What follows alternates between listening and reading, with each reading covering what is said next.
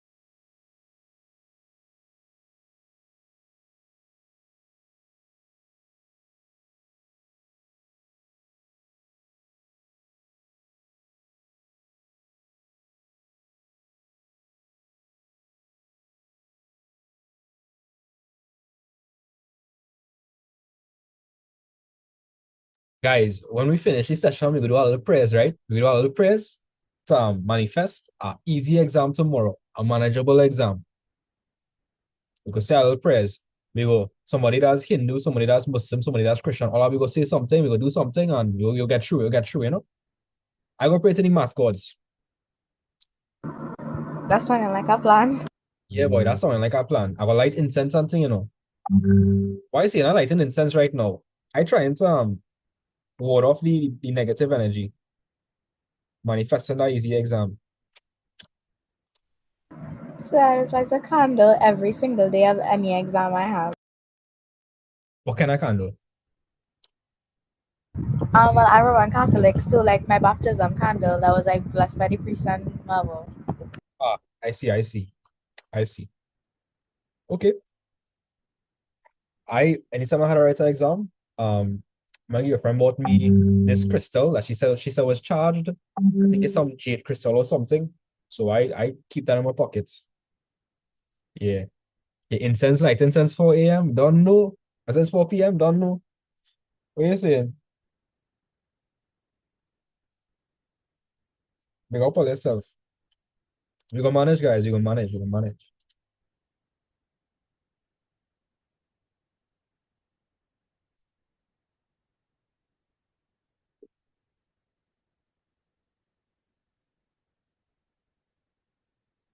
2 more minutes and back at it.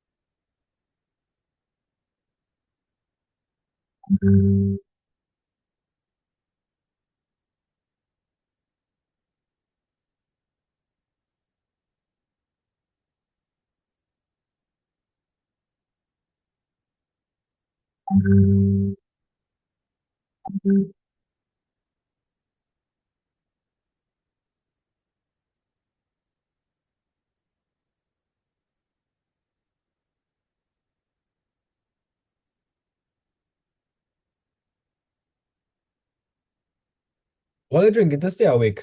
Are they drinking Red Bull and thing, or it's just like pure discipline? I ran on water. That's crazy. You have a hydrogen engine there. Yeah.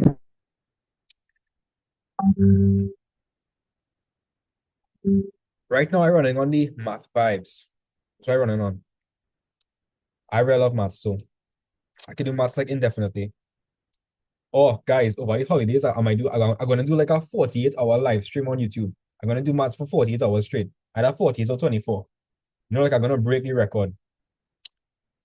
Yeah. You don't sleep. I don't even think it have a record, but I'm gonna set the record, right? All over Caribbean. All the Caribbean go and know my name. I was rarely ever sleep. I was rarely ever sleep. Yeah. I was rarely ever sleep. You had to be dedicated. You had to be dedicated. You had to be like crazy about what you love, you know? Yeah.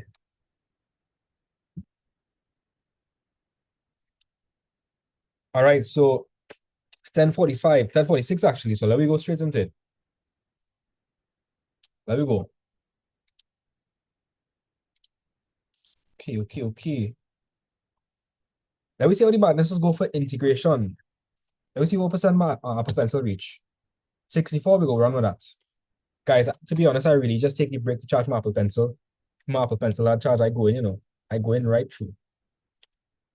But I feel like I only needed a little break after that question. For sure, sir. Yeah, that question was monstrous. Oh my God. You know, it's the first time I do that question. I didn't think it'd be so long. It wasn't hard, but it was just real long. In my opinion, not worth it. Not worth it. So let's move on to integration, right, guys? Integration. Integration is just the opposite of differentiation, right? So integration is the ops for differentiation, right? Ops. So that being said, let me tell you what we could use integration for. You could use integration to find for y. So if you are given dy dx, you could integrate it to find for y. We could also use integration to find for the area under the curve. So area under the curve, right? And you could integrate to find the volume generated by a curve being rotated 360 degrees about the x-axis. Right, so that's the main things we need to talk about for integration. Right, so I think I'll okay with the basic concept of integration. So let me do some simple examples and work our way into the more complicated ones. So I'll let you know, let's take a screenshot of my very fancy book that I'm going to publish very soon. And again, like behind the scenes here. So like if we want to integrate, this is all the rules. So take a screenshot of this. So this is all the rules for integration. So take a screenshot of that. Take a screenshot. Send it on the chat. Right? And then I'm going to move on to the other formulas you need to know for integration. Did somebody take a screenshot? Yes, sir. Okay. I sent it on the chat there, sir. I believe I sent it on the correct one. Okay, good. Oh God, but my curse, I was saying, oh God. Take back a matter of fact, I go send a screenshot, right? Because it'll be the best quality on mine. Let me do that fast, guys.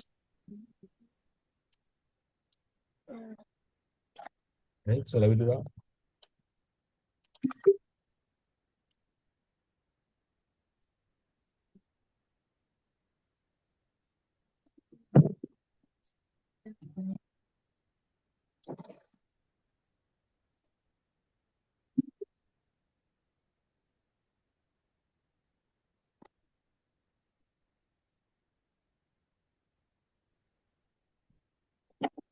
Right, so that's everything I need to know for integration. I think there's a little more. Yeah, so there's a little more. Right, so take a screenshot of that one time. Integration only looking hard, but like integration a lot easier than differentiation, if I must say so myself. Or at this level, at like tertiary levels is get like crazy, like real crazy, like hell. So I sent everything for integration. Let me go. So I have all the formulas and thing now. So let me do a simple example. Let me just say we want to integrate 2x cubed plus 3x squared plus 5. So if we integrate in this, again, you add 1 to the power and you divide by that new number. So somebody tell me, by the way, when you integrate, you drop the integral sign, right? And there are two types of integrals, indefinite and definite. Indefinite integrals are integrals that don't have limits. That's why we call it indefinite. It's undefined. Then we have definite integrals that are defined. We have limits, a and b. And for that one, we don't put plus c. Indefinite integrals, we put plus c, always. So I want somebody to integrate this for me. Fast. Like, speed. So is 2x it to the power 4x 4 over 4 plus 3x 3 over 3 plus 5x. Right. plus c? All right, don't forget the plus c because this is an indefinite integral. Are we seeing limits? No, we're not seeing limits. So you put plus c. If we simplify this, 2 over 4 is a half. So a half x to the power 4. 3 and 3 cancel. You get x to the power 3 plus 5x plus c. Bam. That's it. Integration is cake. Right. Let's move on to some peculiar cases that you need to be able to integrate, right? So what if we want to integrate, let me just say we want to integrate, let me just say I want to integrate something that's in the form like 2x plus 3 to the power 4. How would I integrate that? What form is that in? So I can go through the formulas. It will be on the second page. Formula for that is on the second page. What form is this in?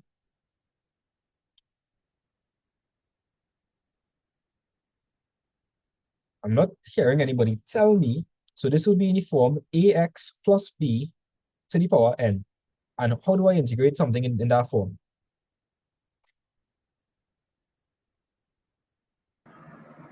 Essentially, do the same thing except for the denominator. It will be 4 multiplied by 2. So can you recognize that is the opposite of the chain rule? Did you ever make that observation?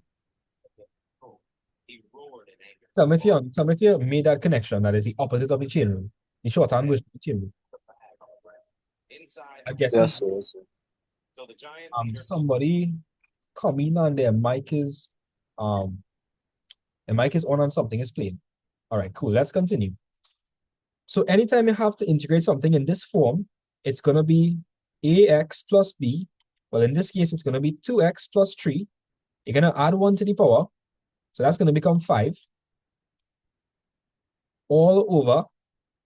And you're gonna write that same thing and you're gonna multiply by the coefficient of x, which is 2. So your final answer, don't forget the plus c, the final answer is 2x plus 3 to the power 5 all over 10. That's your answer. That's how you handle something like that. That being said, let us handle something like, let me just say cos 4x, because why not? So if I have something, or let me just write down this formula to the side. So if I have something that's in the form ax plus b to the power n, and I want to integrate it, I say ax plus b to the power n plus 1 all over n plus 1 by a. Right, plus c. Right, let's move on to cos 4x. Could somebody tell me how you would integrate cos 4x? And before we even continue, I should probably look at simple examples. If I integrate sine x, what am I going to get? If you integrate sine x, what do you get? Negative Plus x plus c. Right? If I integrate cos x, what do I get? sin x. Sin x. Yeah, I get cos. And so if I have something in the form, let me just say I have something in the form cos 4x. To integrate that, look at how we're going to do it, right? It's very, very simple, I promise you. So we're going to integrate cos. If you integrate cos, what are you going to get? Sine. Right? You're going to write back what was on the inside. And whatever was on the inside, So this is in the form AX. I just write A. A is 4. Simple enough. I'm gonna that's simple enough. Yes, sir.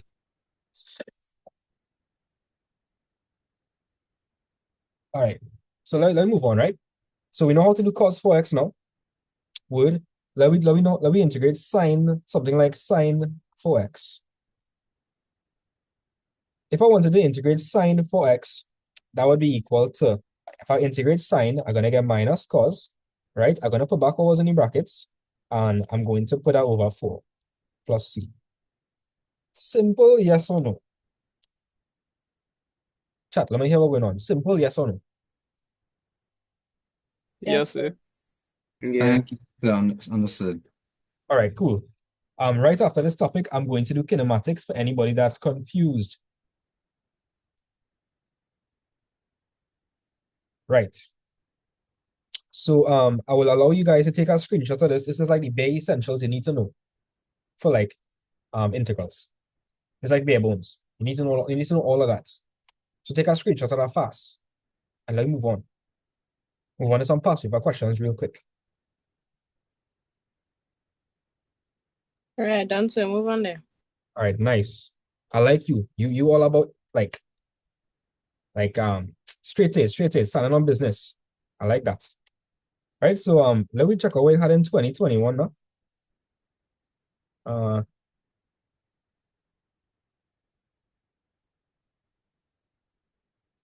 Guys, it's such an easy 5 marks. Oh my god. Like all you have it, you know. All you have it. Yes, man. All you have it. So if I want to integrate 2x squared plus 3x, how are we going to do that? 2x cubed all over 3 plus 3x squared over 2. Right. Plus That's C. plus C. Don't forget the plus C. Alia, that was you? Actually, it's against See, Jesus. guys, as soon as I finish with this, I'm going to move on to kinematics, and after kinematics, we go see how the badnesses go. I'll have a test tomorrow, right? Most I'll have geo. So I'm not sure how that will work out, unless I want to sacrifice, but I wouldn't recommend it. If you know yourself and you're real crazy, you're almost as crazy as me. I think I is the craziest. If all you're crazy like me and only need the help, I can stay back and I'll help all you. But if you need the sleep, go take the sleep. Don't mess up yourself, right? Yeah. The fellows from my class right now studying geo while watching you doing advance. So that'll be a little crazy. Don't worry about that. Admats is okay. Geo is over here. Admats is over here. Admats, boy. Geo is nothing. Geo is nothing, right? Just trying to, All you know is the onion peeling trying effect. to do. All you know is the onion peeling effect. I'm picking up all the NGO. All you know is the onion peeling effect. Yes. Okay, that's good. That's good. I didn't know all the geo. Right, so let's continue. So 2x cubed over 3 plus 3x squared over 2. I can write my answer as 2 over 3x cubed, right? Plus 3 over 2x squared. And guys, I gain 2 marks for that. Like what? What? 2 marks for that? That's so easy. Right? Let me do this one here. Now we need to do 2 sine 3x. So let me ask a question. Anytime we have a constant and we can pull it out of the integral sign, I mean, you don't have to. You don't have to. But if I wanted, I could have write that as 2 sine 3x because 2 is a constant. Right? Guys, do we know how to integrate sine 3x by now? Yeah. Whoever just Yes, sir. it's so unreal. Plus. Yeah. Hype up Over this. 3. Gotta hype, you know? If I integrate sine, what am I gonna get? Minus cos. Minus I put in back the 3x, right? over 3. Bam. 3 marks for that. Three marks for that. Ain't no way. Right? The minus by the positive 2 on the outside could be minus 2. So that'll be minus 2 cos 3x all over 3 plus c. Are you fully understand that? Nah, yeah, maybe. Yes, sir. Yes, sir. Yes, sir. Okay, wait, let me keep pushing, right? So, right. I want to do this question and then we're going to move on to definite integrals.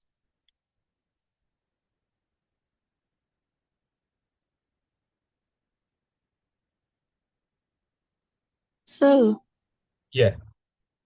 Tell me. so for the minus 2 cos 3x all over 3, right?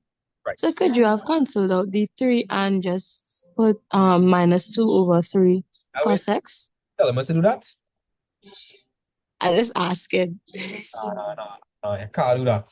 Because it's 3 and it's 3x is not like term. Not just no, that is not it, you know. That's not it. Cos divided by cos 2. Guys, this is a term by itself, right? Okay, if I have cos 0, let me just give you an example, right? Put cos 2 in the calculator, and cos 2 is a number. Put cos 2 in the calculator. So what's saying is this is a whole term by itself. You can't interfere with that. You cannot interfere with that. The 3x is the input into the cos function. You can't do anything with this 3x. Nothing. You can't do anything. You can't do a single thing. Right? So no, you can't So cancel it. I have a question. The cos wasn't supposed to be positive. Say that again?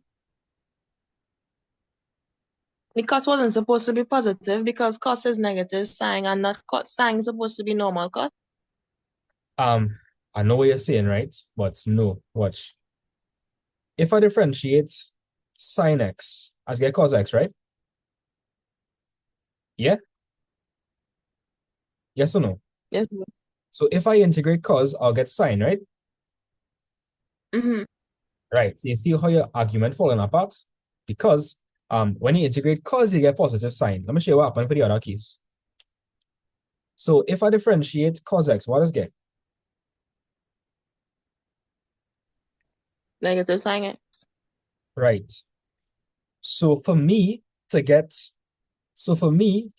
positive cos x, I have to integrate minus sine x.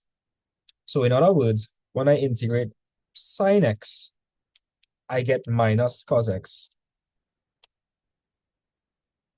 Yeah. So when you integrate when you integrate cos, you get positive sine x. When you integrate sine, you get minus cos x. Does that answer your question? Yes, sir. Thank you. Okay, no problem. Right? So just remember that now. So if you integrate sine, it's minus cos. If you integrate cos, is sine. Yeah. Cool. Let's So I have a question. Yeah, I like the questions. Keep them coming. Tell me. Right, so for the last part, right, how does it get minus 2 cos 3x over 3 and not over 2? Okay, so how it does work, right? It is integrate sine. So if I integrate minus cos, you understand that? Yeah, it is. And whatever you have inside the brackets, you're taking the coefficient and putting it in the denominator. Okay. And well, you see the 2, I pull out the 2, right? So that means whatever I get for here, I multiply it by 2. So I got minus cos 3x over 3. So when I multiply that, 2 is on the numerator side, is a whole number. We got minus 2 cos 3x over 3. Yep. No problem. Good? Yeah. All right, cool.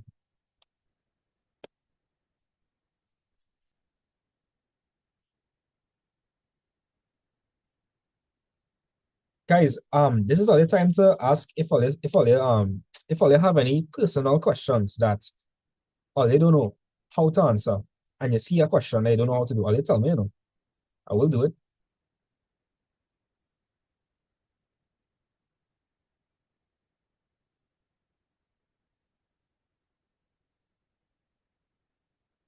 I think that's it, for we could probably do we can do this question.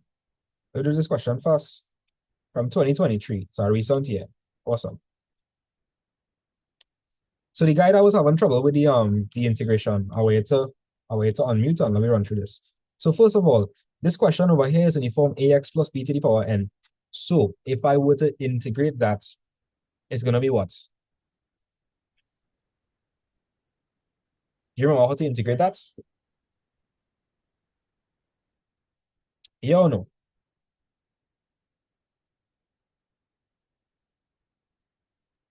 No, sir, I can't remember that one. Can't remember that one? Whenever you see something in this form, you have to write it back. Then you're gonna add 1 to the power. If I add 1 to 2, what am I gonna get? 3. right? And then I'm going to divide by that same power multiplied by the coefficient of x. What's the coefficient of x? 2. Right. So my answer is 2x plus 3 to the power 3 all over 6. That's my answer. Oh, I was thinking to break up the brackets and all kind of thing. No, that's it. That's it. That's it. So, and I have a rule for this, right? So again, if you integrate something in the form ax plus b to the power n, you get ax plus b to the power n plus 1 all over n plus 1 by a is a formula I had to remember. Right? Cool. So let's move on to the trigonometric one. Wait, excuse me, I sent you a question. Send my question on the series.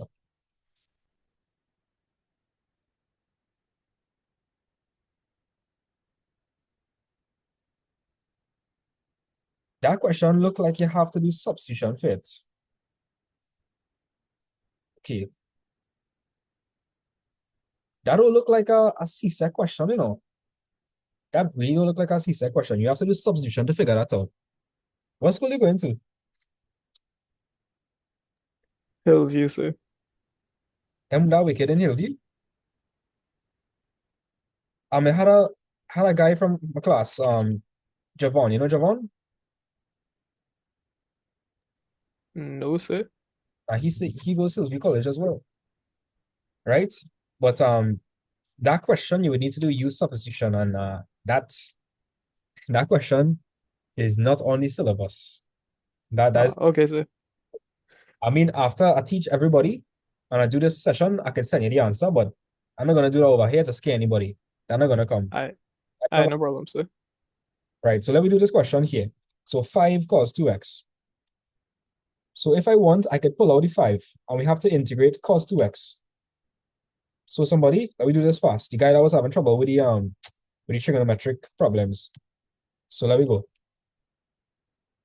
Yes, so that we 5 integral sign negative sign in Nope. bracket 2x. Take your time. So if I integrate cos, what am I gonna get? Negative sign. Yeah, when you integrate cos, you get positive sign. Check it out. Oh. If I integrate sine, I get negative cos. If I integrate cos, I get positive sine. Right? Yeah. That's going to be sine at 2x, and then I'm going to divide by whatever I have inside the brackets, like the coefficient. So we're inside the brackets. 2. Right? That's it?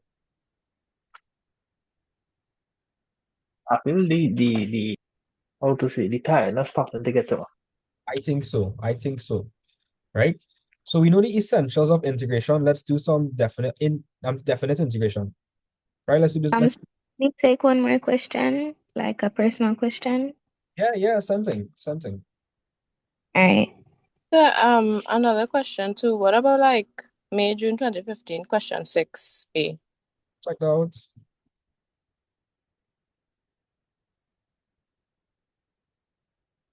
This one over here. Yes, sir. Nice cake, you know. Nice cake. Let me show you how to do that. That is easy, Max. Let me run through that, and I'll show you how easy that is. So we're going to move on to definite integration. Before I do this complex question, let me move on to like a simple example so I don't hurt nobody's head. Let me just say we want to integrate between 0 and 2 for a simple case. Let me just say is 4x squared plus 2. So when we do indefinite integration, you first integrate, you put your square brackets, you put your upper limit, pure lower limit. So if I integrate that, that's going to be 4x cubed over 3 plus 2x. Yes or no? Is everybody okay with that? 4x cubed over 3 plus 2. Yes, sir. Right. Then what you're going to do is you're going to take your upper limit, you're going to plug it in wherever you see x. So that's going to be 4 by 2 cubed over 3 plus 2 by 2. And the other one is going to be minus, open bracket, 4 by 0 cubed all over 3 plus 2 by 0. Right. And so 2 cubed is 8. 8 by 4 is 32. 32 over 3. 32 over 3. 32 over 3. That'll be 44 over 3. Just verify that again. 44 over 3.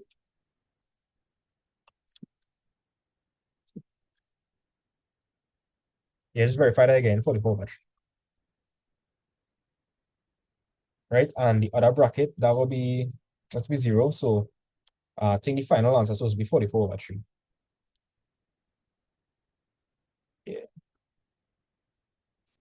Yes, sir. I got 44 over 3. nice. So we good. We're good.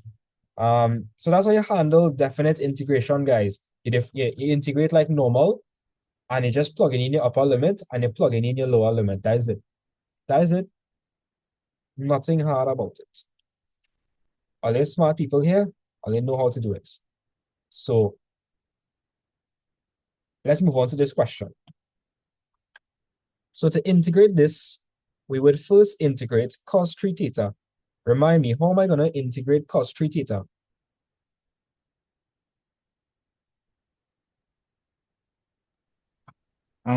Cos theta is minus sine, if I'm correct. The integrand. Now when you integrate, No? positive sign. Here what? Check the notes are sent, right? Check the notes are sent. It's there. It's there, right? Check the formula sheet. It's at the top. If you integrate sin x, you get minus cos x. If you integrate cos x, you get positive sin x, right? Right? So if I integrate cos 3 theta, that's going to be sine. I'm going to write backwards on the inside. And I'm going to divide by what? What am I going to divide by? 3. I'm going to divide by 3, right? I'm going to put pi over 3 on top. And I'm going to put pi over 6 in the bottom. Now let me ask you that question. All you see in pi, what mode of the calculator should be in? Radians. Radians. Yeah, if you calculate on 9 radians, you're going to get the wrong answer. So you're going to say sine 3, and inside the brackets, you're going to put pi over 3, all over 3, right? Minus sine 3, pi over 6, all over 3. And so, Excuse me, sir. If yeah, we were the question in degrees, we will at least get a mark for error carried forward. I'm going to tell you the truth, the problem might just give you 0. I mean, you might get a mark for this, right? But you're not going to get a mark for anything else. Is it that bad? Tell me, is it that bad? If it's that bad, what you could do is you can convert the See radian. what I mean if it's that bad. But you see, you ask me the question now. So, in my head is like, it giving you trouble. No, so you see like how you say one time I see pi, like in school I didn't learn that. Like one time I see pi to put it in radians. I can't remember learning that. Yeah, that's what it means. Because remember, pi is in radians. Remember, pi is 180 degrees. Yeah. Your teachers cannot fail you there, right? That's not your fault. But anytime you see pi, that's in radians. That's in radians. So pay calculator on radians mode. So I'll make a note about that. Anytime you see pi and you're dealing with trigs, radians. Yeah. So they don't explicitly state it, but you're supposed to know it. So So I have a follow-up question to that. Usually, like you would see like two at the top and 0 at the bottom, right? For the integral thingy. So if it's 2 at the top, 0 at the bottom, you would still convert it to radians, or you would just leave it as degrees. I would work it as degrees. I would work it Okay. unless they specify otherwise. Typically, when we express answers as in radians, you put pi. So if you don't see pi, that's degrees, right? If you don't, unless they say in the question that the angles are in radians. Yeah, right? So, let's simplify this, right? Or you could plug this in your calculator, just so you know. You could plug this whole thing into your calculator. But if you want to simplify further, 3 multiplied by pi over 3, the 3 and the 3 will cancel off. So that'll be sine pi all over 3, right? You don't have to put brackets, right? Minus, and 3 is 1, 3 into 6 is 2. So you're going to end up with sine pi over 2 over 3. So plug that into your calculator and let me know what you're getting. Right, so I got -1 over 3. -1 over 3. Yeah. Okay, let me But just I just plugged in the full thing in my calculator. you see what having a Casio could do for you. Really? Imagine if you had a sharp, use one die, you know. Just verify that. Yeah, minus a third. Right. If all here, try to work it in degrees, you're gonna get a very, very crazy answer. Real craziness. Trust me. Anytime you see pi, radians, one time. One time. So I trust that all you know how to do this question now. Right. So if anybody do have any questions, I'm going to move on, right? No problem, sir. Wait, sir, can you answer the question that I posted in the chat? Yeah, no problem. Let me see the question you posted. If for the limits, instead of giving it in equation, they give it in like words, how you'll know which one going on top and which one going on the bottom? All right, so the one on top is always bigger than the one on the bottom. If you're confused about it, check this, right? If we convert this to degrees, and pi is 180, so 180 over 3 is 60, and pi over 6 is 180 over 6, so that'll be 30. Notice any bigger one on top? Yeah, Yeah, so Annalie, that's you? yeah. Hey, what's the plan? What's the plan? You good? Me cooking, me cooking. Ah, boy, let me go, let me go. Right. So, yeah. The bigger one on top, smaller one on the bottom. Always. Right? Somebody said they posted a question, but I'm not seeing a question. So I'm not sure what's going on there. So you're gonna do the questions where they ask to find like area and volume using integration. Yes. Oh, Right. you see this over here? This is an Yeah. example of finding area. So to find area, you just integrate between two limits as well. To find volume, Alright, so it's a bit different because it's pi over y squared dx. now start talking about when the person word equations, not just give you like the question like this. So they go say that x, so the graph of the curve of y is equal to x cubed plus whatever is bounded by the x. Yeah. Yeah, so questions like that. I know. Wait, Reggie, excuse me. I have a question, right? For like on the Casio calculator, when you want to get like log of just like a number, how to do that? Because on the Casio, when I press log, it just have like a small power and then a big power. You should be grateful for that, you know. You should really be grateful for that. Here what? We're trying to get log base 10? Yeah, just log 10, just log 10. Like for example, just like a log 10. Okay, and that means log base 10. So I think what you want to get, let me show you what I'm talking about. But you should really be grateful that you can change your base in your calculator. I'll show you why. Like if we touch the logs, I will show you why. That's so important. So this is how my calculator looks like, right? If you notice, I have a log base button and I have a log button. So the log button is log base 10, and the log base button with like the small subscript and the bigger square, that is to find the specific log base. Right. Kira, you was gonna say something before this guy. So I was saying that the girl, she asked the question in the meeting chat. oh, I would have never asked that question. Yeah, so once everybody okay with this, I'm gonna answer the question that the girl posted on the chat. So we good? Yes or no? Also, no, I ain't seen that feature. I only seen like the log on the right hand side. So I'm gonna picture your calculator. I'm gonna tell you. Right, so I trust that we okay with this particular question. Let's move on to the question that the girl wanted help in. So Kiara, you go just you'll call out the question, right? So when you're done with kinematics, fix it up with probability. Probability is insane, but say no more, say no more. I here to help. Once all you're mentally stable, I mentally stable. Right? So right now I fixing up so when I wake up in the morning and reach school, I'm gonna hit the grocery and buy something to an energy drink and look as it all get in. Something. Just fix up. I would say something, but it's not good to encourage that. If I Or would, drink a coffee. No, I would have just wake straight till and just keep going. That's what I always do.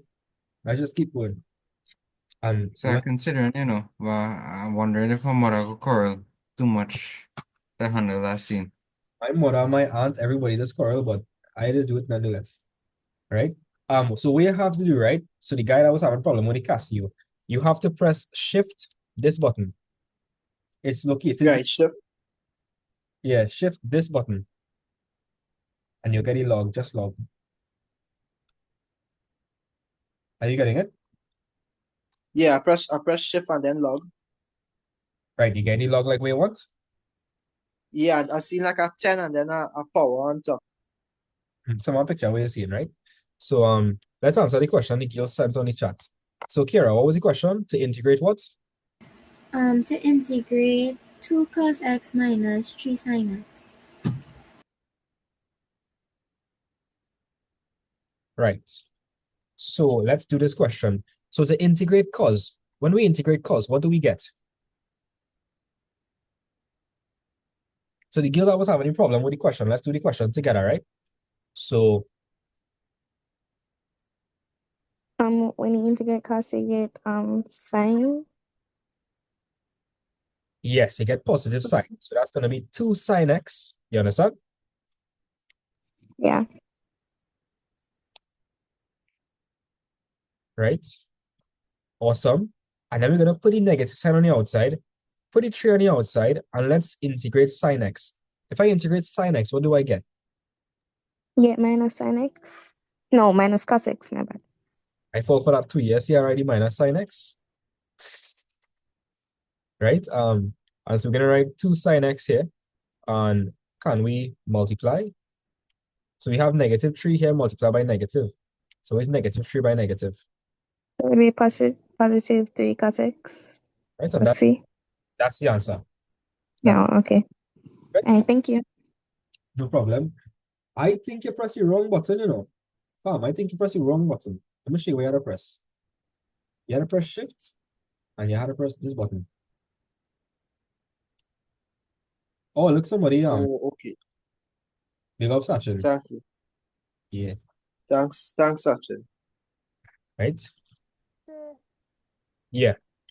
so you would use the different integration formulas when you have a constant in front of the x and not in front of sine or cos.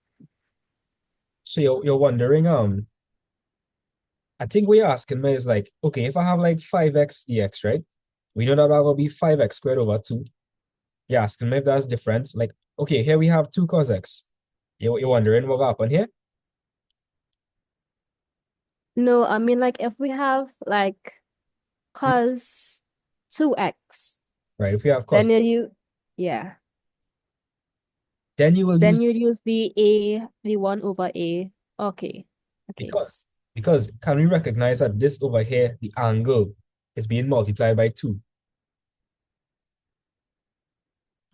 Yeah. Yeah. So like you need to use our formula. And if you integrate that, you're gonna get sine 2x over 2. Yes or no? That's not the formula that you have in the group chat. I was talking about the 1 over a. Wait. Yeah, 1 over a sine brackets ax plus c. When you use that one. Okay, do you think it's any different? Let me explain something, right? Let me explain something. Isn't this the same thing as a half sine 2x? Oh, well, when I learned it from my ad maths teacher, he just shows as a half sine 2x. So in my mind, it registered that's something different. I didn't realize. Oh, no, it's the same thing because you understand if I multiply this, right? If I multiply that, 1 by sine 2x is sine 2x, and 1 by 2 is 2. You understand? Yes, I understand. All right, that's to clear up the confusion.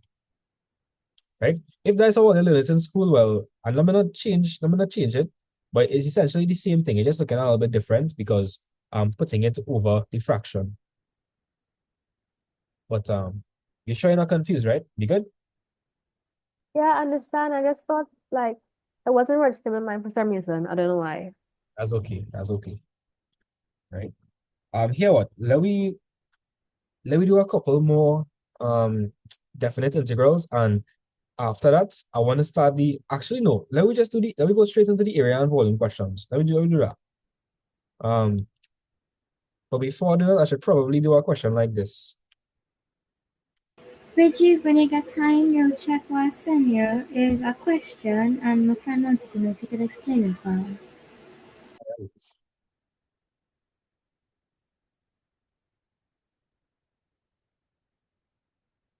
Okay, we did that over here. We covered that. Did I change something? Okay. So we covered that. Where did I initially do it? Yeah, we covered that over here.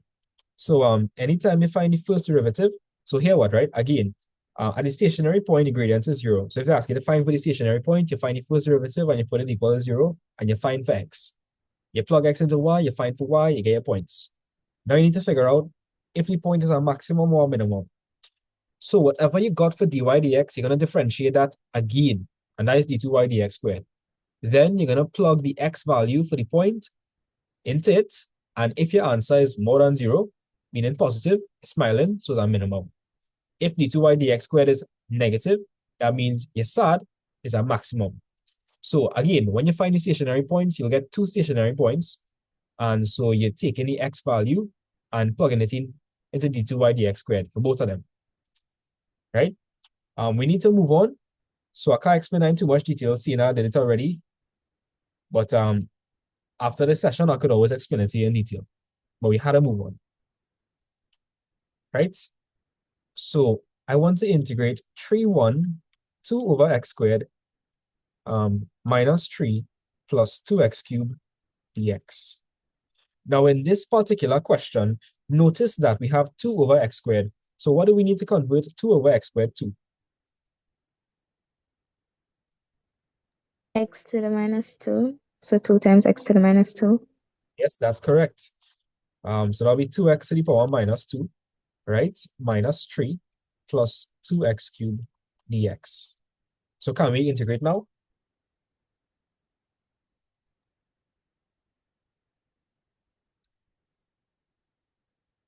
Yeah, we can integrate now because we have x to some power. So that being said, I want somebody who have trouble with integration, unmute, and we will do it together. All right?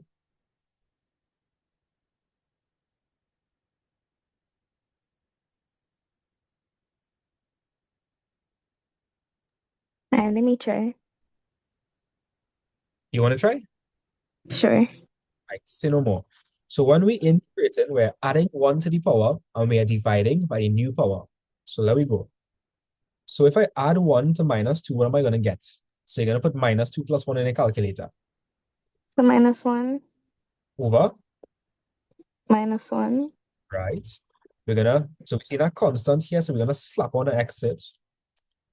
Bam. And what about over here? It would be a half x to Yeah. the 4th. Yes. Jump straight to the answer. Big up yourself. Bad. Right? But like, have people here who might not understand us or taking it one step at a time. So because we're dividing this term by negative, it's going to turn to negative 2x to the power minus 1, right? Minus 3x.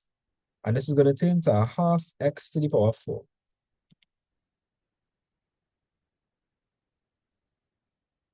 So some of you all may be wondering, well, sir, and I could write this as minus 2 over x? Yeah, you could. But I'm not going to write it like that because we're going to plug it into the calculator anyways. So we're going to say minus 2, right? 3 to the power minus 1 minus 3 by 3 plus a half by 3 to the power 4 minus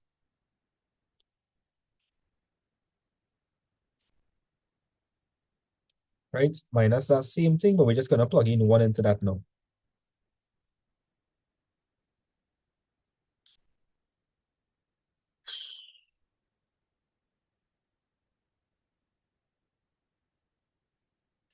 Yeah, so you can plug that exactly into the calculator.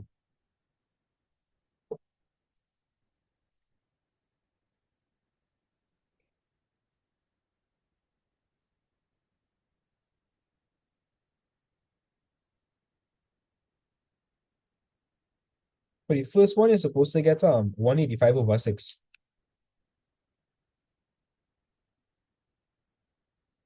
Right? And when you plug in the other one, you're supposed to get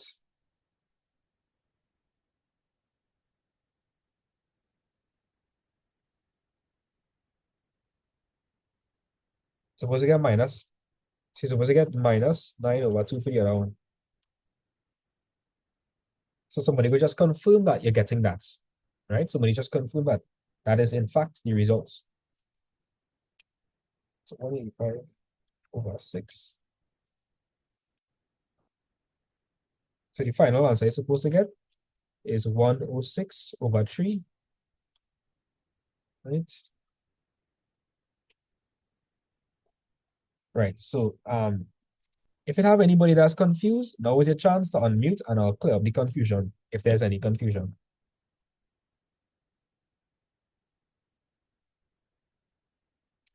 So the girl that was having trouble with the integration, were you able to get 185 over 6 when you plug it in and minus 9 over 2 when you plug it in here?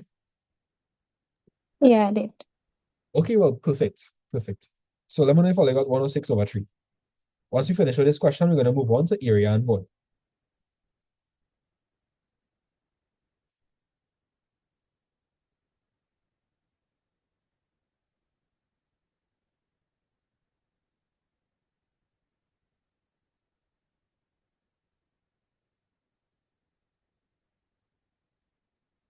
Right. Is everybody okay with this question? Yeah. Yeah. Okay, great. I'm going to move on to area and volume questions now if there's no complaints with respect to this question. So finding the area is basically the same thing like this. You have limits, it's the same thing, same process. Nothing has changed. Right? Is volume does give people trouble, you know. It's volume. Volume is the trickster.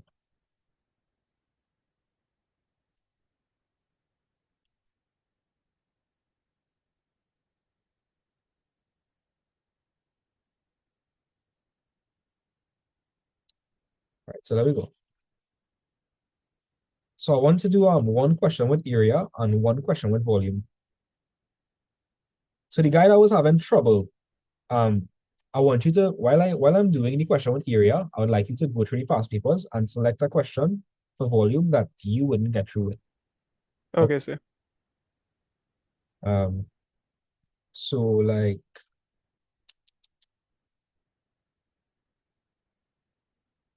okay, this is a lovely question. Yes, this is a lovely question. Nice. Yeah.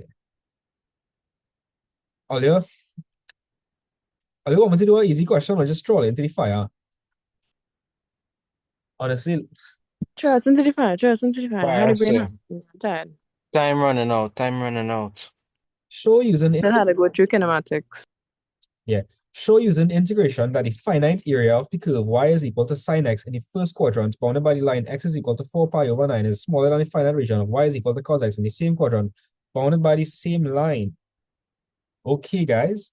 So if we're talking about the first quadrant, we're talking about like over here, like this is the first quadrant, right? Could everybody agree that's the first quadrant? Right, yes, sir. Yes, sir. So that line Yeah. will be bounded by x is equal to 4 pi over 9 and x is equal to 0. Yeah or no? Let me know if you understand that.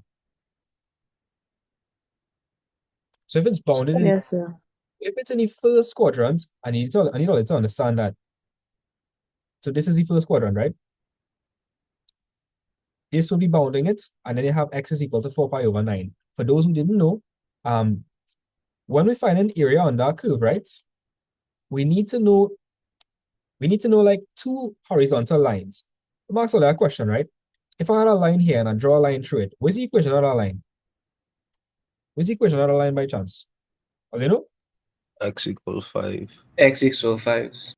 Right. So the guy that was having real trouble with this, watch this thing, right? So since it's in the first quadrant, it's definitely bounded by x is equal to 0, for sure. And it's also bounded by x is equal to 4 pi over 9. Yeah or no? You good? You understand what I'm saying? Oh, yes, sir. Okay, cool. And we need to find the area on that. So it shows using integration that the finite area of the curve y is equal to sine x in the first quadrant multiplied by the line x equals 4 pi minus 9 is smaller than the finite region y is equal to cos x. Okay, so let me start off with sine x, right? If you want to find the area on that curve, you're going to integrate, and let me ask you that question. If we have x is equal to 0 and x is equal to 4 pi over 9, which one is smaller? Which one is smaller, guys? 0. 0. I'm going to put 0 in the bottom. 0. And I'm going to put 4 pi over 9. Guys, we see in pi and we see in trigs. What mode of our calculator already on? Radians. Radians, right? Radians. We are sticking there. And so we're going to integrate one time. If I integrate sine x, what am I going to get? Cos x. Right? Cos x. And so I need to plug in 4 pi over 9 into that. Oof. Yes. Un momento. Someone the Casio, sir. I go do all the work. Yeah, the Casio could do all the work for this. In case I didn't know. The Casio could do this entire question. I feel so bad for sharp users. It's like you're in JoJo Bizarre Adventure and you get like a weak stand. Yeah. Not minus cos x. No, it's not minus cos x. Oh, wait. Yeah, it's minus cos x. What I'm saying. Yeah. If you integrate sine, you get minus cos x. I blame it on the tiredness. And if you integrate cos, you get positive sine x, right? Cool. So that being said, I'm going to plug in 4 pi over 9 into that. Right? Minus cos 0. So plug that into the calculator and let me know what I get in. Again, it needs to be in radians. Radians, right? Radians. So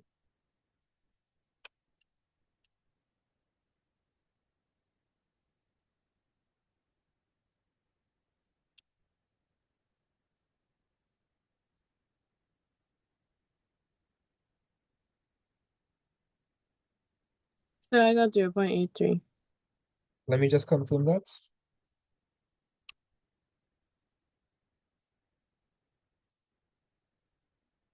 Okay, I got 0.83 as well. I get 0.832. Right. Since we are talking about area, you need to say units squared.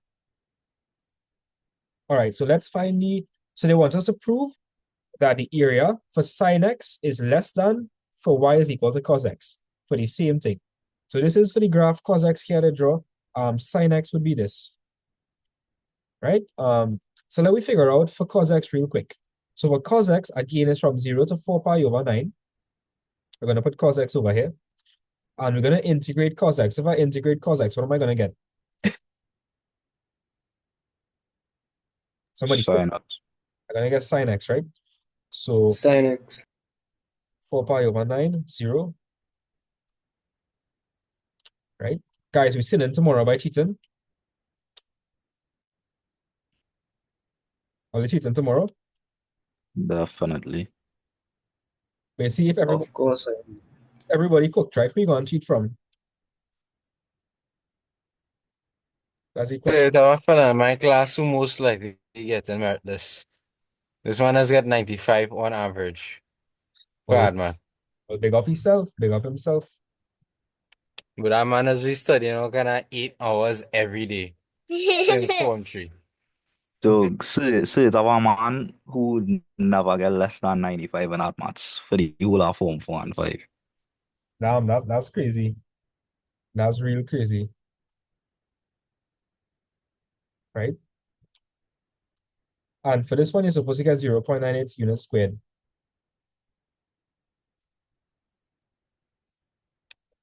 Yeah, I'm gonna follow again that. 0.98 units squared. Yeah, we getting that. Right. So therefore, you can write your final statement, right? Therefore, so they wanted us to prove that the area for sine x is less than cos x. Is that true? Is sine x less than cos x? Is sine x less? No, sir. Yeah, it is. I think 0.83 is less than 0.98. Here what they're asking us, eh? Show that the area for sine is less than cos. Is 0.83 less than 0.98? Yes, sir. Yeah. So you had to say, therefore, integral 4 pi over 9, 0, sine x dx was less than the integral of 4 pi over 9, 0, cos x dx. Right? So we're good. Let me know if I need to clear up anything with this question.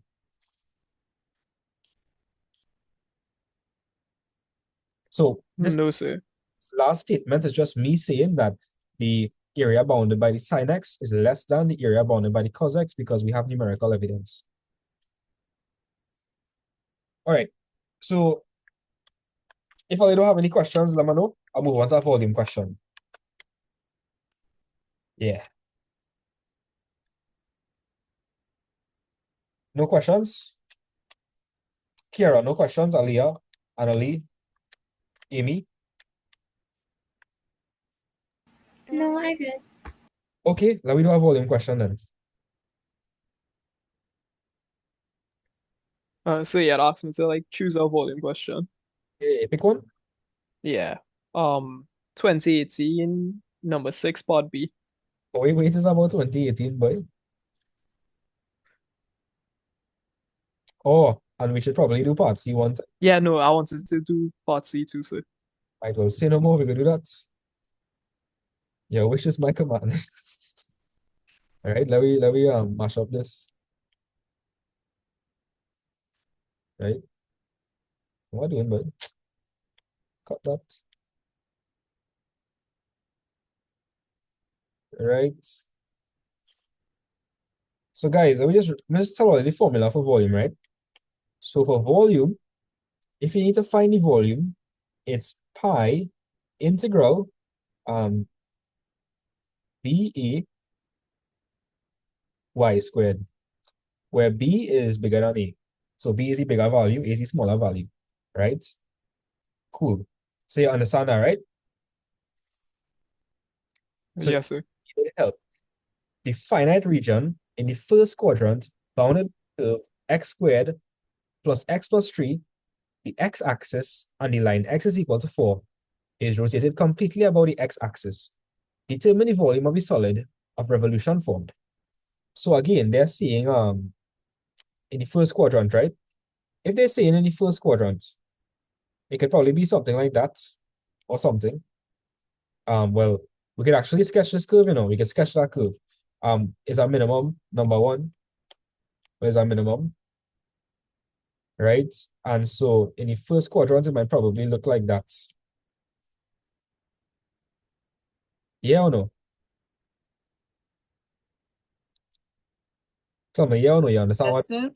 Yeah, because this is a quadratic and the coefficient of a is positive, so it's our minimum. So we essentially want to find fit in the first quadrant. So essentially what we need to do is we need to figure out, so the guy who was asking the question, you there? Yes, sir. According to the shape of the graph, right? Mm-hmm. So they're giving us x is equal to 4 already, right? X is equal to 4 already.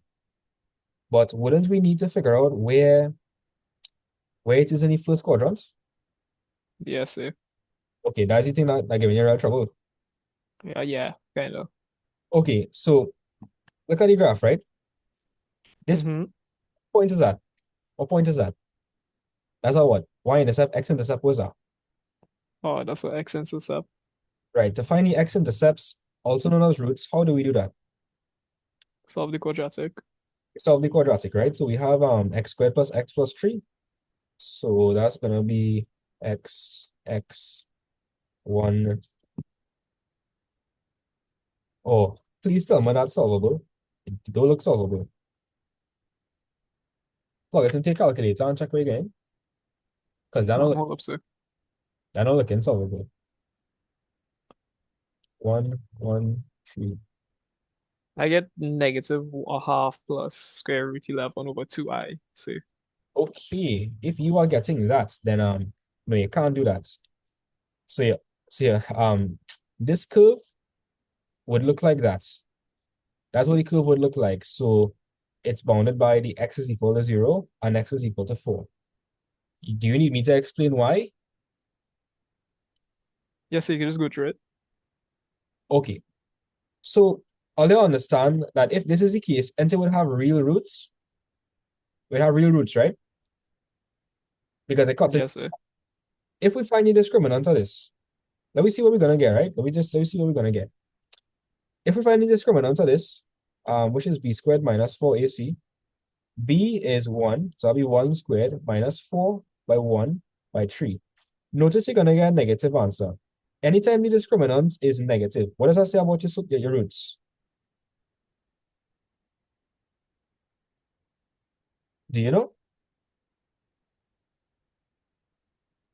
Okay, it says that your root's gonna be imaginary or complex and distinct. So what that means is, any roots is where your curve cuts any x-axis?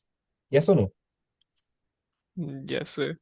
So if it's not cutting the x-axis at real values, that means the curve is going to be above the x-axis. So to solve these solutions, you need to find the imaginary or complex solutions, which I don't know how to do yet.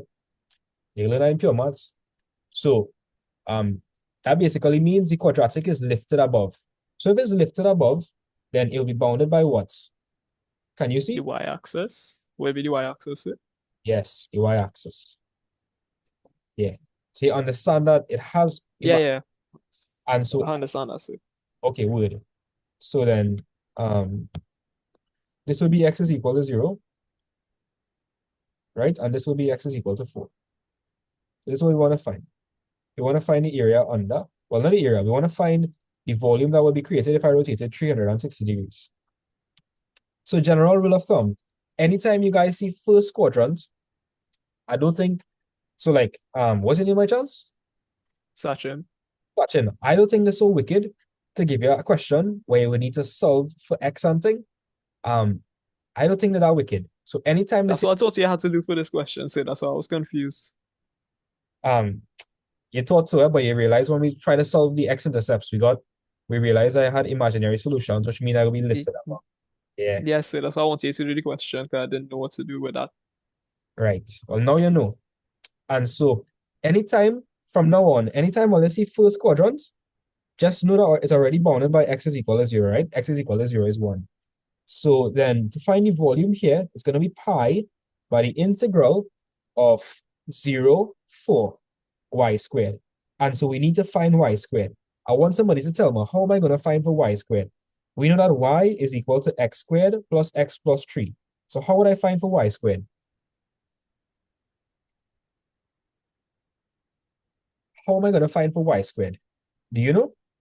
You can multiply it by itself, sir. Right. So if y is equal to that, then y squared would be equal to x squared plus x plus 3 to the power 2. So you'd need to multiply that by itself. You pick a nice question, right?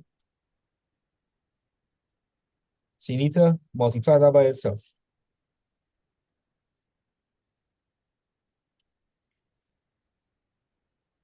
So let me expand that real quick. So if I'm expanding that, what I'm going to do is I'm going to distribute the x squared amongst these terms. Then I'm going to distribute the x amongst these terms. And then I'm going to distribute the 3 amongst these terms. Yes or no? Yes, sir. All right, so that's going to be x to the power 4 plus x cubed plus 3x squared. Then that's going to be x by x squared is x cubed. X by x is x squared. X by 3 is 3x. Then I'm going to say 3 by x squared is 3x squared. 3 by x is 3x. And 3 by 3 is 9. So let's see if we could group together any like terms there. So if you notice, I have x cubed and I have x cubed here, right? So I could group together that. I'm seeing 3x squared here. I'm seeing an x squared term here. I'm seeing an x squared term here. I'm seeing an x term here and an x term here. So that being said, let's simplify, right? So it's going to be x to the power 4. I have how much x cubed terms? 2. So that's going to be 2x cubed. How much x squared terms I have? I have 3, right? 3. That'll be plus 3 plus 1. So 3 plus 3 plus 1. And that'll be 7. Right? And that'll be plus 3x plus 9. It's 3x twice, sir. Oh, shucks. plus 6x. Yeah, that's it. So that's what y squared is. So since we know what y squared is, we can now find for v. So v would be equal to pi, and y squared was x to the power 4 plus 2x cubed plus 7x squared plus 6x plus 9 dx, and my upper limit was 4 and my lower limit was 0. Yes or no? Yes, sir. Yeah, because it said it was bounded by the line x is 4, and we know it's in the first quadrant, so that had to be x is equal to 0. Let me find the answer now. So to find the volume for this, it's going to be pi, right? We're going to integrate this now. So that's going to be x to the power 5 over 5, right? Plus 2x to the power 4 over 4, plus 7x cubed, 7x cubed over 3. It's going to be 6x squared over 2, plus 9x, right? And this is going to be 4, 0. Oh, yeah, 4, 0. That's that correct. That is correct. I don't know if I realized, but the questions that was in the earlier years is like insane. Yeah. Yes, sir. I realized how much the baby down for there. Like things was real tough. And yeah, I write, I only had to write a paper one. Unfortunately, I really wanted to write a paper two, but because of COVID and thing, nah, could not do that. Right? So all we're gonna do now, wherever we see x, we're gonna substitute for 4. So that's 4 to the power 5 over 5, plus 2 by 5 to the power 4, all over 4, plus 7. Did I just not plug in 5? What the hell? Oof. Oof. Right? I'm gonna show you a little trick to save time, right? Anytime you integrate, if your limit is 0, that whole thing gonna be 0. So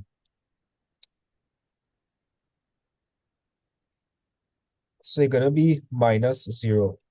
Because if I plug 0 into this, that whole thing gonna turn to 0. Because each of them have 0 in it. If I recognize what I'm saying. So you had to plug this into your calculator and let me know what you're getting. 8,492 pi divided by 15 cubic units. Whoa, say that back one more time. 8,519. 8,492 divided by 15. Right. Did they ask for the answer in exact format? I put in cubic units, sir. You have to put units cube. You have to put units cube because you're finding for volume. Right? It didn't ask it in exact form, so we're going to give them the answer to 2 decimal places. I didn't see they give it. I didn't see they specify. So what's the answer? It's 2 decimal places. Oh.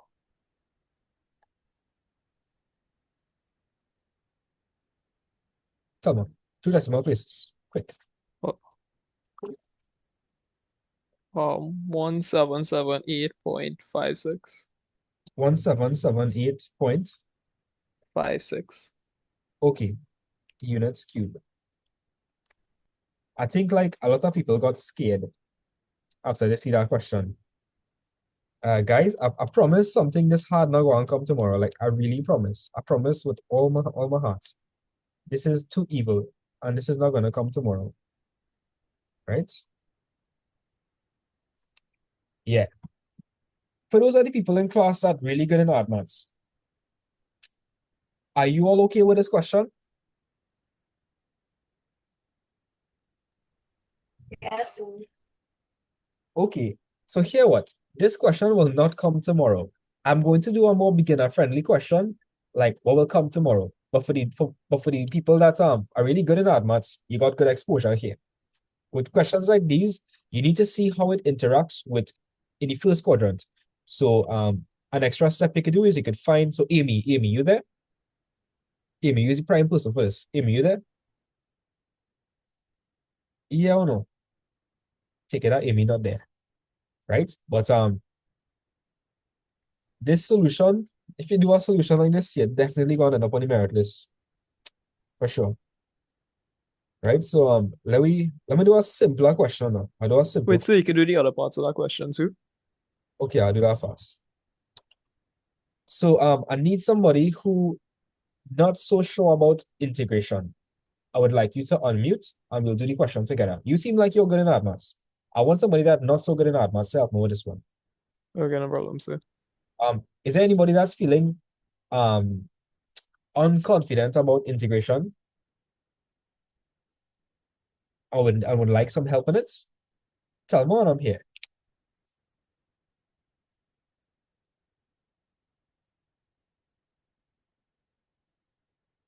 Anybody? I feel like the questions in the yesteryears real scale, yeah. So I'll go help. I'll go walk with you. Right. Just know that they changed the syllabus in 2021, eh, guys? So like the difficult questions not gonna come. Hopefully. Hopefully praying. Her husband preferred water. What is bro listening to? So my sister on my back troubling me right now. She don't want to go to sleep and she watching YouTube shorts. Brain rot. Prime brain rot. Right? Yeah. So let me do this question here. They give us a gradient function and they want me to find the equation. We need to remember that the opposite of differentiation is integration. So if I integrate dy dx, what would I get? You will get 3x squared over 2 minus 1x. But one way to realize is that is y. Remember, if I differentiate something, that's dy dx, but if I integrate it, that undoes the differentiation. Okay. Yes, understood. Yeah, but you'd get back the formula just from integrating that line there. Yes. Yeah. And that'll be equal to the integral of 3x minus 1 dx. And so the left-hand side will be y, right-hand side it will be 3x squared all over 2 minus x plus c. Now, are there any points on the line, on the curve? They gave us 4, 1, right? So x, y. So I'm going to plug y into that.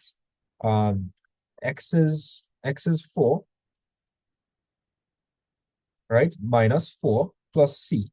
So we could find for c. That's how these questions go. They integrate to find for y, and you'll end up at plus c, so you'll need to plug in a point to figure out for your answer, to find for c. So if I simplify this, 4 squared is 16, 16 by 3 is 48, so it'll be 24 minus 4 is 20, so c is minus 19. C is supposed to be minus 19. Right, I'm going to take my time, 48 over 2 minus 4 plus c. Right, that will be equal to 24 minus 4 plus c. 1 is equal to 20 plus c. So c will be equal to 1 minus 20. C is equal to minus 19. Right. So if that is the case, tell me the final equation for y.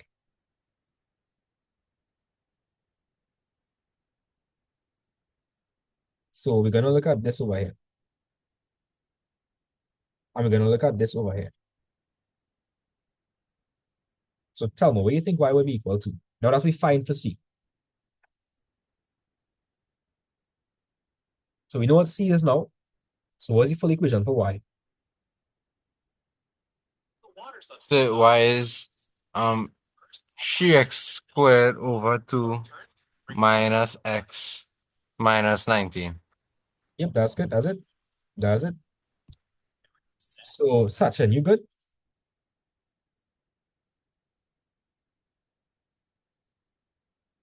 Can't hear from Sachin. But I feel like this question wasn't that bad. All you can get is correct. So anytime they ask you to find the equation of a curve, you need to integrate, right? You'll get y is equal to something plus c, and you'll need to plug in a point given and find for c, and then plug that back into the equation for y, and that's your answer. Yeah. Yep. So for those who are not so confident in maths, did you all learn something new here? Yes or no? I want to make sure that everybody learning something. Yes, sir. Yes, sir. No, you good in maths. Yes, sir. You stay quiet. You're good in maths. Oof. All right, cool. So here what? That volume question I did was brutal. So to reinforce all the confidence, I'm gonna do a more manageable question that's more realistic, right? And after that, I'll give all you a 5 minutes break, and we're going straight into kinematics. Yes, sir. Right? If all you know all you tired or all you can't make, go and take a rest. Go and take a rest. You do plenty work. Big up yourself. You've got this. I believe in all you. Right?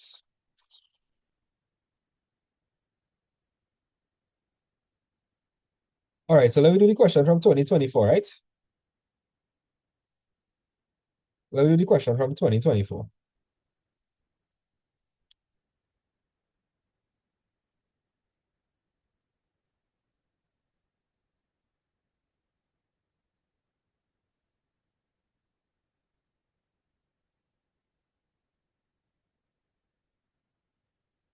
Oh my.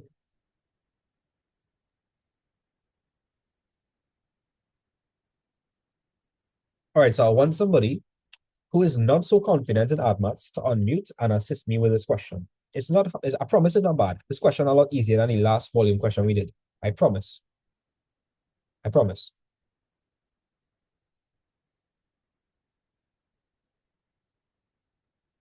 Kira, are you there?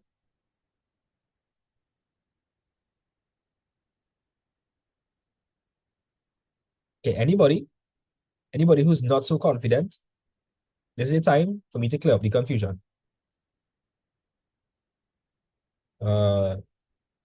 Chat, are we alive? Nicholas, unmute now, dog, boy. Nicholas in class? I will say Nicholas will pony video do this. No, Nicholas will do that. I can also hear that do that. When you result, boy? Where's your result when you need him? They are doing some geography too when I'm watching this. Oh, would. But Nicholas, you good in AdMats too. I want somebody that's not so good in AdMats. Has 65 people in class, which is crazy at 12 o'clock in the morning. Has somebody here that not so good in AdMats that need assistance?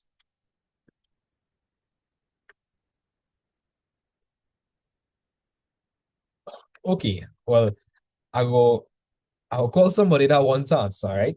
Anybody? How would I do this question? So we need to find volume, right? So Nicholas, yeah, you could answer. So Nicholas, get the question and read it. Fast. Quick.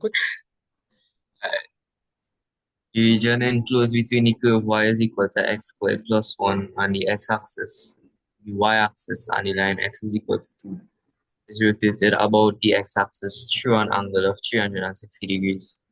Calculate the volume of the solid of revolution that is formed. So they say in the x-axis and the y-axis. Remind me, the y-axis, where's another way I can write the y-axis? Anytime what does that mean? X is 0. Yeah. For anybody that confused by that, if you had a question, like if this is 5, okay, that's tell me x is equal to 5. We know that. So maybe you might tell me this is x is equal to 1. So then this could be x is equal to 0. So the y-axis is x is equal to 0. So Nicholas, do we know the lower limit and the upper, well, do we know the upper boundary and the lower boundary? Yeah. Yeah. 0 and 2. 0 and 2, right? And to find the volume, it's pi that by y squared dx. Now I need to find for y squared. So if y is equal to x squared plus 1, then y squared would be equal to x squared plus 1 squared, right? Yes or no?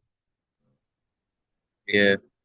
Right, so now we need to expand this. How are we going to expand this? X squared by x squared by 1, 1 by x squared, and 1 by 1.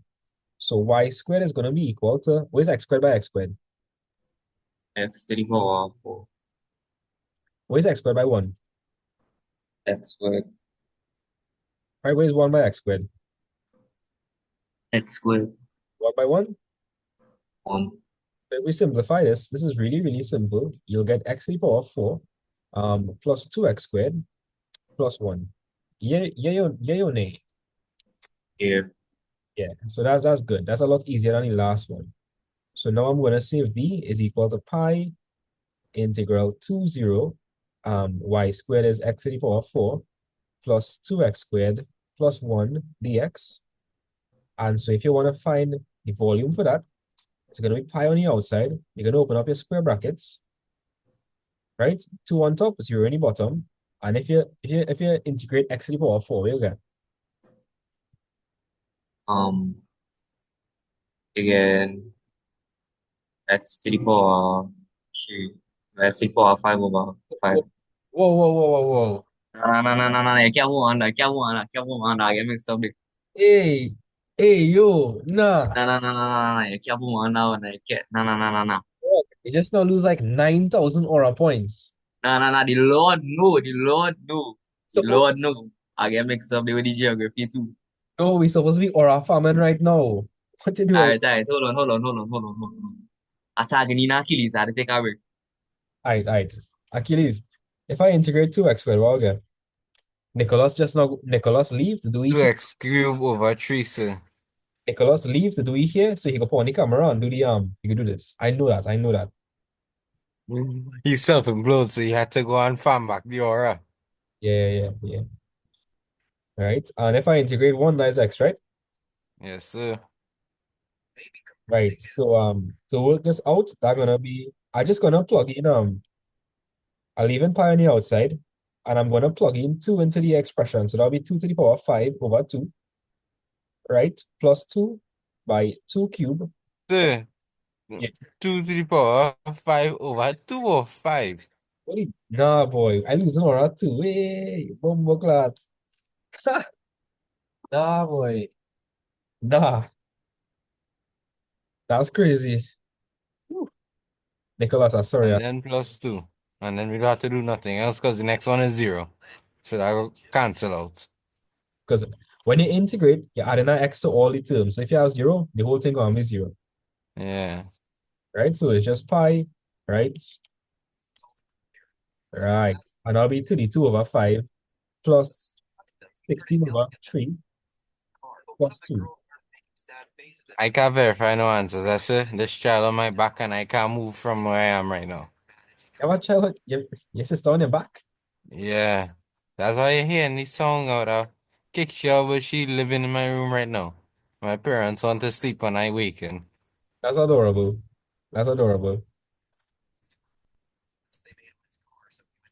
Right? So the answer is 206.15 by pi.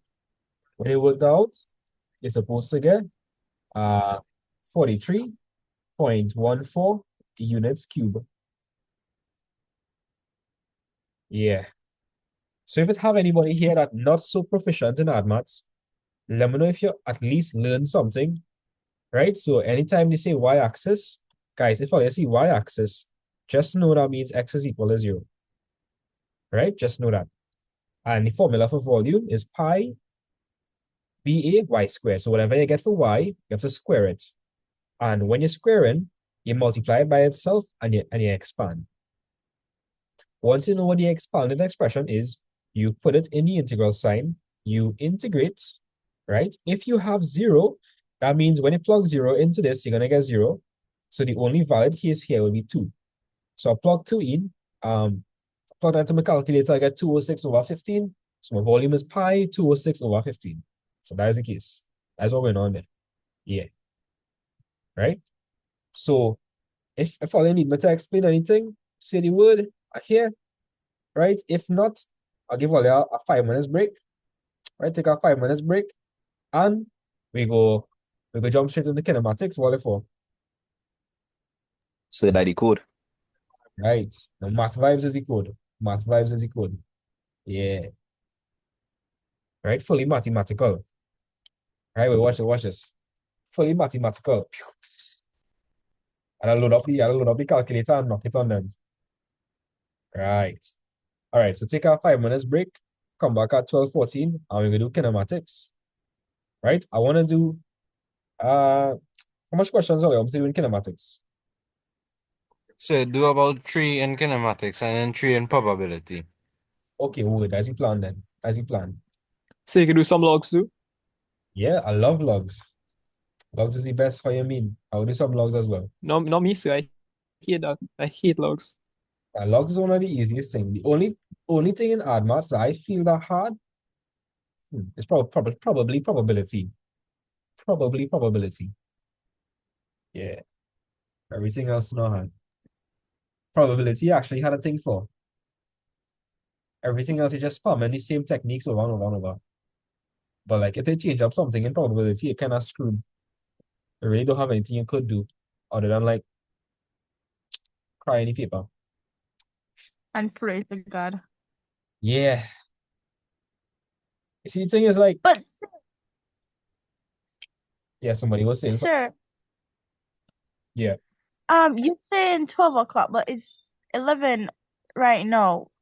I'm confused. Say that again? Tiana, what country you in, girl? She Just not tell me what country you're from. We Jamaica. in Trinidad and it's 12 here right now. Well, 11 past 12. Yeah. What country are you from? I'm in Jamaica and it's 11 Right. past 11. Right, that's By 12. you is 11. By we is 12. Yeah, so them an extra time. Them an extra time. Yeah. Oh, okay. So I'd ask you to do the dy on the x question with after the long volume. But you see now, my internet had gone right when you start to do it. You just screw up the answers and you don't have It like listeners again. I just want to see the answer for it too. I promise it real easy. Like all you had to do integrate both sides, the dy dx, Yeah. right? On the Uh-huh. right hand side, since it's are indefinite, you have plus c. To find for plus c, they give you a point, so you know what x and y Oh, is. Plug that in, you get for c, right? okay, yeah, so I watched just understand what you had to do already. I just wanted to see the answers. Right? See no more. Yeah, thanks, sir. Yeah, no problem. Right?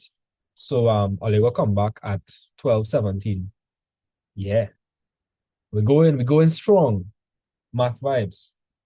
Fully mathematics. Yes, sir. I'm starting to go a little crazy for the maths now today. I'm feeling like I could get a one tomorrow. Right, right. I was going to say something, but that'll be bad to say. Say it, sir. Say it. I was going to say being a little too crazy, but I think you could get one. Mhm. I would give one. Your mother, man. Yeah, your mother, man. What giving you trouble, boy?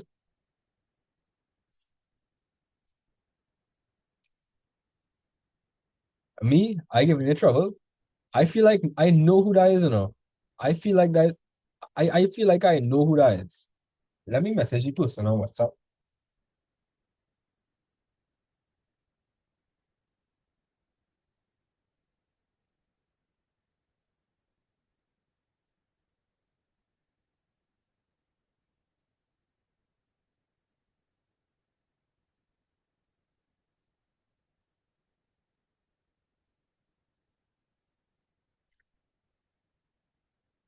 I know that is my girlfriend. I know that. I know that. I know that. Yeah.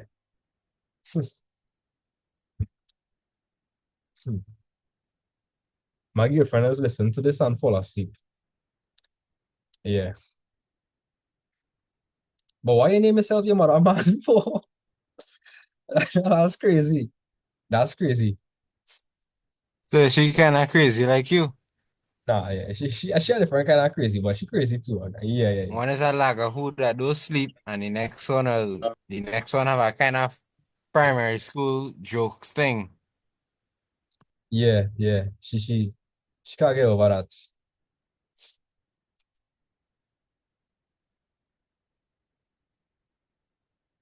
Yeah. Who was? I don't know. Nah. I think my girlfriend was. I think she have it worse than me. Yeah. I a little more crazy though. Yeah. Like I say, I honestly willing to go for as long as somebody need help. If I can have somebody here by 7 a.m., I still going, you know. I real crazy.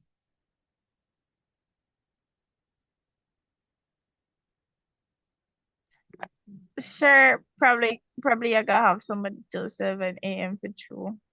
But I just go in, yes, for any help I hear. I Sir, hate. because So I feel going right down today, sir. Yeah, well, say the word. I go in, I go in. I tell you, I can do maths indefinitely.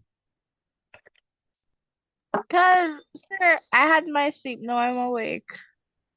What you drink? Punched. That is, I feel so. I feel so. I don't have my bottle in my room. I don't remove the bottle from my room. So I gonna buy a bottle today, so I vibes in whole night straight till morning. Telling you. Sir, don't influence me to do that tonight, sir. Don't do more that. Don't do more that. Ah. Anybody watch Naruto? Or like when Rock Lee drink the rum, he just go like full like beast mode. Or This morning you just start doing that. You feel like you want to. that's why I see maybe or you need to try. No. Say, you fail, man. See somebody come to court, yeah. You Nah, tell my son to drink rum and he go on to the exam. Stupid. He come out the car wobbling. Ask him what he name. He say no Rocky. um, yeah. So it's 12:16. Let me jump back straight into it. Um, Rock Lee never pops 8 gates. The only thing he went up to like 7 or 6, I think. Like Might Guy though, Might Guy is a G. Might Guy is a G. That was Yeah. dog. When Might Guy come out, I was like, boy, wait. The man nearly killed Madara. I feel like he could have take Madara. But for the plot, they let him live. Because like Might Guy is one of the strongest characters in Naruto, easily. He was now everybody weak or well my guy crippled himself. Rockley don't want to do 8 gates because he have a son. And Boruto change the whole power skill in that show. Right Boy, now is Kaiju and Alien. I hate that so much, boy. I liked when it was like the ninja, Now like and the real nerf from And Sasuke, boy. Way. If I never see such a nerf in my life, I never see such a nerf. That's crazy. see, is what happens when the plot armor shifts from the previous generation to the future generation. Nah, Right now, Sarah take all of Sasuke plot armor. yeah, How the hell she awakened man get killed at 15, dog? that's crazy. What Sasuke do to awaken his man get killed, sir? You remember what that man had to do to awaken his man get killed? Yeah, he had to kill his brother. He had to kill Itachi. Yeah, in his shrine. And she's and what Sarah to do to awaken it? Boruto was some stupidness with Boruto. I was just like, Boruto's alive. Mangekyo awakened.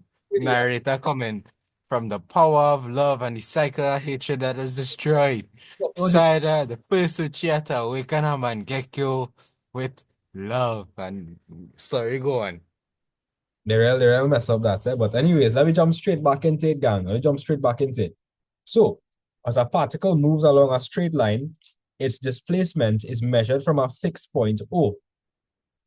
On the line, at time t seconds, the acceleration is given by a is equal to 24t minus 40.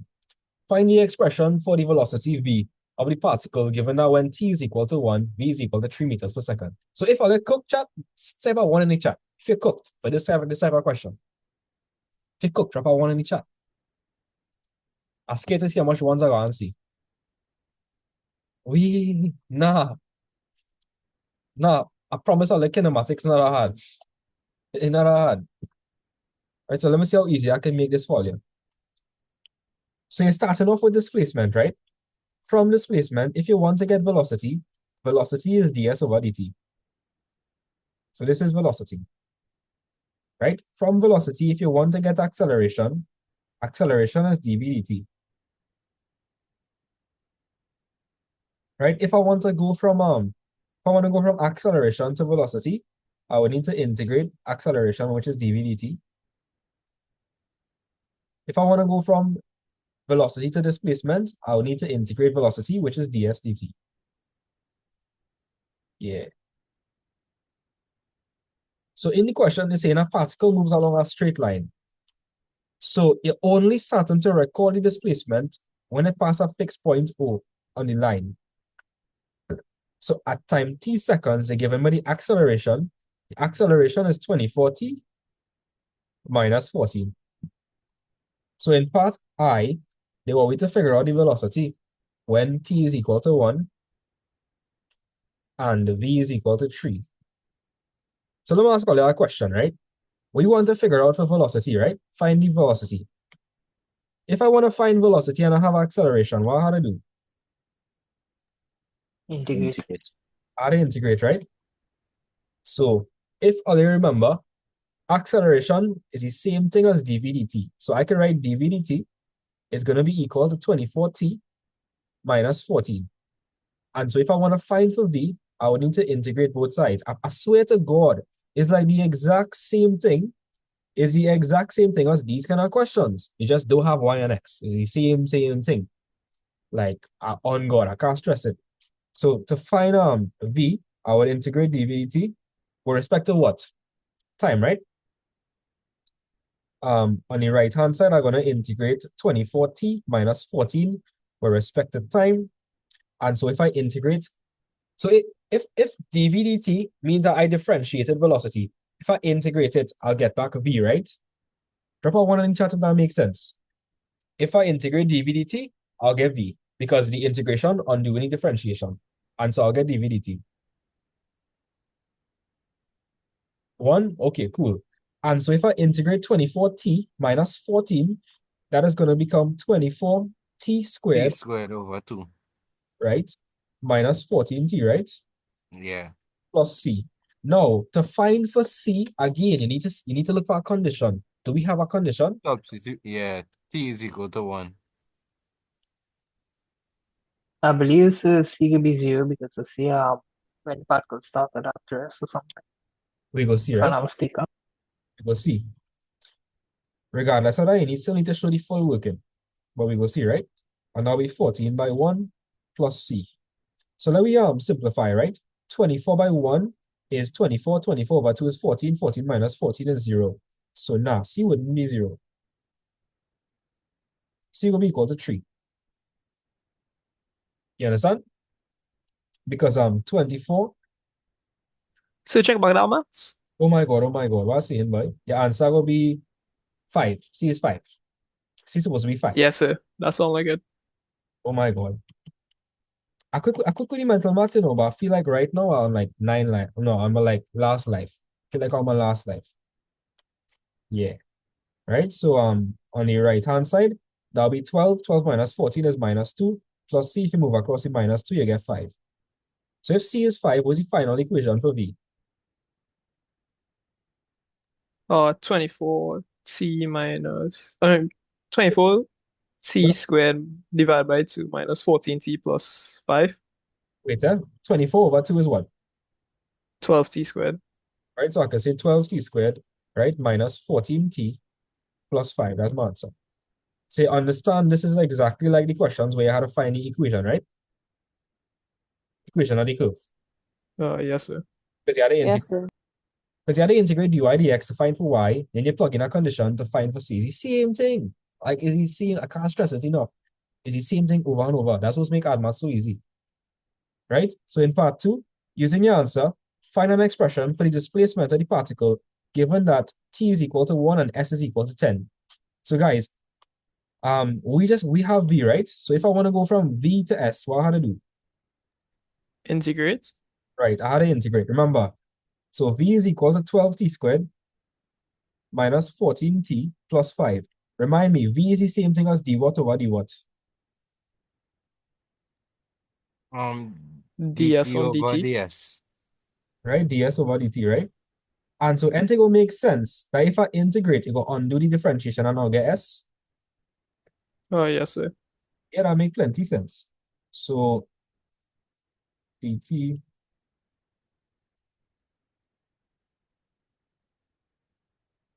guys, make like guesses. Like my maths marathon was 17 hours. How long will I think this one around me? Make some guesses. Repeat that, sir. My maths marathon was 17 hours long.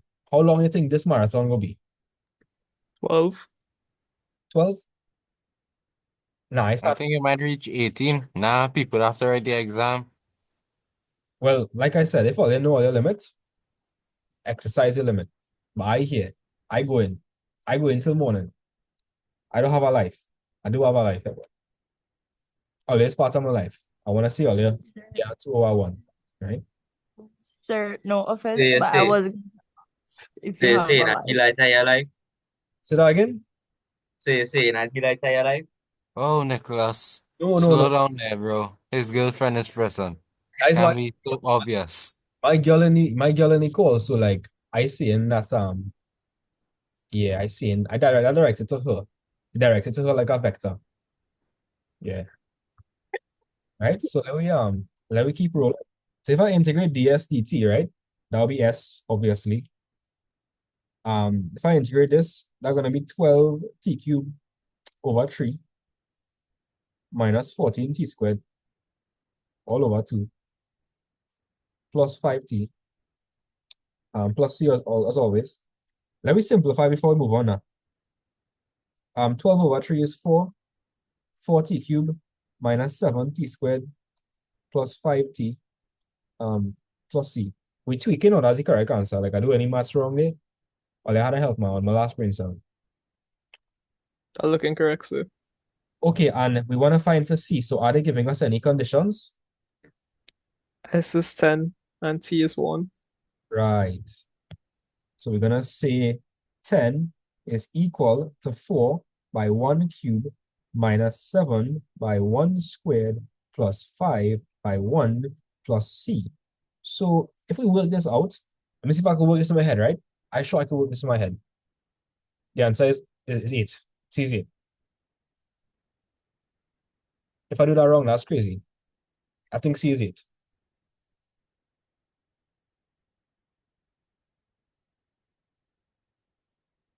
I'll go verify if C is 8. You're correct, sir. C is it. Ah, boy. Badness and badness. Right? So how did I get that? Well, on the right-hand side, 4 minus 7 is minus 3 plus 5 is 2. And so we have 2 plus C on that side. If I move across that C, that's going to be minus 2. So 10 minus 2 is 8. C is 8. And so if that is the case, and what's the final equation for S? S is equal up to 4t cubed minus 7t squared plus 5t plus 8. Right. So S is equal to 4t cubed minus 7t squared plus 5t plus 8. So I think Ollie could answer a question like this, Karen. I surely could answer a question like this. This is not hard. This is real easy. And Yes, sir. yeah, you could definitely get how much marks is that? Yeah, you could definitely get 6 marks. Yeah, for sure. Was that the only question? Yeah, that was the only question in 2024. Right. So I noticed that in the modern years, they're moving away from the graph questions. Right? 2023 was the last year that they had a graph question. Right? But I want to do that question, what tell you. So after I'm gonna do 2023 with Alia, and that'll be it for kinematics. Right? Yeah or no? Or Yes, sir. When you finish kinematics, I start probability. And that's what I staying up for. I get my one with that day. right. Oh, you see me jump just now when my girlfriend called me. I jump, I'll tell you, like, okay, That's the sleep deprivation, sir. Achilles, and you see my speaker setup, right? I have like Yeah. I have like a 12 inch and I have like four drivers over here. And so when somebody ring my phone and I get on my laptop, it's be real loud. And so I just jump every single time. So I surprised your mother walking and start beating you. I just pay bills and things. So I just scare away with some things. Some things. So I sure even if I used to start to pay my mother pay bills right now, my mother gonna say, "Who house is this?" Watch. Right. Let's see, look. Right there. I'll teach you. You go listen and fall asleep. I love you. Good night. Yeah, right. So let we keep pushing, right?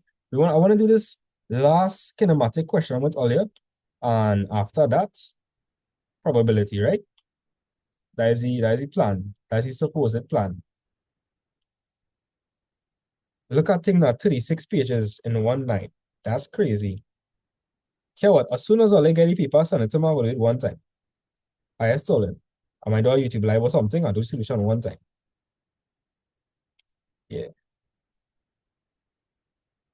Right. So I want somebody to give this question a read. So who want to help me with this question? Who wants see the light of God? I do, sir. All right, so give the question a read for me. A drone tracks the movement of an object in motion on the ground. The following movements are recorded. It moves at a constant velocity of 4 meters a second for 5 seconds. Its velocity increases uniformly for 3 seconds at 10 meters per second. It moves at that velocity for 7 seconds. It slows uniformly until it comes to rest after 4 seconds. So here what we Sketch got. the graph of the movement of the object. Here what we're going to do. Like, I promise you, this is cake, right? It's real easy. Oh, Sorry. yeah. Sorry. Physics got me feeling happy you seeing this. The man still at it. What's it again? Eh? I promise this really. We have a 12-hour class for ADMAT. What's it again? He start from Is a Jamaican explaining to a parent that we say it easy, sir. Okay. I just have a hard time understanding the Jamaican accent from time to time, you know. But it's all love. my bad, We not can hit say my accidentally. Yeah, but it's okay. No man, all there. One love, whatever else we just say. One love. Let's get together and feel. All right. Right. Let me keep pushing, right? So on the x-axis we have time, and on the y-axis we have velocity. That being said, let's add up all the times to figure out the maximum time. So we start off with 5 plus 5, then we have plus 3 3, plus 7, 7, 4, right? So that is 8, 15, 19 seconds in total, sir. 19. Yeah, 19, right? So that's 19. So our scale needs to cover 19, right? I'm gonna figure with that. Yes, sir. What's the maximum speed we hit over here? 10 meters per second. All right, 10 meters per second, right? Okay. So let me come up with a scale here, right? So like, And so they label the axis for we and all. Waiting nice for this question, Mike. yeah, they really help all the out. Like they wanted to see how they win. I find like these years the questions coming too easy, you know. Maybe it should be a little harder. What do you think? Say hush. Quiet yourself. I want my one. I want to relax for my 2 months working in more of a job I could find. And I want to show my parents I get ones or twos. And that I could go to Form 6 and maybe make a life for myself. Well, maybe I might see Somalia doing pure maths with me. Maybe Somalia might do pure maths with me. Maybe. If you hate yourself, right? Right. So we need to come up with a scale on the x-axis, right? We're going up to 19, so I'm gonna try a thing here. So maybe this could be 2, this could be 4, 6, 8, 10, 12, 14, 16. That scale look like it working? Yes, sir, go walk, you know. Yes, sir. You can't really use anything else. Yeah, that scale working. And over here we need to go up to 10, right? So this look like it will be 1, this look like it will be 2, 3, 4, 5, 6. Nah, this question was kicked down. Hope a question like this come tomorrow. I wish you the best, don't worry, on our side. So it moves at a constant velocity of 4 meters per second for 5 seconds. So that means in the first 5 seconds, it's flat, right? It's flat, right? Yes or no?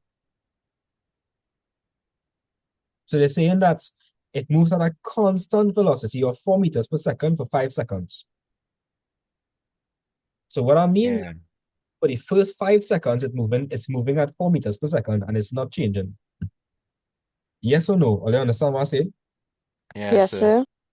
So it will be, so like, For 5 seconds, we're gonna draw a line reaching up to 4.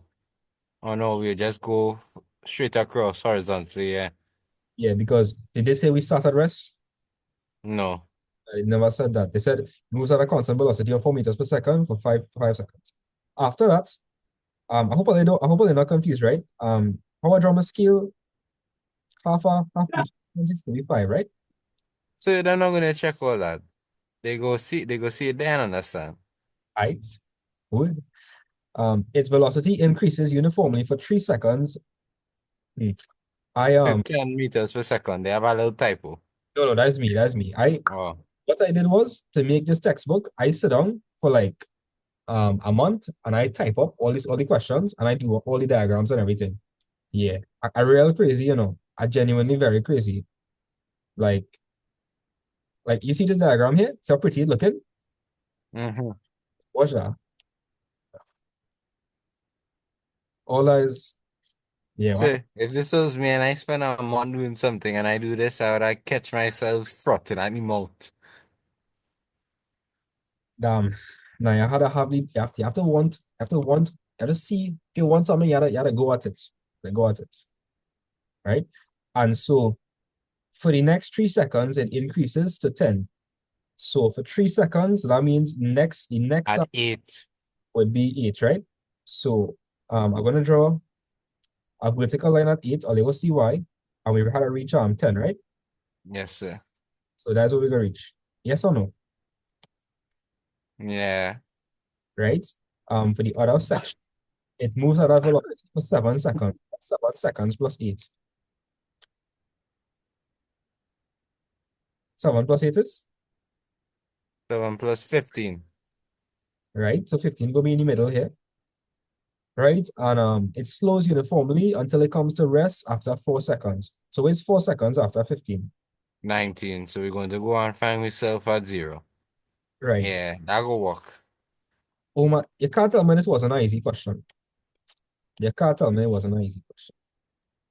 Like, Sir, I don't think the question is finished. That looked too easy to be finished. It is finished. Like food, boy. I tell you, no, they're like, this not hard, you know. This really not hard. I don't know why I was thinking it was that hard. The older questions, yeah, I will tell you, it's not easy, but they're real easy enough all these days.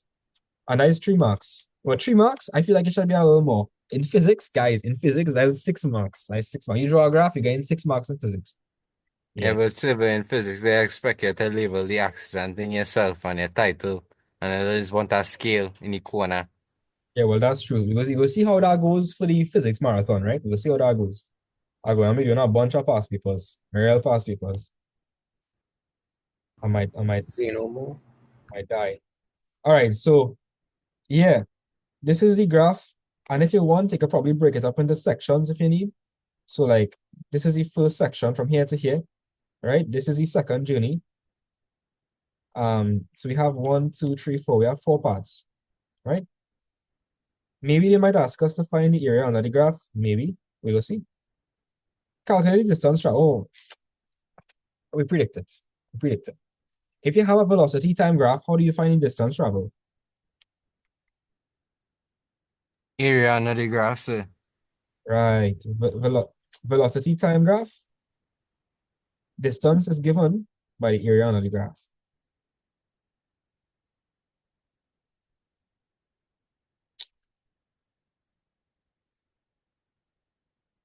Cool. So let's break up this shape. Let's break up this into some shapes, right? So how you want to break up this? We see in that we can break up this here. Right? What else is seeing?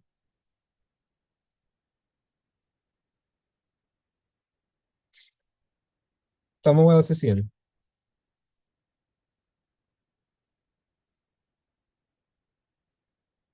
Okay, I'm not hearing anything, but So we could form that shape. Sorry, my mic was muted. I forgot it was muted. all right. So we could find for this area, we could find for this area, we could find for this area, we could find for this area and just add it up, right?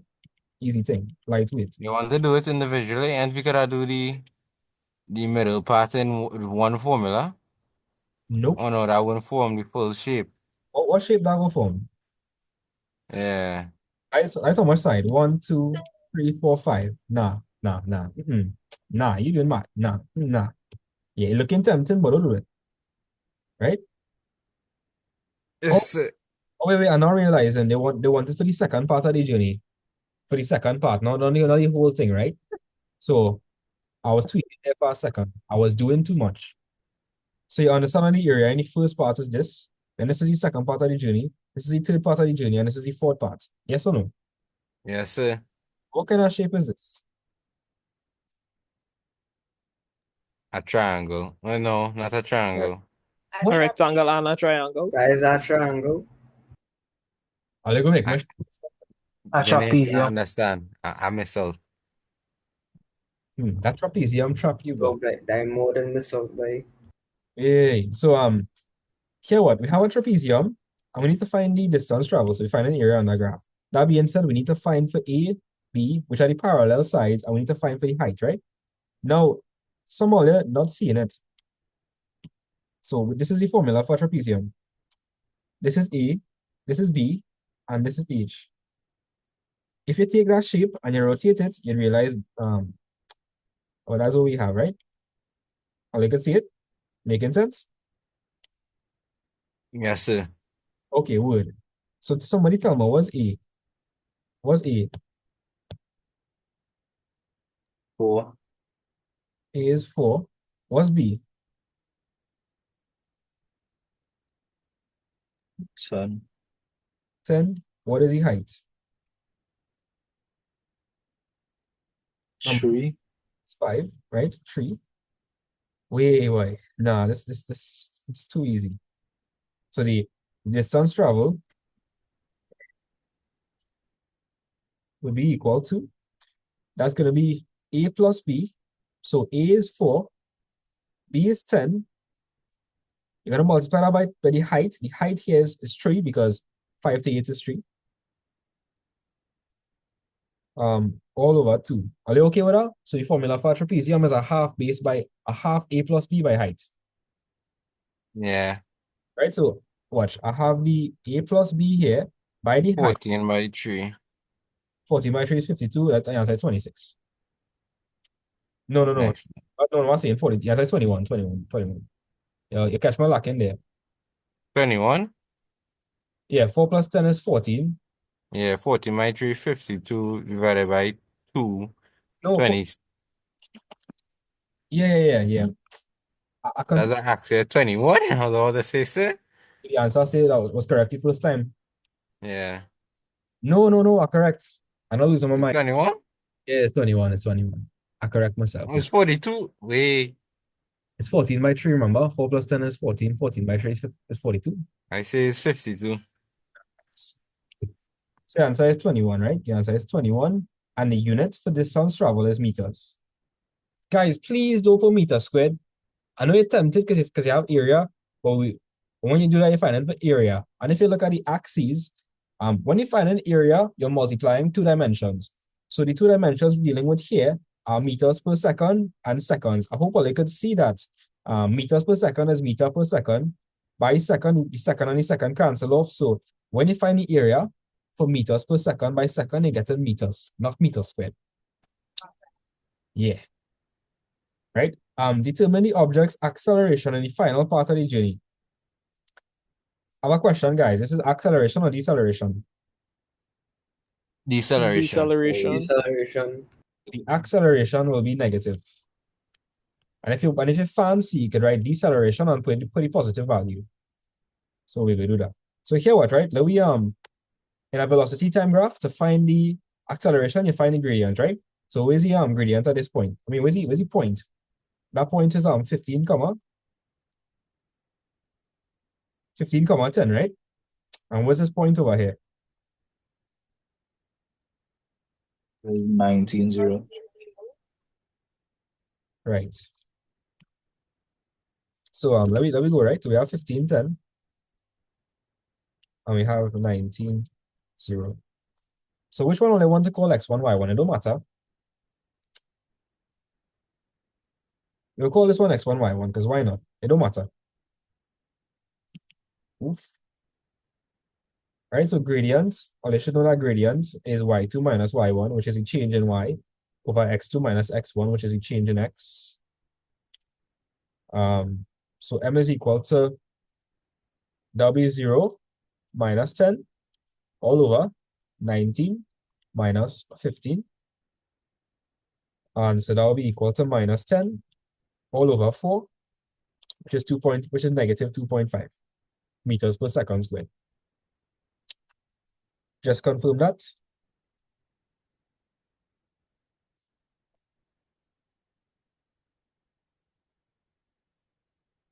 Yeah, just confirm that, guys. Yes, sir.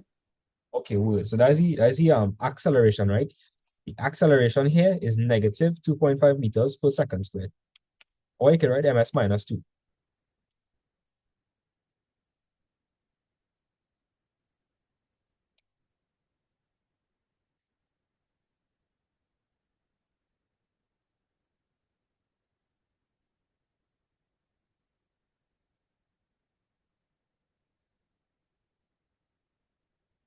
So you had to say, right? So all you had to say acceleration is equal to minus 2.5. You can write meters per second squared, or you can write ms minus 2. And so if the acceleration is negative, what does that say about the deceleration? It's positive. Right. Okay, so like everybody get through with this question. Can we all agree that this is easy marks? Yes, sir. Yeah, we could all agree that this is cake. It's not hard. Food. Right, so let me move on to 2023 now, which is not cake. But still, it's still not bad. I feel like we could do it. So consider a toy truck moving along a miniaturized racing course with an acceleration. So the acceleration is 9t squared plus 2t minus 1. T is time in seconds. Assume that the speed of the toy truck is measured in centimeters per second. Outline how an equation for the speed of the truck will be found using the given information for acceleration. Right, so guys, if we want to find the equation for for speed, you gotta remember that acceleration is dv/dt, right? Acceleration is dv/dt. Everybody know that, right? A is dv/dt. Yes, Yes. sir. Cool. So to find the equation for speed, you would need to integrate dv/dt. So to find the equation, for speed slash velocity, you have to integrate acceleration with respect to time. Right, and you could parallel work in here, so you could say that you would say that it's dv/dt dt is equal to the integral of 9t squared plus 2t minus 1 dt. They didn't ask you to solve it, so that's all you need. Right, so that's how you'll find the equation for speed and velocity. You'd integrate acceleration with respect to time. So yeah or no, we good? Very, sir. Yes, sir. All right, cool. Give me a second. Checking something.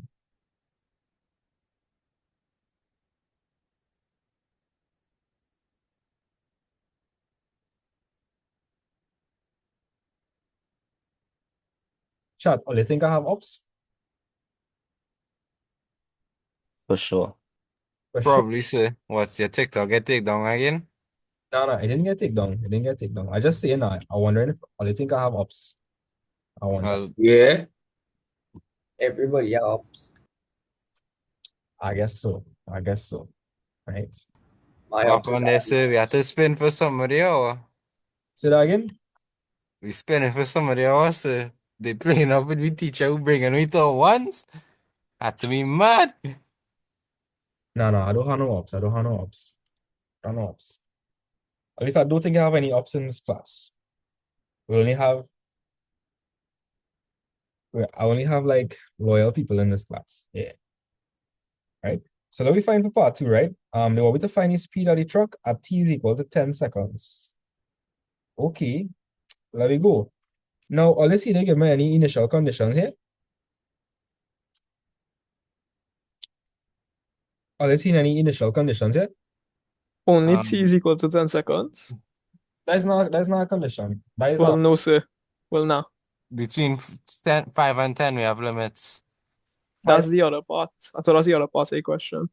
That's part three. So in a question like this, right? If they don't specify the conditions, which is very bad of them, you need to assume that you're starting at initial conditions, meaning that when the time is zero, it didn't move us yet. So your velocity is zero, your displacement is zero, and your acceleration is zero. Understand? Yes, sir.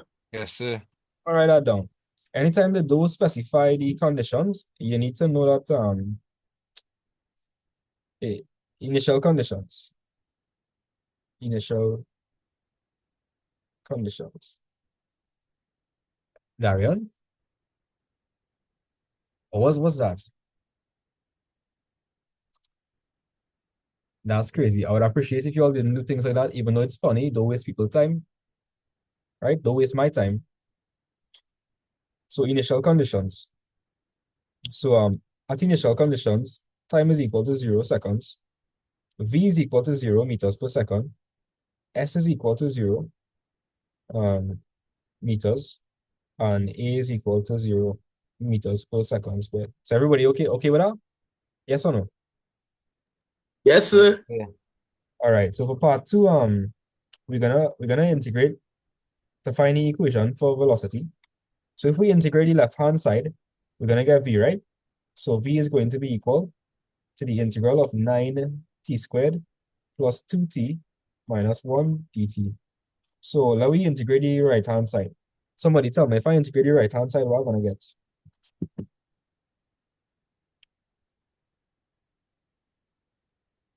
So you'll get 3t cubed, 9t to the power 3 over 3, plus 2t squared over 2 minus t plus c. Right? And we assume an initial condition. So when the time is 0, what is the speed? 0. Right? So I'm gonna plug that in. Simplify one time, 3t cubed plus t squared minus later. Before I plug that in, let me just simplify. So V would be equal to 3t cubed plus t squared minus t plus c. So now we're gonna plug V as 0 and t as 0. So anything that have t in it gonna be 0. So where's C? What is C? Somebody tell me what C is. 0. Is 0. So that'll be inside where's the equation for velocity.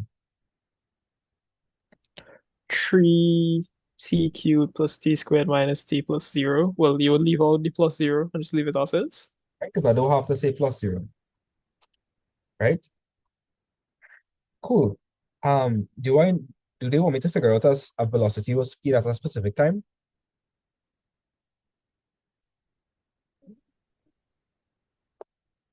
Tell me. They want me to figure out the speed at what time? 10 seconds. 10 seconds. All that means is I just go and find for V when t is 10. That's all.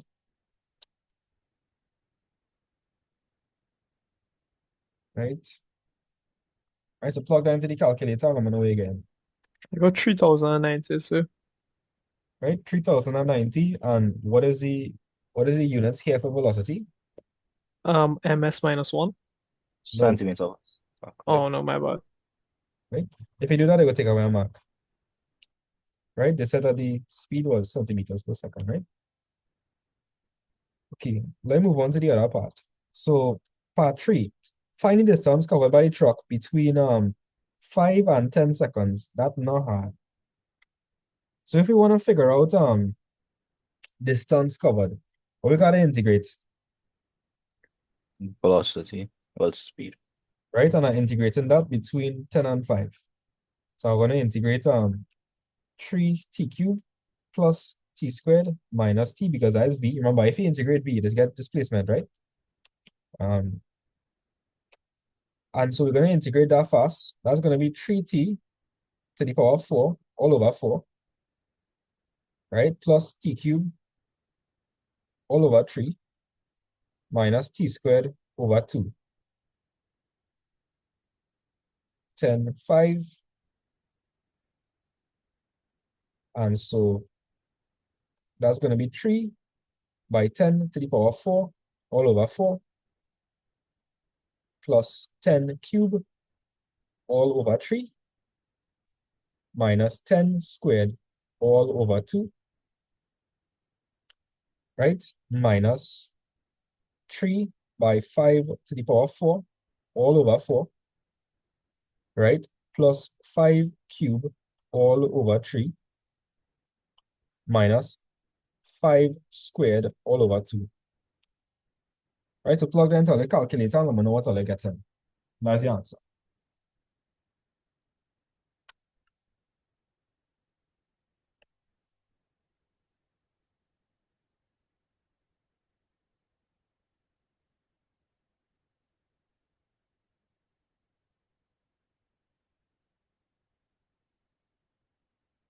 Somebody drop something in the chat. That's the answer, you tell me. So for the first one, I'm supposed to get 7950. And the other one's supposed to be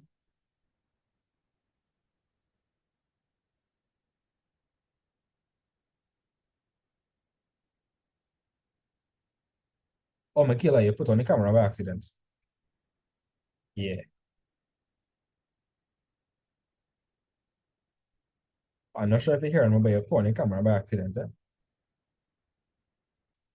Yeah. Right, so for the other one, did you all get 518.75? Yeah or no?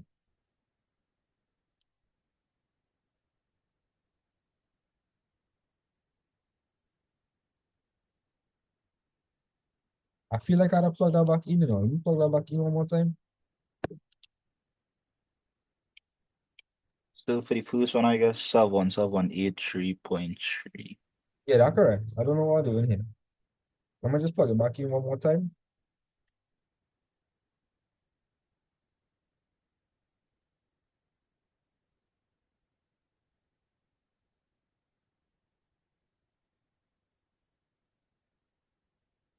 Yeah, you're supposed to get a.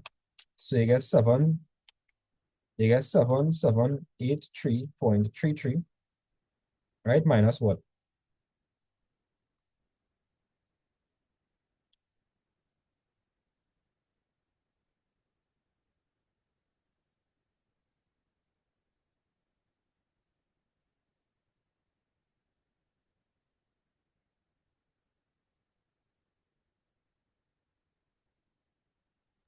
Minus Minus 504 497.91. Aliyah? What? Hello. Hello? I had to check who that was. I was wait. That is Aliyah Ramlakan. It Oh, is. let people their full name. Sorry. Yeah. You get but yeah, that one is supposed to get 497.91, 492. Yeah. Yeah, I get it. Like you take all the rest and then come back for them all. I was here like probably since 8 o'clock. What? That's Yeah, I was here for a while, yeah. oh, okay. Good. Yeah. This question, they wanted the answer to the nearest whole number. If Amy was here, I'd tell her to pay attention to this. Since they want the answer to the nearest whole number, and I have 7,285.41, if I round that off to the nearest whole number, that will be 7285, right? And we're finding for displacement, so my units is centimeters. Yeah. We understand that, yes or no? Yes, sir. And a clocking out there. So thank you so much Not a for problem, your help. right? Best of luck in the exam, you've got it. You've got it. Yeah. Thank you, sir. Right. So that is it for kinematics. That's it for kinematics. Right? Right. Chat, should I remove Nathan from the meeting? Should I?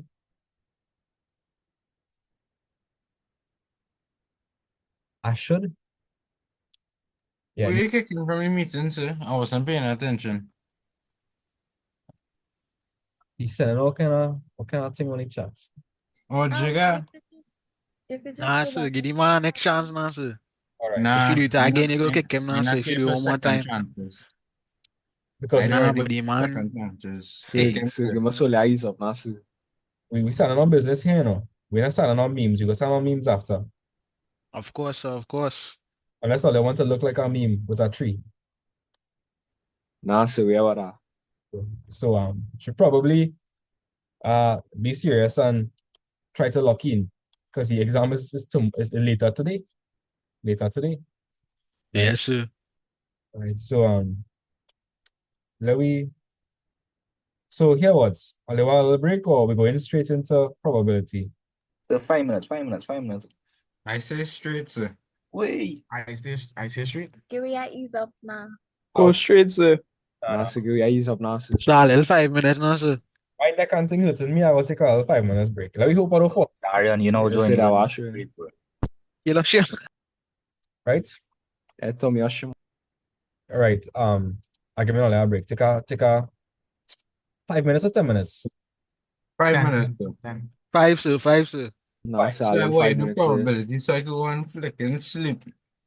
Probability given all that much trouble. Well, that's the only thing that I know. I'll get some good cocktail in. Everything I go. So Yes, sir, I good review. diagrams, so the tree diagrams and so. Oh, okay. Well, don't worry. I will do some questions and it'll be fine after. Don't worry. It'll be okay. It'll be okay. Take a 5 minutes break. We're coming back at 107, right? Yeah.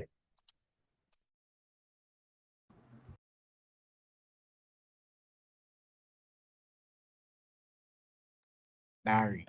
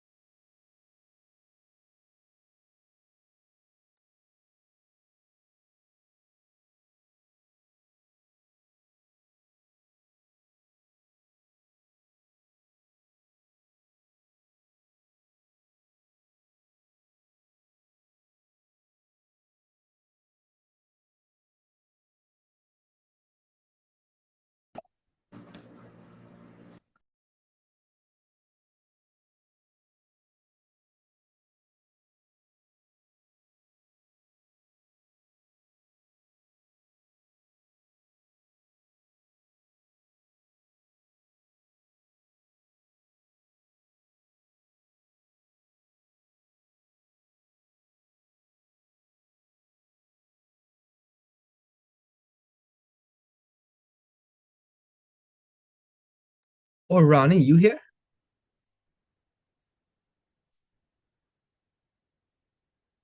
Ronnie, unmute. Let me know if you're still there. You wanted, but So there's not the same person from math. I will see. Different. I will see. Yeah.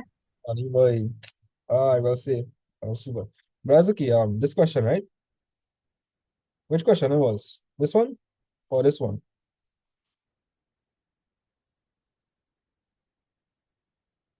Okay, what? I will just send you the question, right? I will just send you the question. I will just send it to you.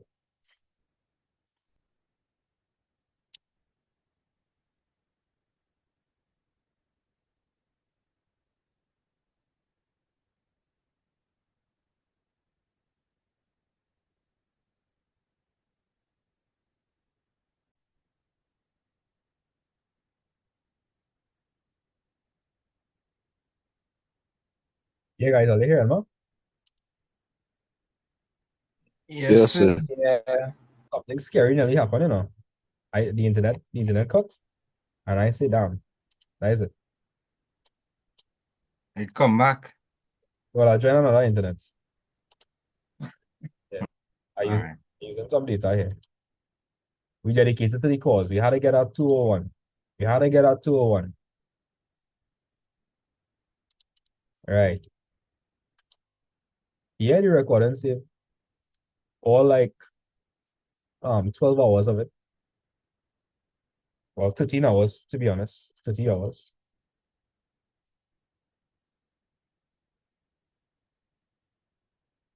But I don't think I'll have time to watch back our recording, you know.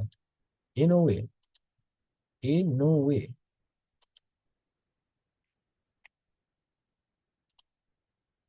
Guess what I got crack open? Sir, I go to crack open one of that and I reach in school now. A month, sir. You don't know the thing. Don't know the thing. This is yeah, with it. Let me change the light. I know drink out one of that. Like, Yeah.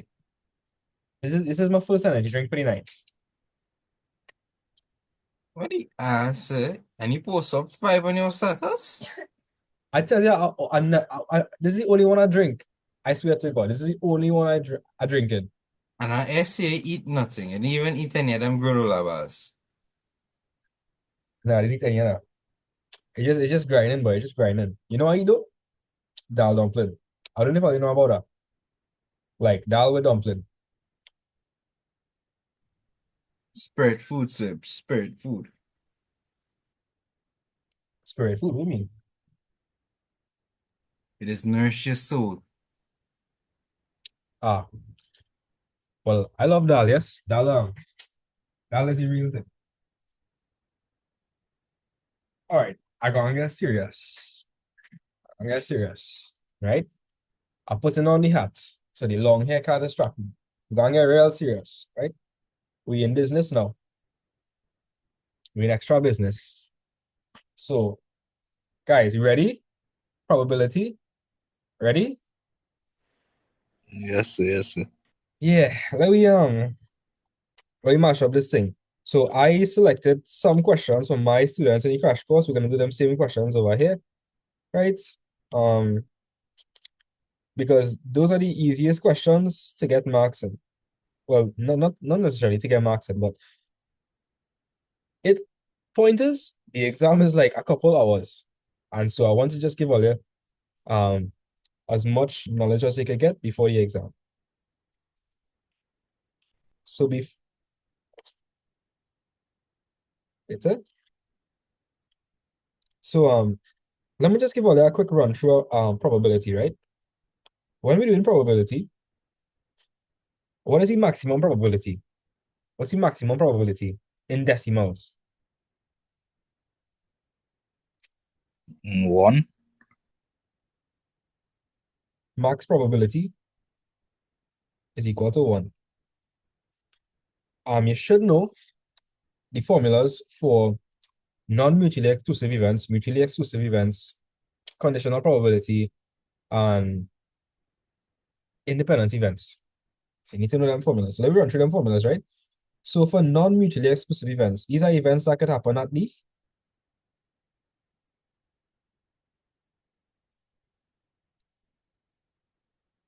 Somebody tell me. Mutually exclusive events are events that could happen at the That could happen without the interaction of the next event. So no. Same time, sir. Same time. No. Yeah. These are events that could happen simultaneously. Yeah. And so if I want to figure out the probability, so okay, this will be the probability of A, this will be the probability of B. Obviously, this could be the probability of A intersect B because it's the intersection. And so the thing is, if I need to figure out, okay, anytime you have an intersection, if you have an overlapping region, yeah or no? Yes, sir. Yes, sir. Yes, sir. So to find the probability of A union B without any duplications, you have to add the probability of A, add it to the probability of B, and you need to take away the intersection to figure out how much people it actually have to figure out the actual probability if you combine A and B. Yeah, because A intersect B is like the overlapping region. Right, so that's how you remember it. Just remember A union B. A union B would be equal to the probability of A, which is this entire thing, plus this entire thing. But you notice, enter you have an overlapping region. Excuse Nathan sending some images here in the chat that is non-work related. Okay, so I should boot him out. You should remove him. All right. Nasu, come Nasu. One more chance. And if you keep doing shit, I will remove you from the meeting. Right? We're not playing no games here. they really had to relax now. Sir, ask him a question. Yes, sir, ask him a question there. Nathan, you there? Nathan, you on no life too, dog. Dog, relax yourself now. Right. If you continue to play the ass, we will have to kick you out of the meeting. Right? So it's either you focus or you're out of the meeting. Right? So let me continue, right? So the finding probability of A union B, which is the overlapping region, like okay, if you add A and B, notice you have an intersecting region. So to find A union B, actually, you'd need to add A and B and subtract it from the intersection. So that's how you deal with non-mutually exclusive events. You will need to remember this formula. The other main formula that you need to know is that you need to know conditional probability for sure. You need to know conditional probability. This is one of the formulas that you must know. And so conditional probability says that the probability of A happening, granted that B occurred, is the probability of A intersect B all over the probability of B. Yes or no? Let me know if you understand that. Or you know these two formulas? These are the formulas that will come the most often. Yes, sir. Okay, good. That being said, let's move on to a couple of things that would help all you out. Anytime you do not tree diagram or something, if you see the word and, what does and mean? And by the way, and means the same thing as intersect. So what operation would that correspond to? Multiplication or addition? Multiplication. Right? If you see the word or, that corresponds to union, and it means to add. That was showing how they're going to save all their life. Right? So I think we have enough knowledge. Let me move on to probability. We're going to do some questions. Trust me, this is enough knowledge to survive most of probability. So just keep in mind that the maximum probability is 1. So if you get something more than 1, you're doing craziness. Conditional probability is the probability of A happening, granted that B occurred. A intersect B over probability of B. You need to know and means multiply and or means add. Right. So am I skipping out on anything? No, I don't think I'm really missing out on anything. All right, so take a little screenshot of this fast and we jump in straight into past paper questions.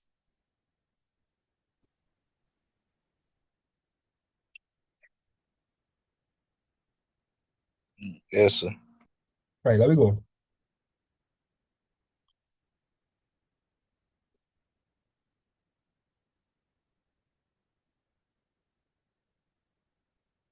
No, this is not this.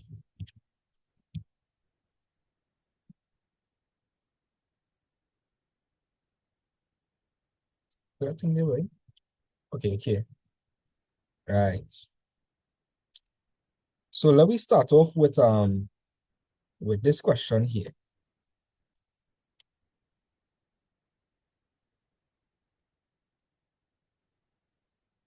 Let me see how bad all it is, right? Let me see how bad all it is.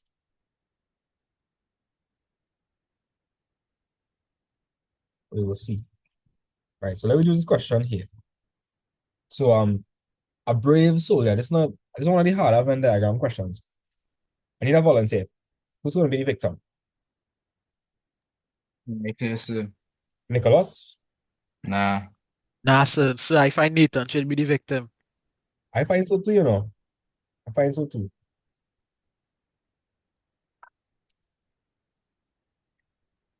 Put him to So, work. so if you don't do it, I could do it. Yeah, you can do it. So give the question and read. As a school canteen, 80% of the students S purchase chips C and 55 purchase chicken K. Of the students who purchase chicken, 11% do not purchase chips. So let me understand what's going on, right?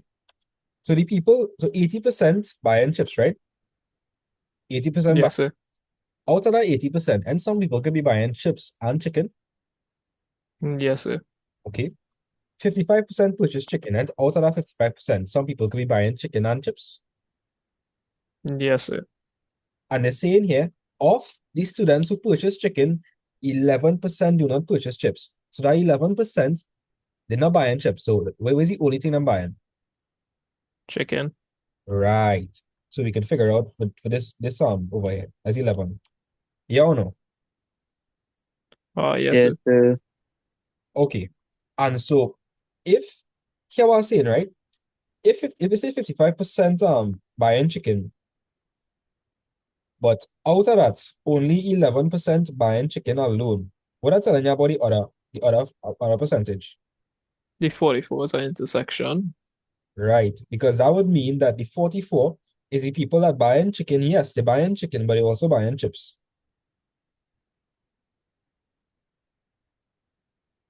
Right? So the intersection here is 44.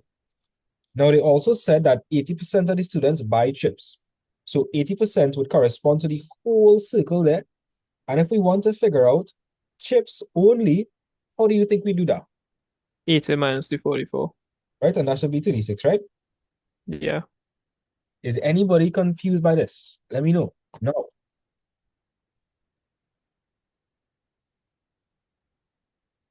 A real men that wanted help in probability, you know, but they're real quiet now.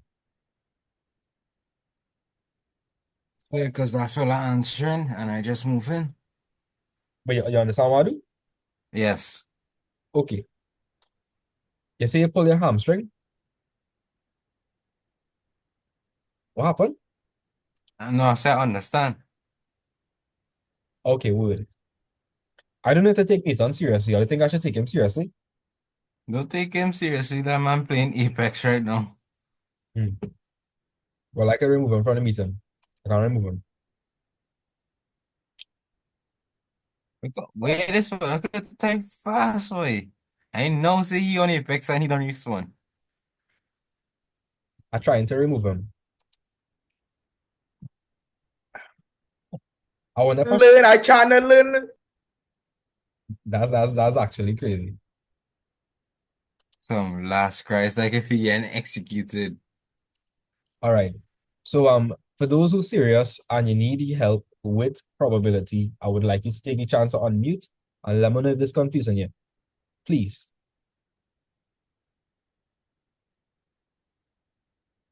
Yeah, do this thing over. Okay. So they're saying that 80% of these students buying chips. So 80% would correspond to this entire circle over here. 55% purchase chicken, right? So 55% buying chicken. Now, out of that 55, 11% do not purchase chips. So that 11% would only purchase chicken. So that 11% would correspond to this over here. And they said that 55 is chicken. So if this is 11, then this would have to be 44. That's the other percentage from the 55. And so they are telling us that 80% purchase chips. So this whole thing had to be 80. So if I know that is 44, and 80 minus 44 is 36. That's how I got it. All right, so I'm going to assume everybody understand that. Let me move on. So determine the probability that a student chosen at random purchases only chicken or chips. Or only chips. So we need to find the probability of only chicken. Where's the keyword there? So we're not finished with the Venn Or diagram. Say that again? We're not finished with the Venn diagram because the total of the probabilities don't add to 1. Okay, if it's not adding up to 100, then that would mean the rest of the students not buying anything. Yeah. Right? That's what it would mean. But that is correct. I'm 100% sure that's correct. Right? So let me finish it up real quick. If you add 36 and 44 and 11, we're again. 91%. So which percentage of the students don't buy anything? 9%. Right? So that is your, thank you for telling me that. So this is the completed Venn diagram. Right? The person that answered, thank you for helping me. Do you understand everything I did for this question? Do you understand how I got the 11, the 44, and the 36? C. Okay, nice. What's the keyword over here? They're saying only chicken or only chips. What's the keyword? Or. If I see or, that means to add. So what's the probability of only chicken? 36 on 100. No, this is chips, eh? This chips. This is Oh, chicken. my bad. That's in Nikki. See, 11. So that'll be 11 over 100, right? And plus the chips is 36 over 100. So when you plug that into your calculator, you'll get 47 over 100, right? 47 over 100. Yeah or no? Right? Yes, sir. You don't need to plug that in. 36 plus 11 is 47, same denominator, 100. Cool. So Venn diagram question complete. Let's look at this question. The probabilities of the occurrences of two events A and B are given by the probability of A is equal to a quarter, the probability of B is equal to 3/5, and the probability of A union B is 7 over 10. Determine the probability of A intersect B. What formula do you all think I need to use to figure out this?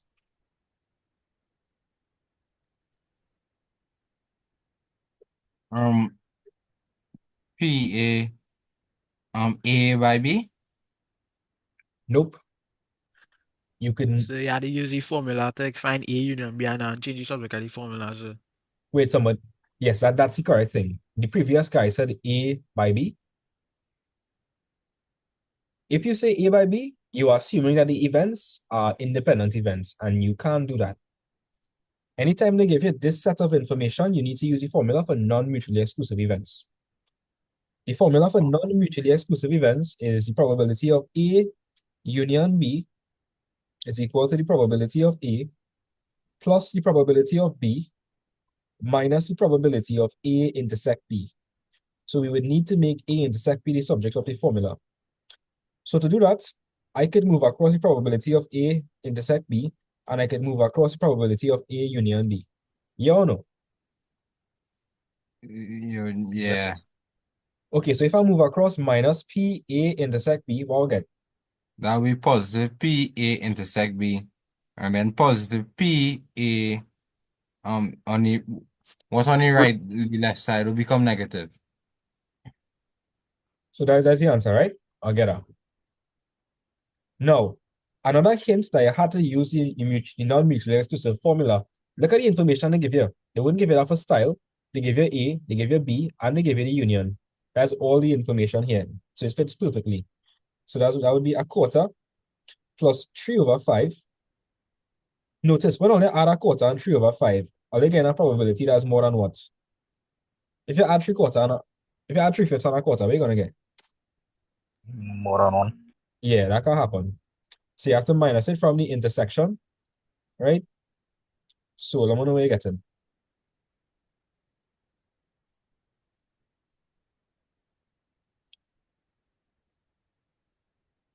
So I get 3 over 20. Yeah, 3 Or over 15 over 100. 3 over 20 is the correct answer. You're supposed to get that. Anybody could confirm that? Yes, I get that too. Yes, I get it. Okay, word. Right? Right? Yeah, 3 over 20 is the correct answer. Let me figure out probability of A granted that B happened already. So over here we have the conditional probability formula. And that formula would be the probability of A intersect B all over the probability of B. Guys, do we know what the probability of A intersect B is? 3 over 20. Right? So that's going to be 3 over 20 all over the probability of B. Which probability of B? 3/5. That's going to be 3/5. So in the calculator, you're going to put 3 over 20 by 3/5, right? And you let me know what you get. So it Yeah, look quarter, like sir. a quarter. Quarter, now that's looking like maybe 1 over 12. That'll I be, get a quarter, sir. oh I yeah, got quarter too, sir. yeah, because you'll get 15 over 60. Yeah, 15 over 60 is a quarter. Right. Cool. So there's your answer there. State with a reason whether events A and B are independent. So the fella that was saying A intersect B is equal to probability of A by probability of B. Now is your time to shine. So what is probability of A? A quarter. Right, and probability of B is 3/5. What is a quarter by 3/5? LCM is 20. Wait, what? LCM? No. No. Now we're just multiplying. 1 by 3 is 3, 4. Yeah, sorry, sir. That is okay. 3. So by me proving that, let me check something, right? When we did a non-mutually exclusive formula, what we get? 3 over 20. And when we do this, we get 3 over 20. So that proves that the events are independent. Cool. Let's move on to 2024, right? So after this, I should at least be able to pass probability, at least. If any earlier, real crazy and still waking, I could send me some questions and I might assist. All right. So after this question, I'm going and sleep. All right. Well, I feel like I might finish after this, After this, yeah. Right? So read question 2024 for me. A bag contains 6 red marbles and 5 black marbles. During 2 rounds of a marble game, a student is required to randomly draw 1 marble without replacement for each round. Construct a probability tree diagram to represent this information. Okay, so what is the key thing over here? They're saying what? What are they saying? We have the number of marbles, both black and red. We have 2 rounds, so we will have to make 2 parts to the diagram. Right. And they draw in a marble and it's not getting replaced. So the odds change each round. Yeah, you definitely gonna get one of them. Right. So what's gonna happen is in the first round, you could either get a red or a black.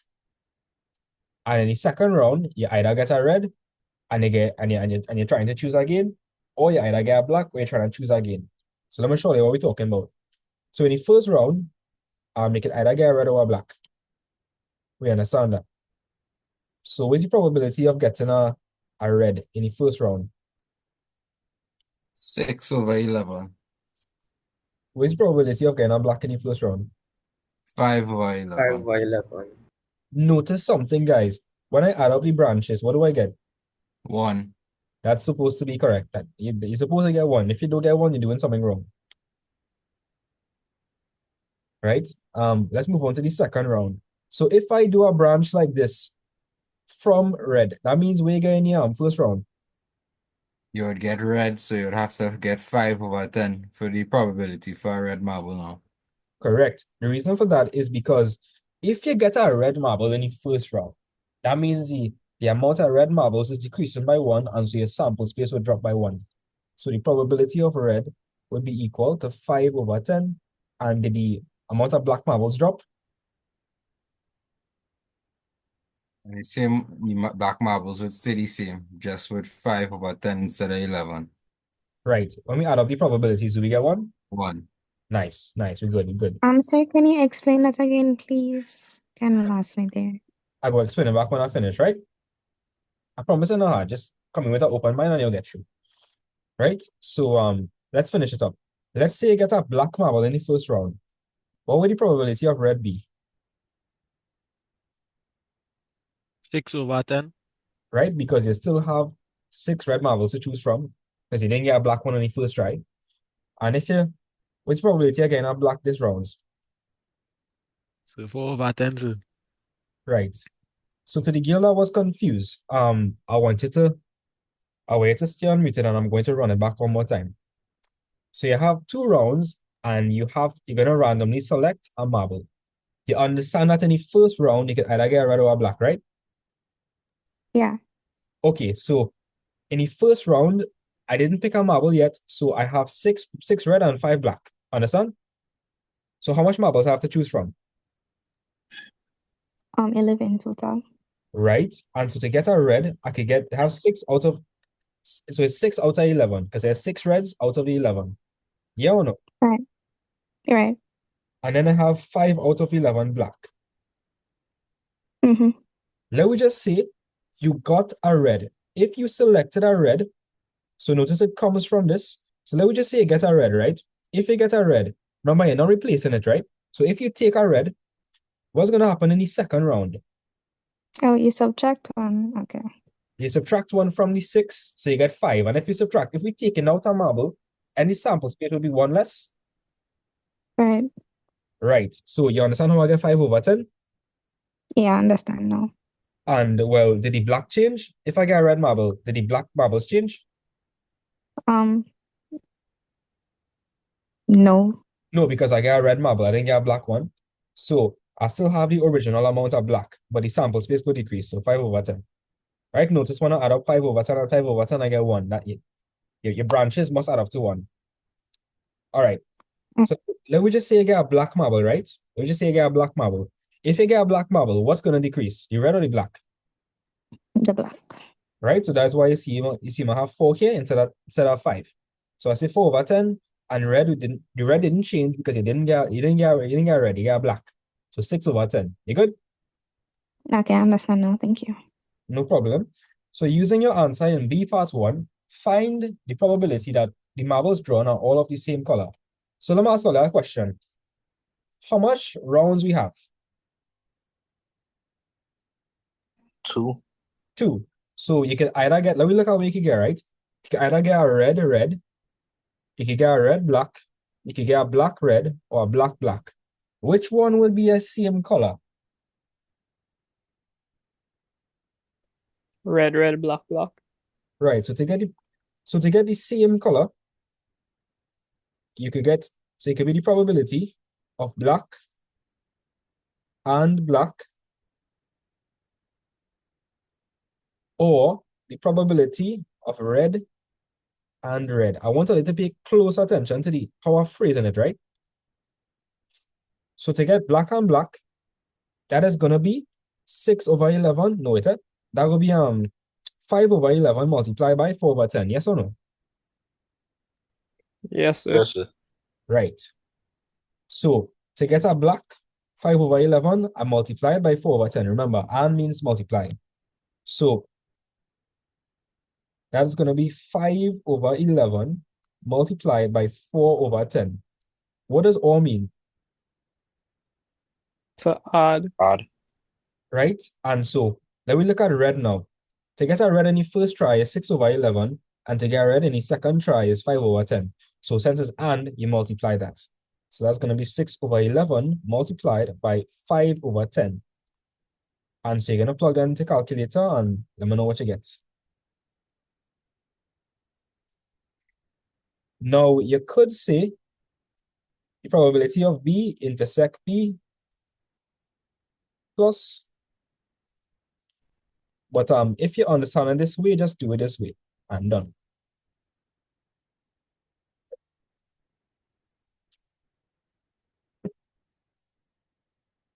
So let me know what I get in.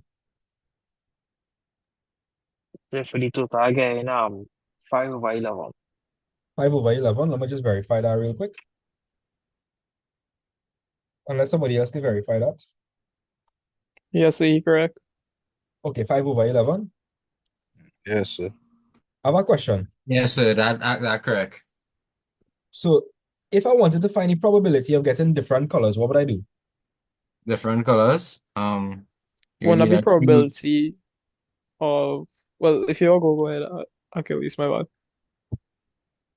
Go So ahead. you will go red black, so that'll be 6/5/10 plus 11/5 Wait, by what? You mean 6/10. you mean 5/11? Yeah. Yeah, so Plus multiply, right? Yeah. that's correct. Nice. So all you understand 3 diagrams now. Cool. Cool. Right? Right, so let's move on to C. In C, they want us to find the probability of A intersect B. Guys, anytime when you see this, what formula you had to use? The formula for?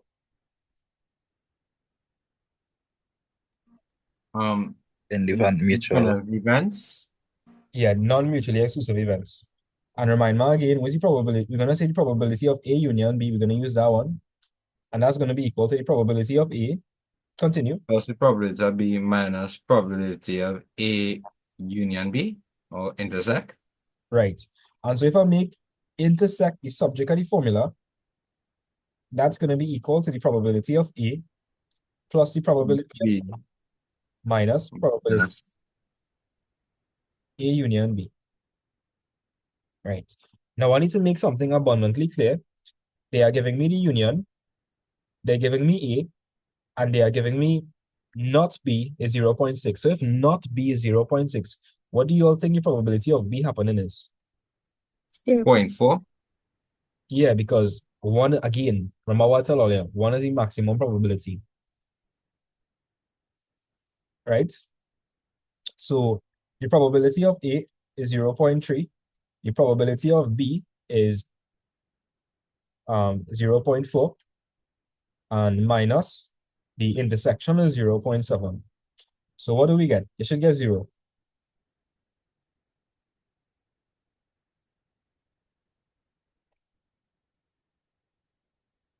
Just confirm that again, 0.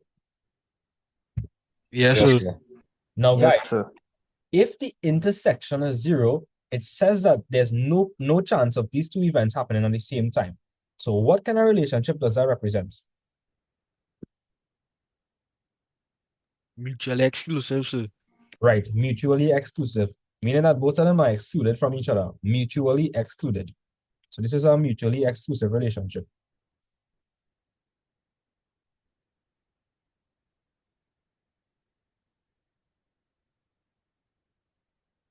Right? Cool. Trust everybody understand that. Let's move on to another question. So 2014 question 7A and B. There are 60 students in the sixth form of a certain school. Mathematics is studied by 27 of them, biology by 20 of them, and 22 students study neither mathematics nor biology. If a student is selected at random, what is the probability that the student is studying both maths and bio only? So I'm going to draw a Venn diagram. In this one over here, are you thinking of an intersection? Yes or no? Ew. Yes, sir. Yeah, Yes, sir. you're going to have an intersection because in the first part, they're asking us for both maths and bio. That would be our intersection. So, tell me fast, how much students would I put on the outside? How much students study in NIDA? 22. So if 22 students study in NIDA, what's, if I add up this and this, what am I going to get?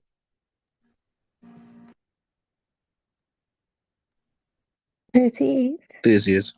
Right, so I'm going to write down a statement one time. M union B is equal to, if I add the amount of students in M and B, what will be equal to? 38, right? 38. Yeah. Keep that in mind. They are telling me that 27 students doing maths. Now out of that 27, some of them could be doing both, some of them could be doing maths alone. We don't know. So maths gonna be that 27 is this entire thing over here. Right? And then it's element 20 students doing bio. Again, that 20 could be over here. You notice that there's an overlapping region, right? So if I want to find the intersection, what I will do is I will use the same formula for non-mutually exclusive events. I will just leave out the probability, right? So if I want to find M intersect B, it's gonna be M plus B minus the union. Yeah or no? I'm gonna follow understand that. Yes, sir. Yes, sir.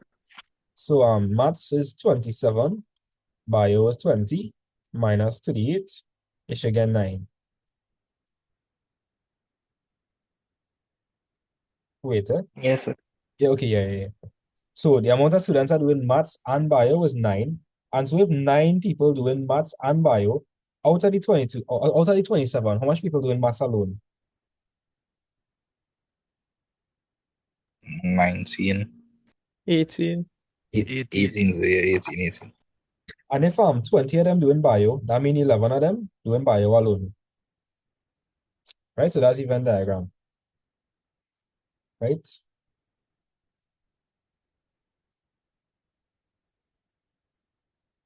Okay, so if I want to figure out the probability of both maths and bio, they are talking about the intersection. So that's going to be M intersect B. So to find M intersect B, what is my intersection? 9. And that'll be total over what? I'll be over what? 38. Nah, 60. 38. Oh, it's 60, yes, sir. Right? 9 over 60, that will simplify to 3 over 20. Right? Yeah or no? Yes, sir. Right now we need to figure out for bio only. Bio only is 11. So the probability of bio only would be equal to 11 over what? 60. Right? You can't simplify that any further, so you leave the answer as is. So 5 marks. Cool. Easy 5 marks. Anybody confused? Nah, sir, I understand it. No, sir. All right, would. So we on to the last question, and after this question, I'll be taking any questions all you have. If you have any questions in particular, all you want me to do with all you, I will do it. But after this question, we would have looked at more or less everything in probability that you should know to pass.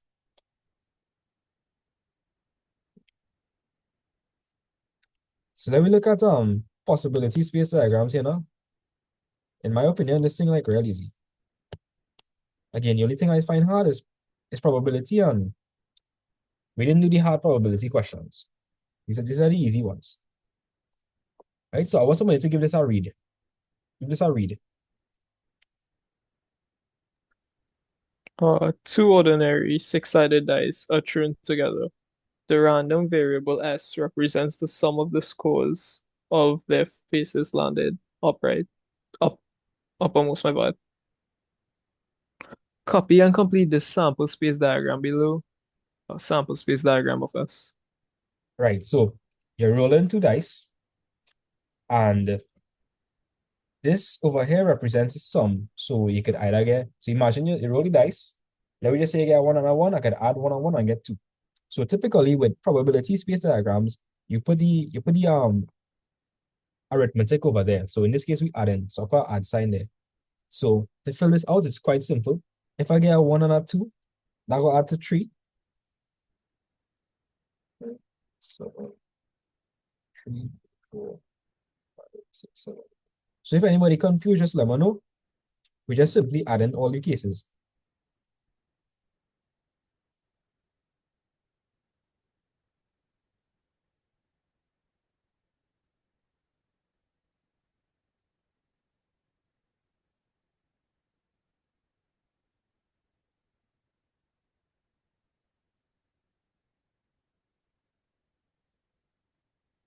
Yeah, is anybody confused by that?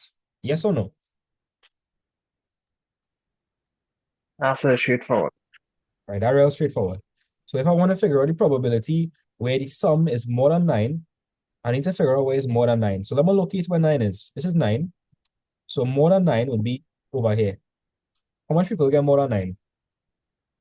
4, 3, 6. 7. 6. Yeah, so that'll be 6, right? So more than 9 is going to be 6 over total, which is 36. If you don't know where I get 36 from, watch. I have 6 here and 6 here. 6 by 6 is 36. So 6 over 36 is 1 over 6, right? Let's figure out probability where the sum is less than or equal to 4. Since I'm using the sign less than or equal to, I'm including 4, right? So that's going to be here. So if you count that, what are you going to get? 6 over is 6. again. Right? And that'll be 1 over 6 again, because 6 over 36 is 1 over 6. Nice. Let D be the difference between the scores of the faces landing uppermost. The table below gives the probability of each possible value of D. Find the values of A, B, and C. So what do you think we should do for this question? Instead of add, they want me to do minus. What do you think we should do? Or we should draw?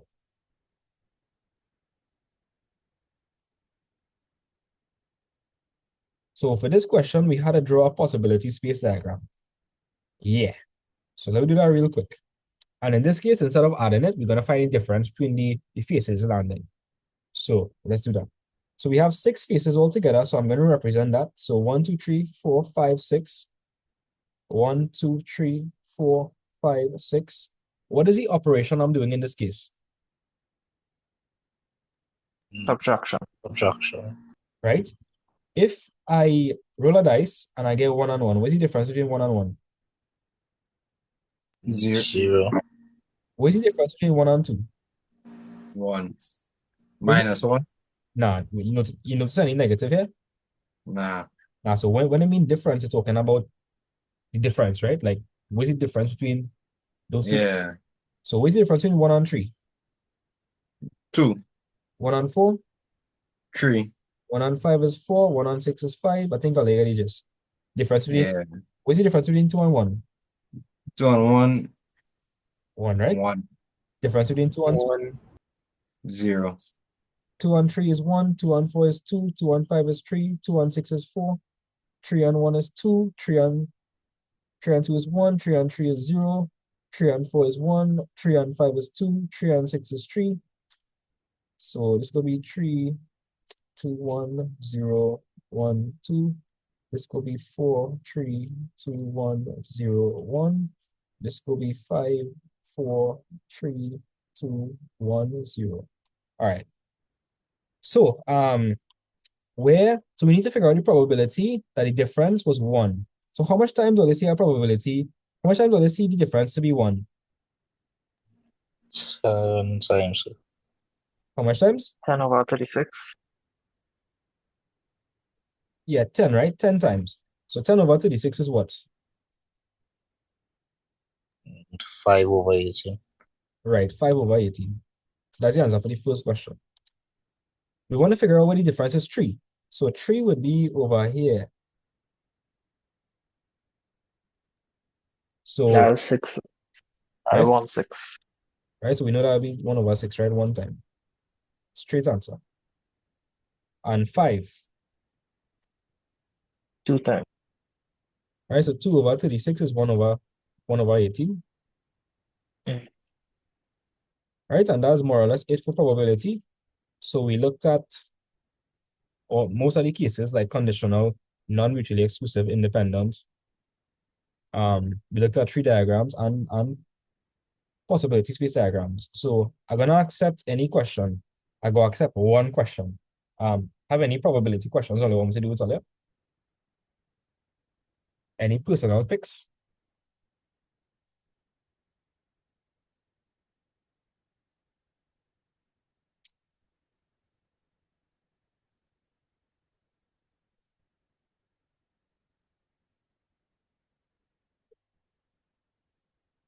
Yeah or no? So I feel I'm good there. No, sir. Feeling not good day? Yeah, so we do plenty. Yeah, let me see how much pages we do. So we do how much pages is this?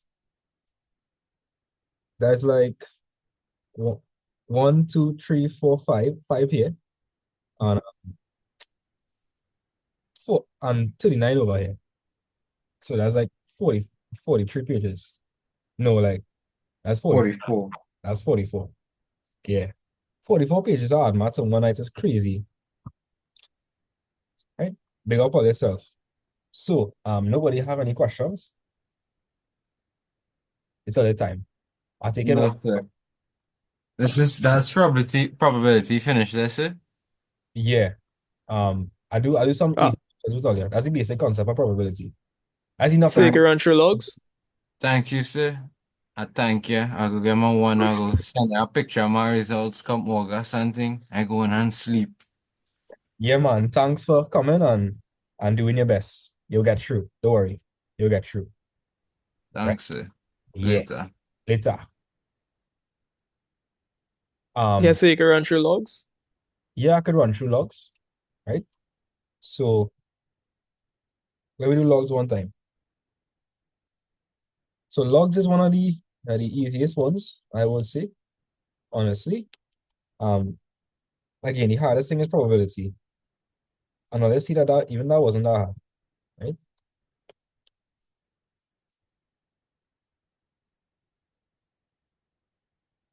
Right. So when we're dealing with logs, we need to go through the rules for logs. So we have the quotient, right? By the way, before we even do logs, I want to blow some all your mind. I'll even know what logs is? Sachin, you even know what logs is? Yeah or no? It's a different form of, not really, sir. Okay, let me show you what logs is. I'm gonna blow your mind here for sure. If I ask you what log base 216 is, what you gonna tell me? 3? Now the answer is 4. No, 4, my bad. So Sorry, that, sir. so that is all logs is. The log function takes in an argument and it has a base and it tells you the power you need to raise the base 2 to get the argument. That's all. That's all. Yeah. Yeah, And sir. if I want to write this in index form, I can write that as 2 to the power 4 is equal to 16. We good? Yes, sir. Let me try a hard example, right? So if I had something like log 397, we can't figure out that one, right? We can't figure out that one. Nah. We don't know what you had to raise 32 to get 97, but our calculator could figure it out. So in our calculator, I want it to go and put in log base 3, 97. Log base 3, 97. So I think I could only put in base 10s. I get 4.16, sir. Okay, the guy that said he could only put in log 10. You have a Casio or Sharp? Casio, sir. Now you can put in log base 10. Send my picture of Casio. Right? And so, Sachin, what that means is if I raise 3 to the power 4.16, I should get what? 97. You wouldn't get exactly it, but you get something close. Yeah. Right? You get 96.6, which is basically 97, right? Yeah, sir. Right, so that is the concept of logs there. Send my picture of Casio and I'll tell you. Yeah. If you have a Casio, you could definitely find log base something. What are you stressing for? I'm waiting. Okay, I see calculator there. Yes, man, you have it. All you have it. What are you telling me, right? What are you telling me? I got underline it and show you, right? Top right underneath the on button. Yes, that is itself. Right? Oh, so I didn't even know that, sir. Yeah. Well, now you know, right? Now you know. So again, what does the log function do? All the log function does, it finds the power. You have to raise the base 2 to get the number you're putting in. That is all. We good? Yes, sir. So somebody that don't understand logs, I want to come into the scene. Come into the scene, right? Who don't understand logs? So I don't understand when they bring X into it. Like when they bring X into logs, etc., like in those questions. Oh, that real easy. You just applying the same concept. Same concept. Who don't understand logs? I understand some I say, but not 100. Okay, I want to run through back the concept. Let me just say we had uh let me just say we had a number like 509, right? You could tell me why I had to raise 509. You could tell me what I have to raise 2 by to get 509. You think you could you think you could look at that and tell me that? Nah, sir. Yeah, we could use logs for that. So if going to Yeah. calculate log base 2, 509. Getting 8.99. So 8.9915. So let me ask Yeah. that. So what way to do for me? A way to take 2 and raise it to that power and tell me where you get them.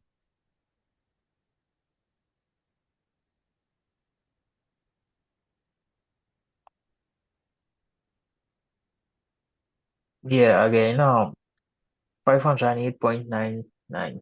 Right. So Estimate 509. yeah, so that's what logs is do, right? So not all they understand the concept and all they understand how to go from the log form to the indice form. That's good. Now we can look at the rules for logs. We have for logs, we have the product rule. The product rule. And the product rule goes like if you have log base A, B, right, plus log base A, C, I could write that as log base A, B, C. Yes or no? You understand? Yes, sir. Yes, sir. To use the product rule, you need to have the same base. Otherwise, you can't proceed. All right. Let's look at the quotient rule next. If the quotient was multiplication and addition, the quotient rule will be what? Division and subtraction. Well, subtraction and division. Right. If I have log base AB minus log base AC, that would be equal to log base A, B over C. Right? And the last one we're going to look at is the power rule.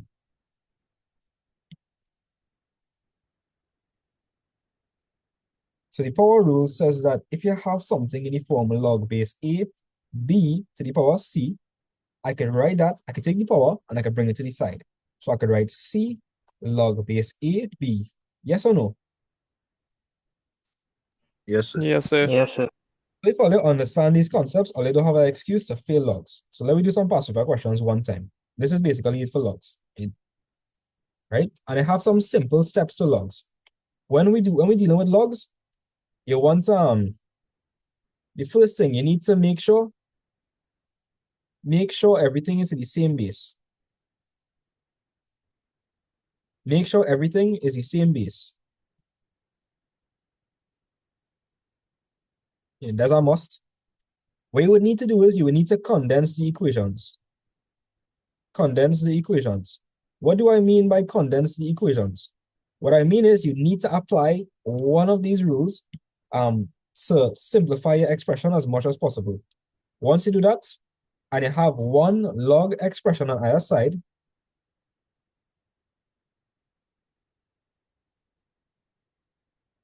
what do I mean by that? This is what I mean. If you end up with something like log base AB is equal to log base AC, you could drop the logs and you could say B is equal to C. That's what I mean. But you need to be in this form. You need to have one log on either side. And then from here, you could just solve, right? So that's it for logs. So take a screenshot of that and we'll go into the past paper questions one time.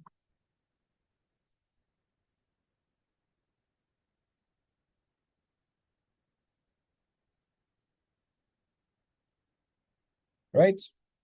So all you had is screenshots and it's on the chat.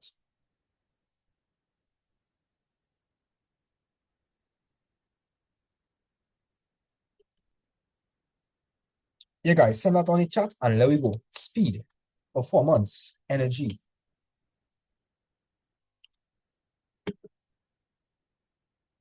They're sticking with our screenshot, but okay, it's actually send it. Nice. Let me move on, right? Watch how easy this log things is.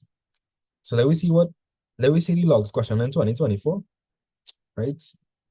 So we're looking at, well, that's at the start. Right, logs is on indices.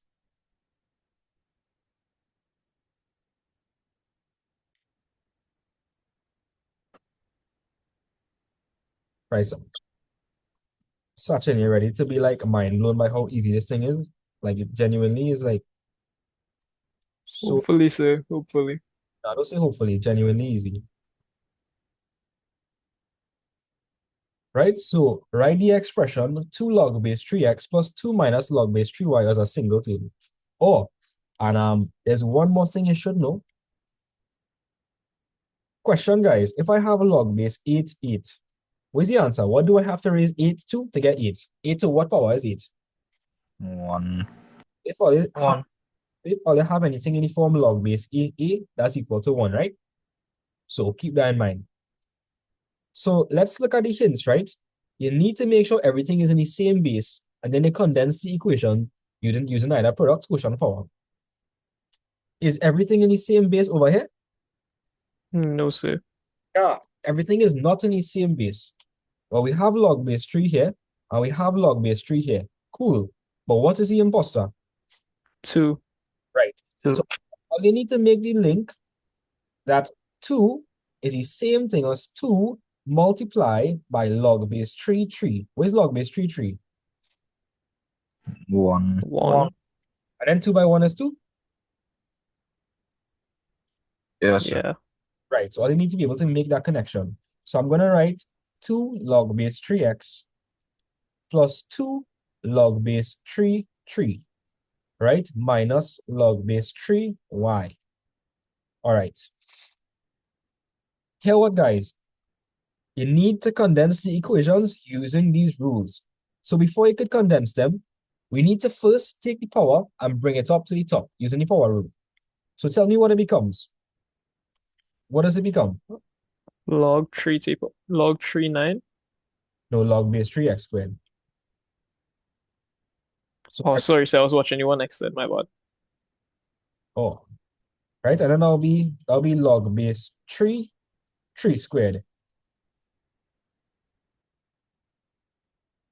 Right, let's simplify that.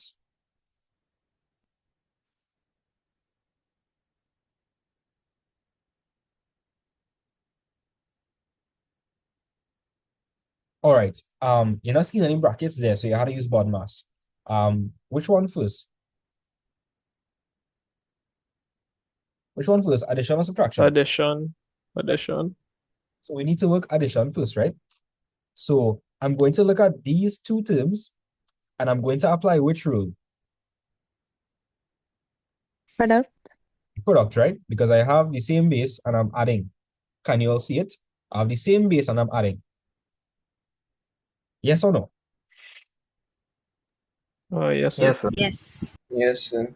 Right? So you're going to end up with log base 3, and now going to turn to 9x squared.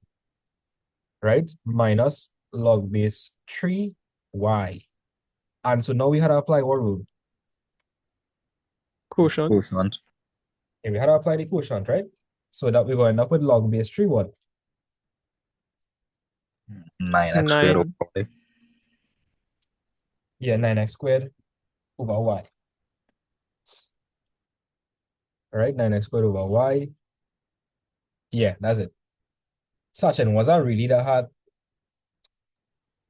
Not really, sir. I find this question was really easy. It's like, oh, the ones I get trouble with. Okay, no problem. Well, we could do other questions, right? I guess in Yeah. like, this is cook here. Feel like that's cook here. Not really, sir. Okay, well, I'm gonna do this question real quick. So by using logarithms, express the relationship v is equal to 7 by 5 to the power t in a linear form. So in this situation, you're clearly seeing a power. Anytime you have a power that's not linear form. So for that to be in linear form, that power would need to come to the side. And so what I would do is I would apply logs on both sides. So by the way, LG means log base 10, right? In case you didn't know. So I'm going to apply LG on both sides. So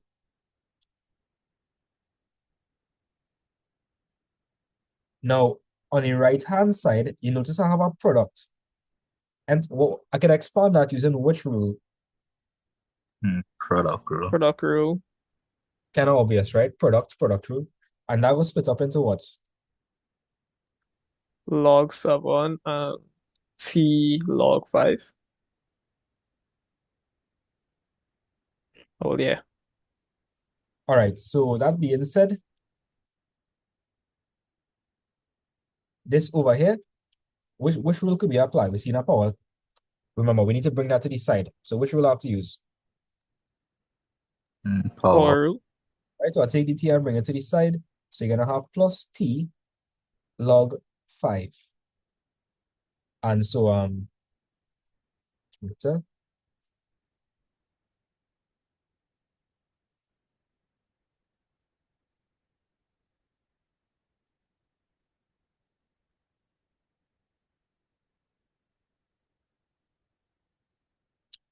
right.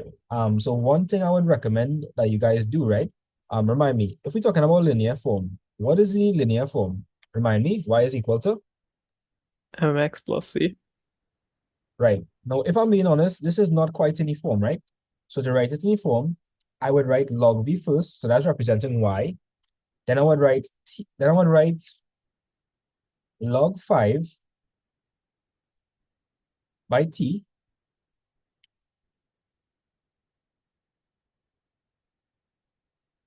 plus log 7. Chat, if all you're confused, let me know. So you're cooking. So all you can see that y is log v. The gradient is always a number. So that's why I put log 5 there. The x is the unknown t, and the y-intercept is log 7. Cool. So yeah or no? Okay. Yes, sir. Yes, sir. Before when I see this question, I was get real confused. But now that we actually went through it, looking real simple. Right, trust me, it's real simple. I'm glad you understand it now. So in part 2, hence state the value of the gradient. Where's the gradient? Log 5. Oh, you can see that the gradient is log 5. Yes, sir.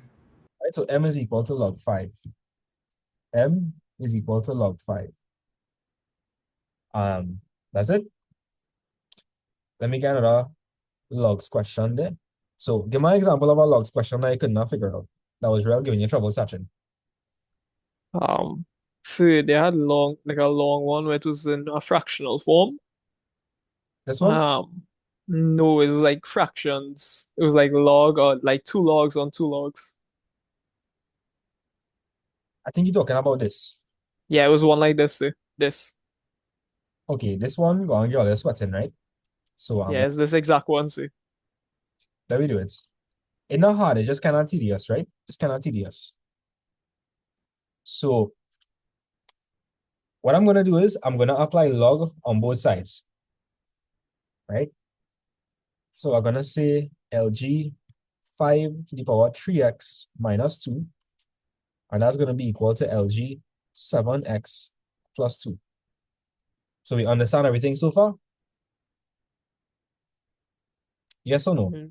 Yes, sir. Yeah. So all I did was I applied logs on both sides. Since I applied logs on both sides, what could I do next? Which rule am I gonna use?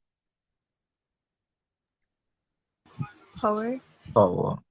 No, I'm gonna use the power, but be very careful. When I take this and bring it down to the side, you need to put brackets.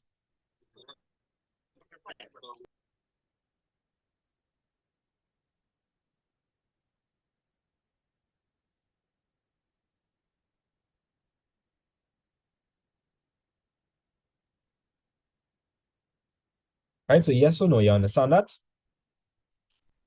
Yes, sir. Okay, now we're gonna expand this. If we expand this, we're gonna get 3x log 5 minus 2 log 5. Yes or no? Yes, sir. So all I did was I multiplied the log 5 by the 3x log 5. I multiplied the minus 2 by the log 5. Simple enough, right? Yeah or no? Yes, sir. Right? If we expand this, what are we gonna get? X log 7 plus 2 log 7. Okay, I'm trying to find for what? What am I trying to find for? X. So I'm gonna locate all the x terms. I'm gonna sum across all the x terms, right? Typical algebra procedures. So Okay.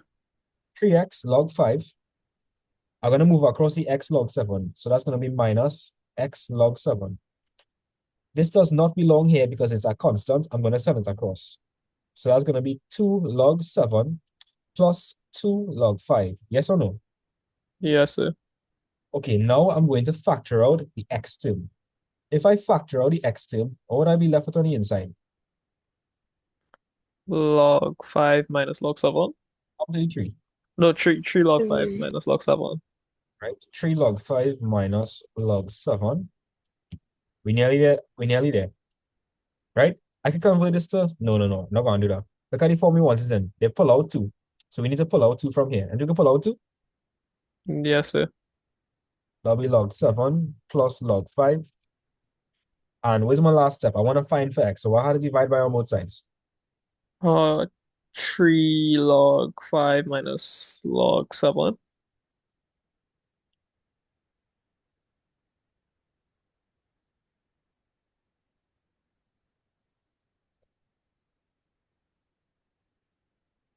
Right, so you notice this times will cancel off. Mm-hmm. And so x is equal to, so we have the top, right? And we have the top. Yes, sir. So to get the bottom now, we'll just apply the power rule. And so that's going to turn to, you see this 3, we're going to bring it up here. And that's going to become log 5 to what power? 3. Right? Where's 5 to the power 3? 125. Right? Is that the answer they wanted? Think so, sir. Let's see.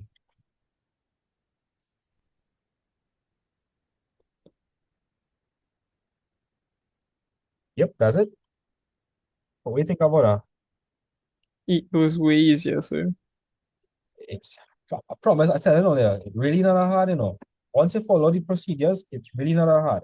You're applying the same procedures from algebra. So you apply logs on both sides. When you bring the power, since it's a binomial term, you put it in brackets, you simply expand. You expand. Once you expand, you're taking all the x terms, putting all the x terms on one side, right? You're putting all the other terms on the other side. You factor out the x term, right? And you divide throughout by what is multiplied by x. It's really not that hard. And well, in some instances, you need to use the power rule. So what do you feel? How you feeling about this question? Good, bad? Oh, pretty good, sir. Nice. Anybody confused by this question? Let me know.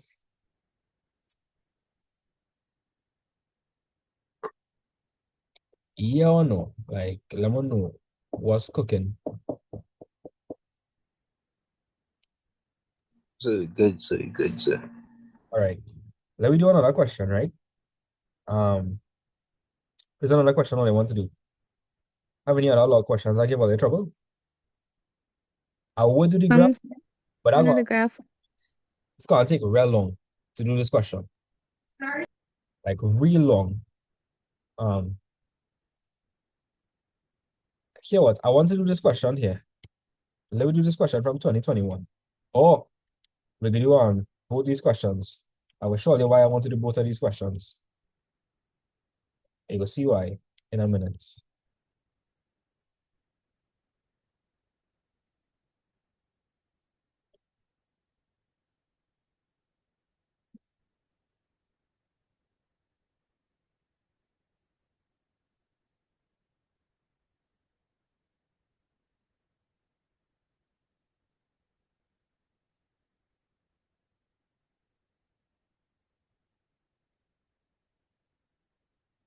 Right. So I want somebody to help me with this question. Let me see how bad all it is.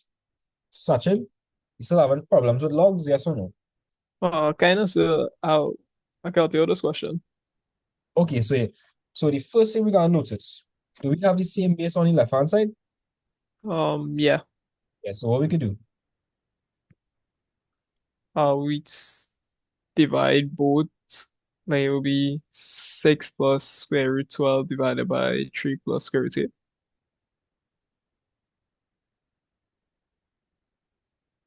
Yes. And on the right-hand side, clearly that's not log base 2. Is it? No, it's not. What is log base 10, 10? 10, 10. Oh, with log base 10, 10, 1. Right, that's what that means, eh? Log 10 is 1, right? That's 1. Is there any way we know how to write 1 in terms of log base 2? Log base 2, 2. Yep. And so we're going to write log base 2, 2. Let's look at the condition that had to be met. If I want to drop logs, I need to have 2 log expressions on either side, or 1 on either side, right? Is Mm-hmm. we have over here, I have 1 here, and I have 1 here. So could I drop the logs? Yes, sir. Yeah, I could drop the logs. If I drop the logs, that's going to be 6 plus root 12 all over 3 plus root a, right? And that's going to be equal to 2. So all I did was I dropped the logs. That being said, I could now cross multiply. So where's 1 by 6 plus root 12? 6 plus root 12. Actually, here what? I'm going to cross multiply and do this first, because if I do that, I'm going to end up with a on the left-hand side, which is good. So that's going to be 2 by 3 plus root a equal to 6 plus root 12. Yeah or no? Yes, sir. All right. So if we expand this, we're going to get 2 by 3 is 6. Right? And 2 by root a is 2 root a. If I subtract 6 from both sides, we're going to end up with 2 root a is equal to root 12. Right. What's another way I can write root 12? 2 root 6. So root 4 by root 3. Right. Oh, yeah. Which is the same thing you just now said, right? So 2 root a is equal to 2 root 3. Let me look at both of these sides. Are both of them in the same form? Yes, sir. What a going to be equal to? 3. Yeah, that's the answer. A is equal to 3. Yeah. If you wanted, you could have gone, you could have finished it, but this is sufficient. Once in AdMaths, once you have equations in the same form, you could equate coefficients or equate terms. So you can recognize that this is the same form as this, so A would have to be 3. So you okay? Yes, sir. Okay, good. So let me show you why I wanted to do that compound interest question. Notice the 6 marks. So Alice deposited $4,000 into her new savings account at the Bank of Fortune, which pays an interest at 8% per annum. The bank's compounded interest is represented by the geometric progression A is equal to P by 1 plus R over 100 to the power T. Determine the number of years it would take for Ali's money to at least triple. So I had to fix that. Like this was be Ali. You know what? I will just change this to Alice.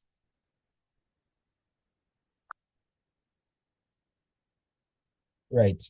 Yeah, so if Alice put in $4,000 originally, what would at least triple 4,000 be? 12,000. Right. So that is the amount of money I need to get after T years, right? Yes, sir. Okay.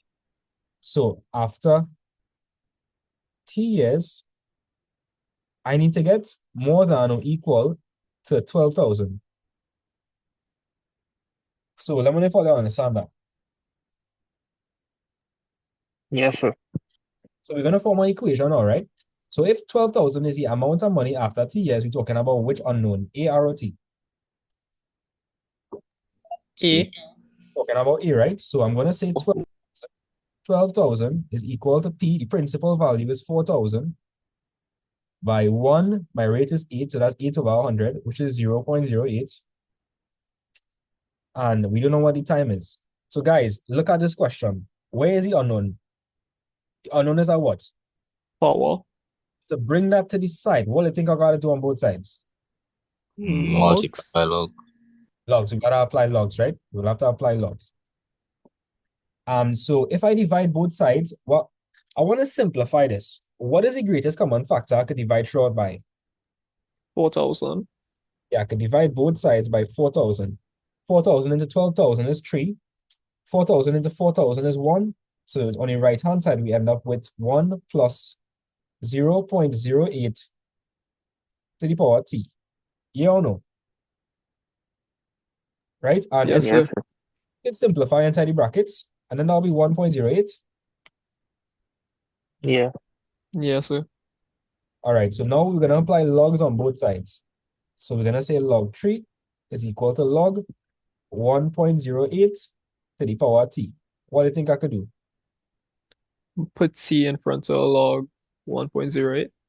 Right. And can we solve it now? Yes, sir. Yeah, I'm just gonna swap the order, right? So I can see it better. So I'm gonna shift, I'm gonna swap. So the left hand side gonna become the right hand side, and the right hand side gonna become the left hand side. So t log 1.08 is equal to log 3. I didn't break any rules here. Are you understand what I do? Yes, sir. And so if Yes, sir. so right now I'm multiplying t by log 1.08. So what would I have to divide both sides by? Log Log 1.08. 1.08. Right.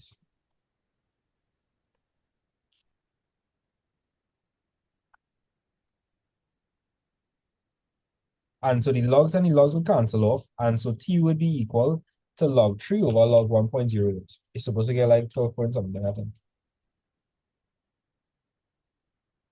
14.27, sir.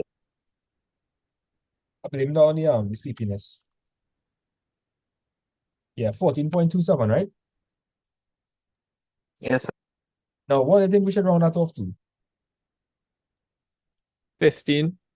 Guys, why wouldn't we round it off to 14? Because you still won't get enough because it's lower. Exactly. Guys, hear this, right? If it taken at least 14.27 years to get 12,000, and 14 years would be less than 12,000. Yes, sir. So to figure out number of years to at least triple, remember, at least means more than or equal to, we can round that up to the nearest year. That'll be 15 years. So everybody feeling A-okay with this, like A-okay with this question? Yes, Yes, sir. sir. Okay, good. I feel like I'll go do one more logs question, right? I feel like I'll go try this. I feel like I'll go do this graph question. Yeah, let me see if we can attack this. Excuse us here before you continue. Can you scroll back down so I can take a screenshot, please? Okay. Yeah. So you think that how they'll continue bringing the formula with these Linear form? these yeah. Yeah, I think you get a question like that. In my predicted paper, I did a question like that. I had to plot it. Yeah. All right, so you can go back. Right. So I predict that this year I think you're gonna have to write it in linear form. I think so. I think so.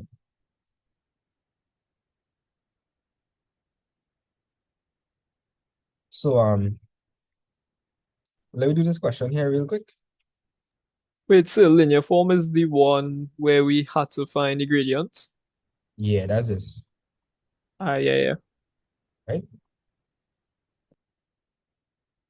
So we're gonna do a full question here. Right?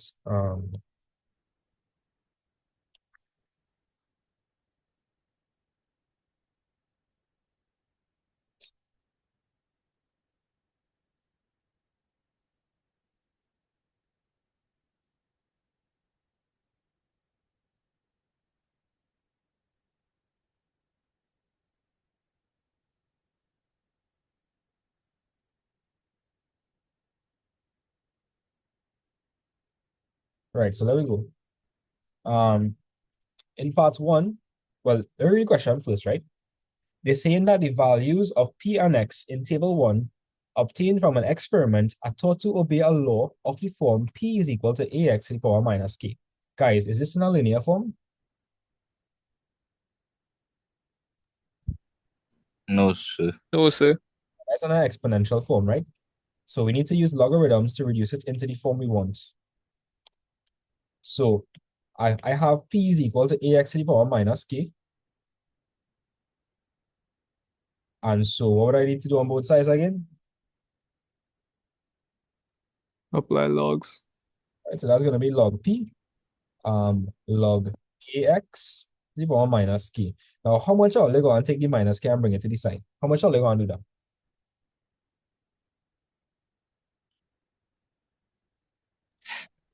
Misa, I ain't gonna lie. That's wrong. Why is that wrong? Because k is only to the power x, not a. Exactly, right? And so maybe if I write it in this form, it will help all you out. And we really have, guys, n is really a multiplied by x to the power minus k. Are you seeing it now? Yes, sir, yes, sir. Yes, sir. And so what rule I had to use there? You had to like undo product rule. Yeah, I had to undo the product rule. So if I undo the product rule, I'm going to get log a plus log x to the power minus k. And since I have it in a form where I could actually bring down the power, that's what I'm going to do. So I'll take minus k and I'll bring it to the side. So that's going to be minus k log x. Yeah or no? Let me know if I understand. Yes, sir. Yes, sir. Yes, sir. Now, a little be careful, eh? Be very careful. That's not uniform y is equal to mx plus c yet. If I wanted uniform y is equal to mx plus c, somebody could tell me, this is definitely y, so we have y. What do you think this Oh, is? you have to say that's c, sir. That's c. That's C. And guys, be very careful, right? Guys, very careful. K is a what? Unknown. K is a constant. It's an unknown, right? But it's a constant, right? Okay. X is a variable. So instead of saying, so basically what I'm saying is you would have to plot log p on the y-axis and log x on the x-axis. That's what I'm saying. So let me write it in the form and I'll go understand it better. So I'll write log p is equal to minus k log x plus log e. So all you can see it now, y would be equal to y is what? Log p. Log P. M is? Negative k. Negative K. Right. X is? Log x. Log X. And C is? Log a. Log E. Right. So if I want to get the graph for this, what am I going to plot on the y-axis? Log p. And what am I going to plot on the x-axis? Log x. Right. And so my y-intercept will be given by log E, and my gradient, whatever I find ingredient to be, that's going to be minus k. So let's answer the question, right? We know exactly what to do. So if we need to plot log p versus log x, what do you think we ought to do this? Will this He suffice? puts all that in log form. Yeah, so we need to put that in log form. So like that's exactly what we have to do. And in this question, they did not give us a scale. So oof. Yeah, man. Kinda cooked. We'll be fine though, we'll be fine.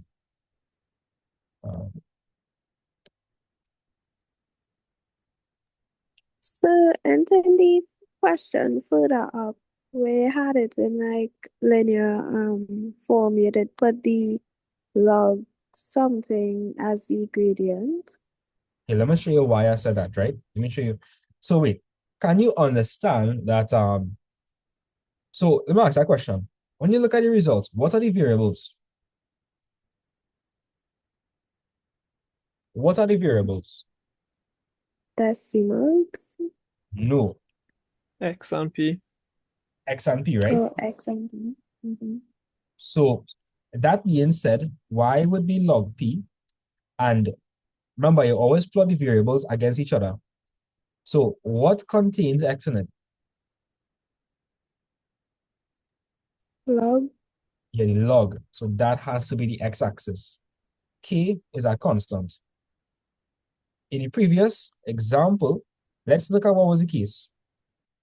In this situation, V and T were the unknowns. You see, in that V and T were the unknowns. Yeah. And so in this case, it was just T.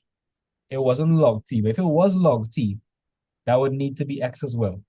So whichever ones have the variables in it, that's the ones you're going to use for Y and X. So just be careful of that, right? Okay. So again, your variables are X and P.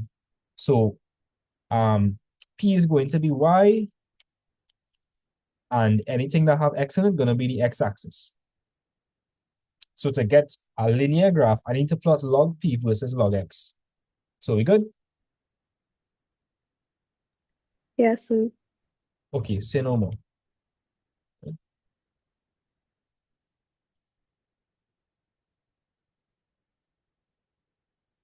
Let's check something. Okay, good. Right, so let me find log X and log P now. So I want somebody to tell me. So I'm gonna come up with my own column. So I'm gonna have log X and log P.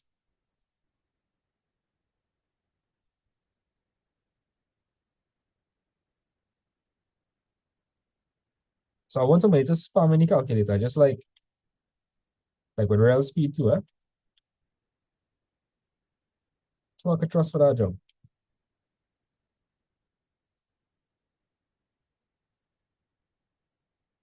Right, so I need to find log X and log P. So make sure it's log base 10, right? So well again for this. So you're gonna put log base 0.198. Let me tell you if you're correct.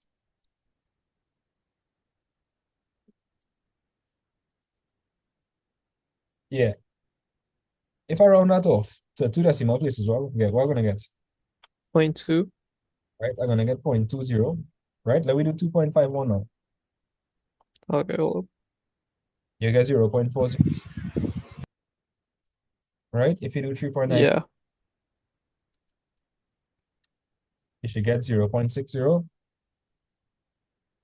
Okay, this is working out nice. This is not bad. If you do 6.30 again, 0.80. yeah, that's you.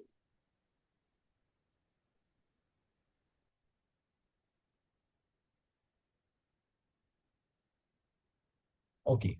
I'm not sure who that was, but um after this question, I could do one more like this, but I'm not going to plot another graph. And then again, I'm going to plot another graph, right?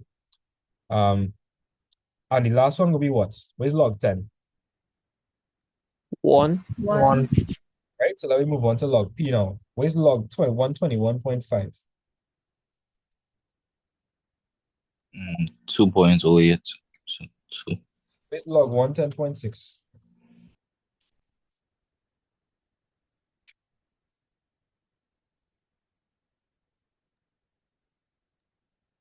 2.04. Right? Go down the line. 2.03. 2.03 is in. All right, 0.80 is 1.99. 1.99. Okay. What is 93.8? 1.97. Okay, so the scale is definitely gonna be an issue. Now, when you look at this, that look like you're gonna have to do what with the y-axis? Physics people. What do you think we gotta do? It'll be a deceleration. A what? A deceleration, the gradient will be negative. Wait, what? Wait, what? No, deceleration has nothing to do here. You mixing up kinematics with logs. What we would have to do here is we have to break the y-axis. We have to break the y-axis, right? Yeah, we'll have to break the y-axis. So remember, we are plotting log P against log X. So log P is going on the y-axis and log X is going on the x-axis. So let me come up with a scale for the x-axis first, right? So I had to go from 0.2 to 1. I'm not looking that bad. So somebody come up with a scale for me. Come up with a scale.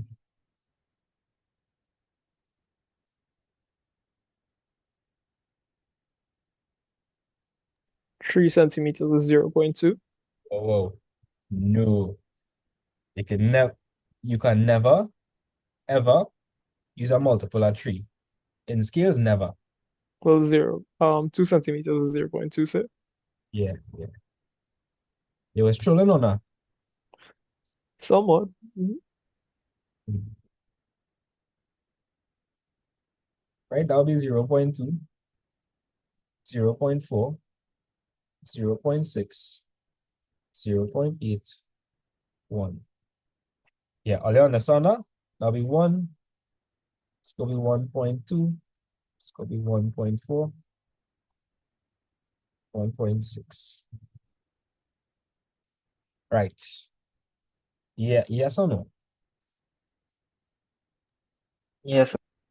Yeah. Now we need to break the axis here for sure. And so in other words, we could start at a value.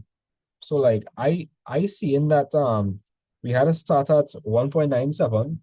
So maybe we could probably start at like 1.95. Maybe we could start at 1.95. Right? Or let's see how this is going. So because the range is so small here, you have to be very careful. So what is the difference between 2.08 and 1.97? It's a very, very small range. So the scale we use, it needs to be very blown up. 0.211. Say that again? 0.211. Nah, the range.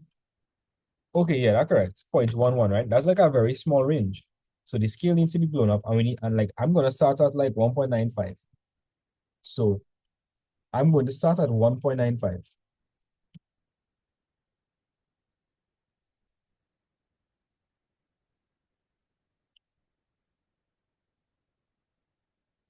So we need to come up with a suitable scale. So what I'm thinking is that every one could be like 0.01. So this could be like 1.96. This could be like 1.97, 1.98. Let me see if the scale work out. It's going to be 1.99, 2.01, 2.02. So I'm to 2.0. That's crazy. Forget that one.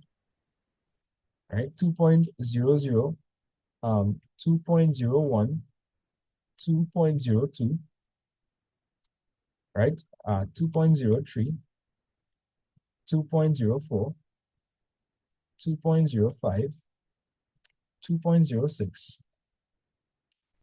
2.07, 2.08, and I'm going up to 2.10 just in case, right? All right, does that cover all my values? Yes or no? Yes, sir. Right, so Yes, sir. let me start off, right? Let me just draw for this one, let me just draw it real quick. Right, so over here, we have, this is log P, and over here we have log X.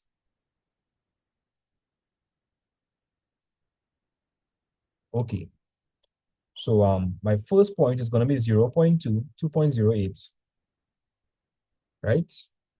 0.2, 2.08. So that's going to be right here. That's my first point. Where did it go? Okay, it's there, right? And the next point is 0.4, 2.04. So 0.4, 2.04. So that's right here. So 0.4, 2.04. The next point is 0.6, 2.03.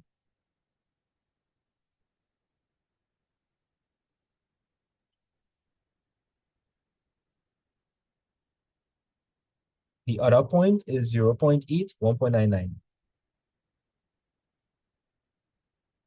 And the other point is 1.97. Okay, so it's kind of looking like a line, right? Yes or no? Kind of looking like a line. Yes, sir. Yes, sir. Kind of looking like a line.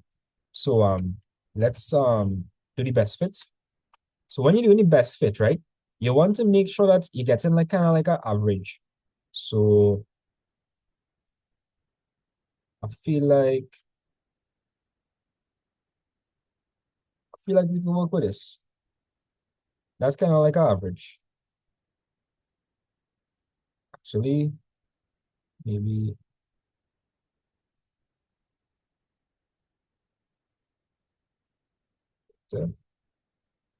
yeah, so let me draw that. Now I find like I could do a better best fit. Right? So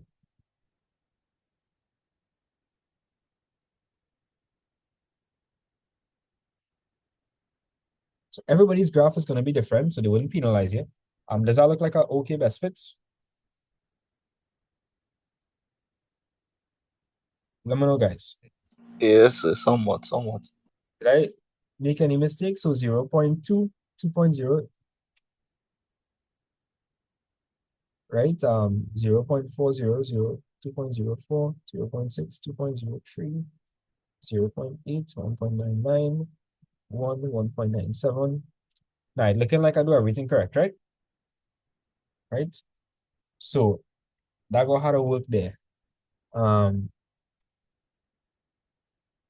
Okay, so that being said, I have my line. Now I need to figure out, according to the question, they say me. So that for 3 marks is crazy. Now we need to figure out K, A, and K. So if you recall, somebody tell me, what had A in it? What had A in it? C, the Y answer. Right, so C was equal to log E, and what had K in it?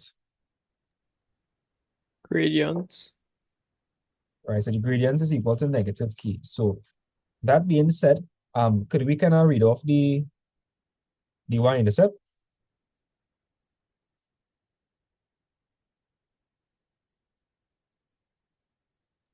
Oh, yes, sir. Right, so first of all, we need to figure out what one of these small blocks is. The difference between that would be 0 0.01. Let's say 0 0.01 divided by 5.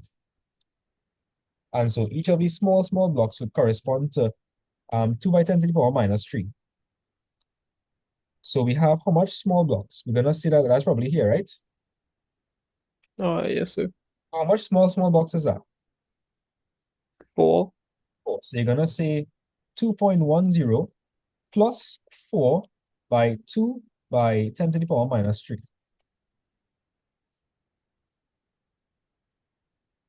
And you're supposed to get 2.108. Yes, sir. So 2.108. Tommy, your camera, I think your camera is on,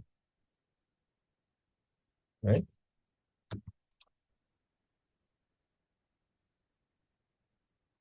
Okay. Right. So let me know if you're okay with that.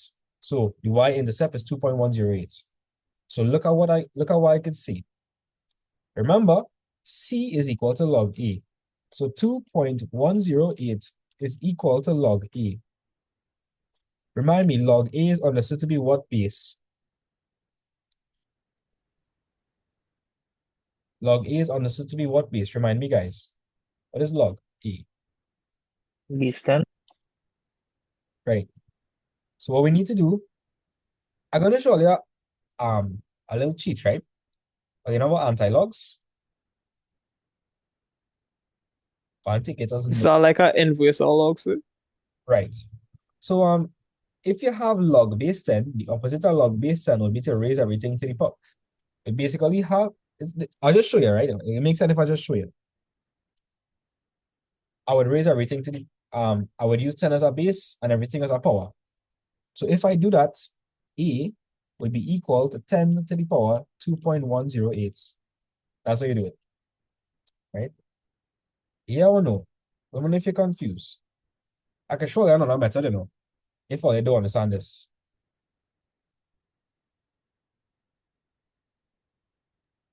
It understandable, sir, but I would like to see the other method. Okay, the other method is you converting it back to index form, right? Let me look at a simple example.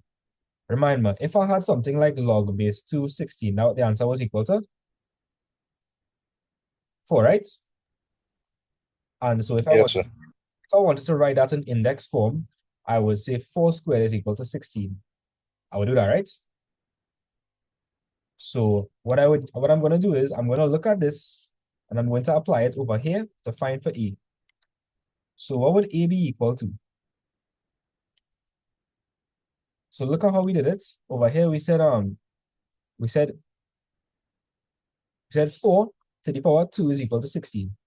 So over here we have 2.108 again like before. And what is the base? 10.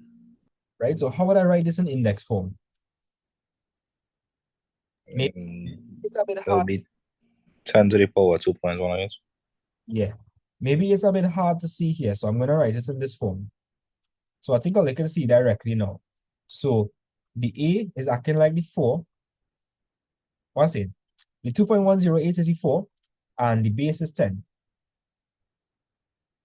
So I think I'll see what I'm talking about. So A would be equal to 10 to the power 2.108. Yeah. Yes. What is 10 to the power 2.108?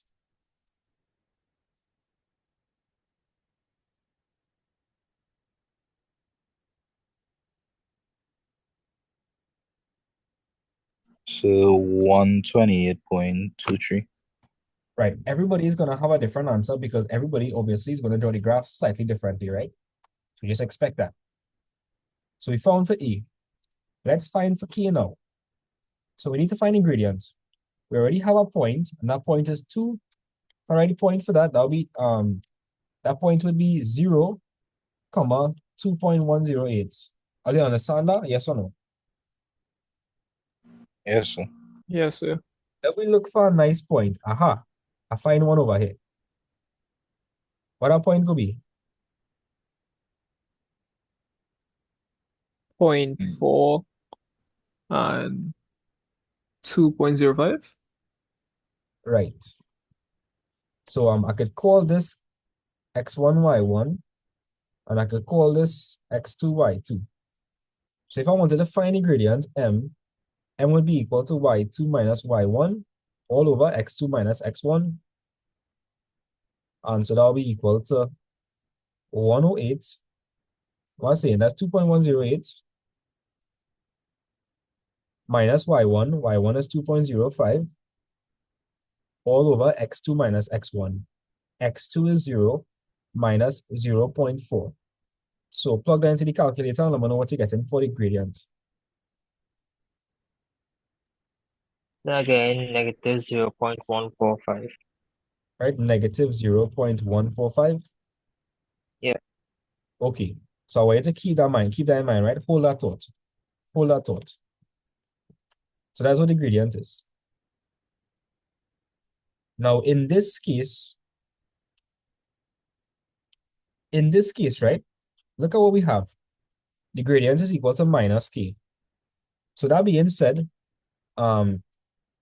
minus 0.145 will be equal to minus k. So what k will be equal to? 0.145. Yes. Yeah. So that is like, that's a real question like that. Was that bad? How was the final was? TDS on long. Yeah, it was a lot. So what It was easy though, sir. it was easy, just kind of frustrating how long it is. Right? So I have a question Let me hear. concerning the graph, right? If it is I choose to connect all the points, would that cause me to lose any marks or anything? Okay, how are you going to connect all the points? Well, if you connect all the points, is that going to form a line? No. Nah. And we want to plot a line. So you need to do the best fit. You can't connect all the points. If you connect all the points, you're gonna end up with something like that. What is that? Yeah. That's not a line. So you do the best fit. What exactly is the best fit? A best fit line is like when you take like the average now. So like if you notice, and to have some points on either side, Yeah. I cannot take an average now. That's what best fit is. Or they should know that from physics. Yeah. So like you're taking up a line, you're drawing a line that would ensure you kind of have like equal distance from on either side. So like notice I have like that distance. So try to kind of take an average. Yeah. Okay. And everybody is going to get different answers because you're going to do the graph slightly different. Yeah. So they wouldn't penalize you much. Once you follow the same procedures, you'll get your marks. Right? So somebody wanted me to do one more linear form question, so I'll do that. And yeah, let me know what after that. I ducking out it. All right. Appreciate the help. Not a problem. Good luck to everybody else. I wish you the best of luck in the exam. You'll get through, right? Thanks, sir. Yeah, man. So I'm gonna do one more log question.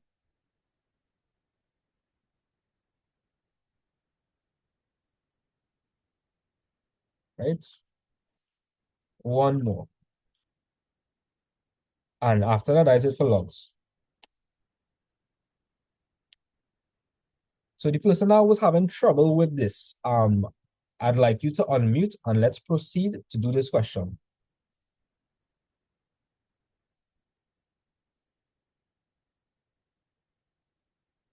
Amara, you was the one that wanted me to do one more. Are you able to unmute?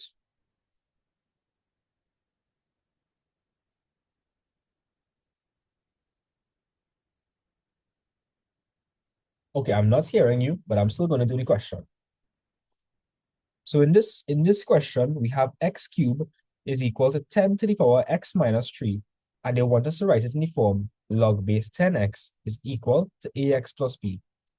So I need to recognize that this is in the form y is equal to mx plus b, where in this case, the y-axis, you would plot log base 10x, and on the x-axis, you would just plot x. So let's figure out how to do the question. So if I want to get it in the form log base 10x, I will need to apply log base 10 on both sides, so LG. So I'm going to say LG x cubed is equal to LG 10 to the power x minus 3. I see that I have powers, so I can take the powers and bring it to the side. And so x minus 3, I'm going to take that and bring it to the side. But it's going to be in brackets. I want somebody to tell me, what is log base 10, 10? 1. 1, right? So on your right-hand side, you're going to end up with, what's the only thing you're going to have? This whole thing going to turn into 1. You'll get x minus 3. And so to find for log x, what I got to do on both sides? Divide by 3. Divide both sides by 3, right? So log x is going to be equal to 1 over 3x minus 1. Yeah or not? Yes, sir. So I want a little tell me, what do you think A and B is? A is what? 1/3. A third. Yes. -1. Right. Because it's clearly in the form log base 10x is equal to ax plus b. So a is a third and b is minus 1. Now, if we're looking at the equation of our line, right?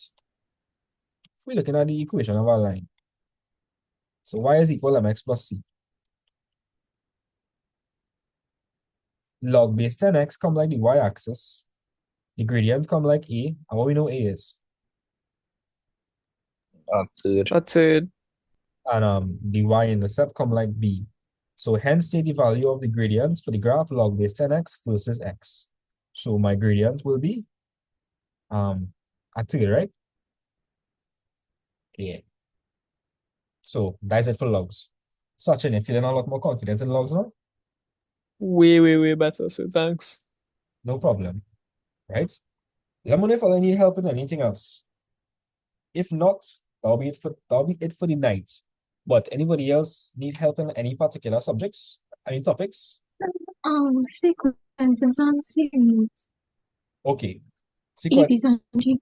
EPs and GPs are a very heavy topic. And so good luck. I'm gonna do 2 questions from that. Right? I'm gonna do 2 recent years. Right? 2 recent years.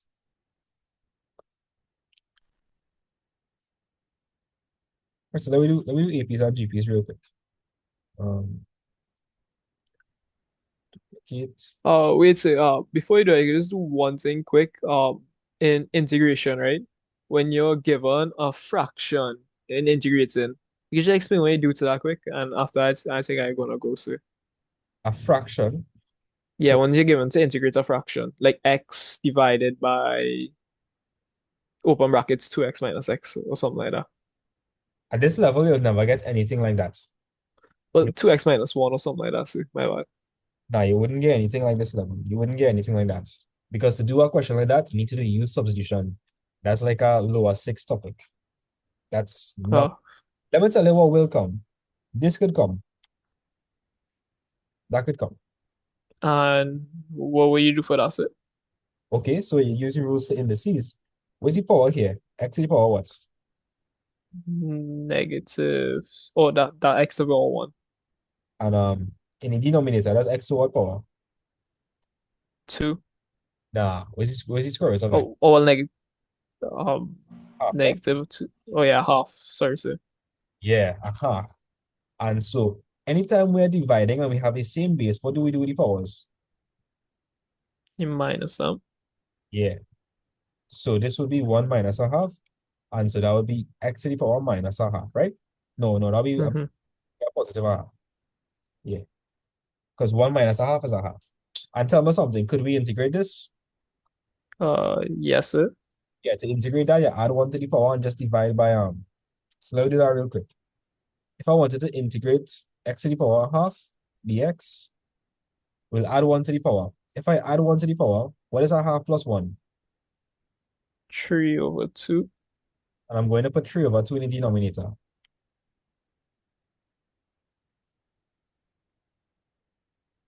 Now, dividing by 3 over 2 is the same thing as multiplying by what? 2 over 3. Right, so this will simplify the 2 over 3, x to the power 3 over 2. You good? I will. That's it, this, sir. Thanks, I go on. All right. Best of luck in the exam. If you got it. Yes, yes, I feel like going there too, sir. Thanks so much, sir. Not a problem. Best of luck, guys. Sounds, sir. I will leave this actually.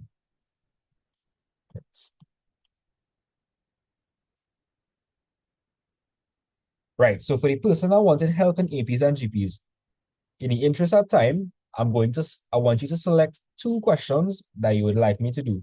2 questions that you feel utterly confused by.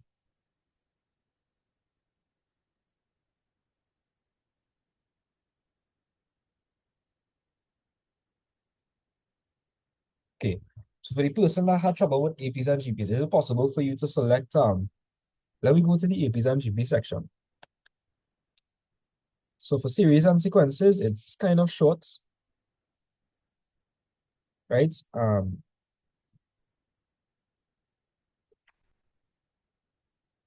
Let's check what the recent years entail. I noticed that in the recent years, they're placing a lot of emphasis on simple interest and compound interest, right? And you would also need to know the summation notation. So we could check out 2023, question 2C, and we could check out 2024, question 2D and E. Right. Okay.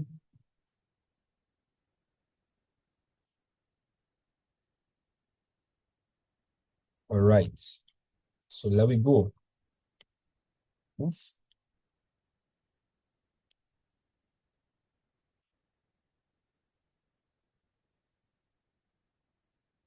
So the person that needs help in APs and GPs, are you able to unmute? Let me know if you. Yes, sir. Okay, good. So here the thing, right? In recent times, I noticed that they bring in questions that not necessarily APs and GPs. So like this question here is more so a simple interest question and a compound interest question. So I'll give you the question and read from her. Read it. Yeah, give the question and read. Um, John's grandparents started a university fund for him at a bank with $4,000. The bank offered two options for interest. Option one, $240 per annum. Option two, 5% of the current balance. Determine the sum of money in the university fund at the beginning of the ninth year for both options. All right. So let me handle this question, right?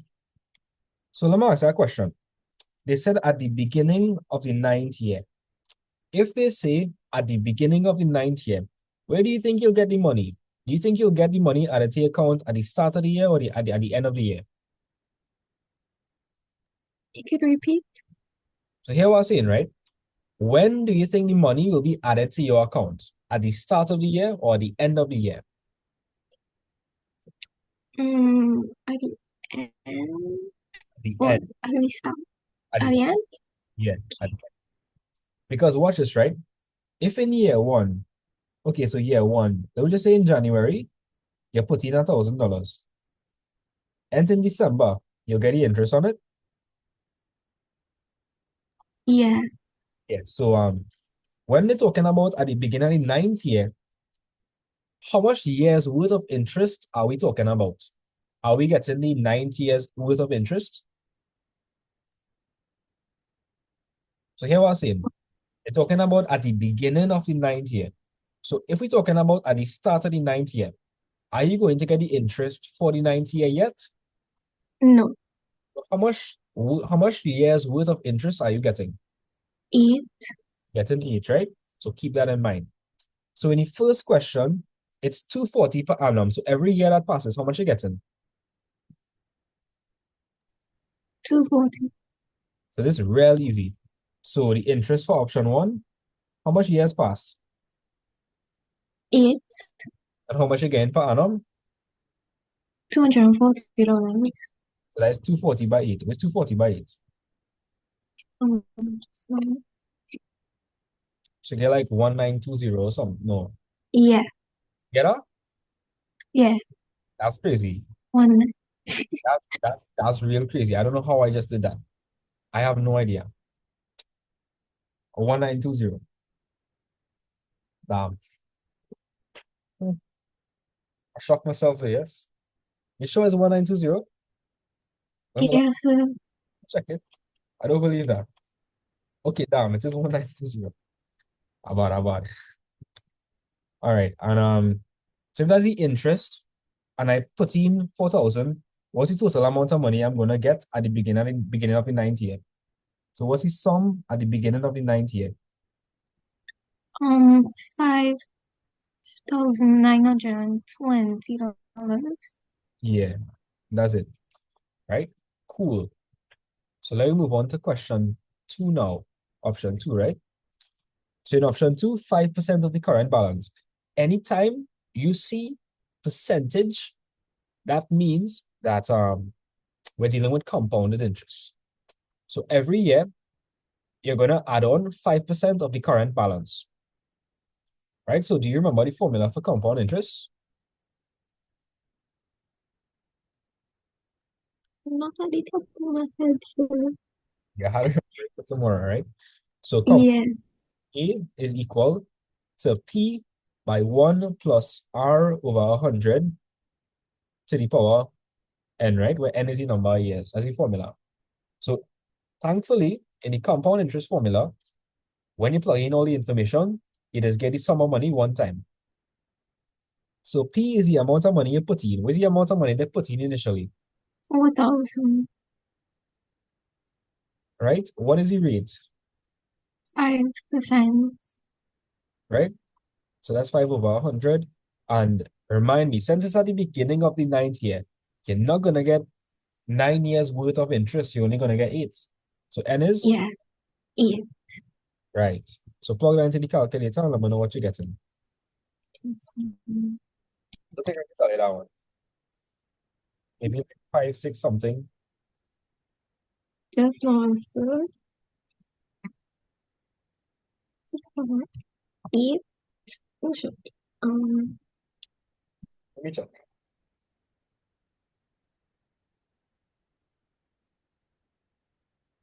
5909.82. Yeah, that's correct. Okay, so where is the interest better? Which option is the better option? Option. Where you getting more money? Option 1. Yeah. Yeah. If Yeah, that's yeah. like the better option, option 1 is the better option. Understand? Yeah. Anytime you see a percentage, think compound interest and be very careful Okay. what they say.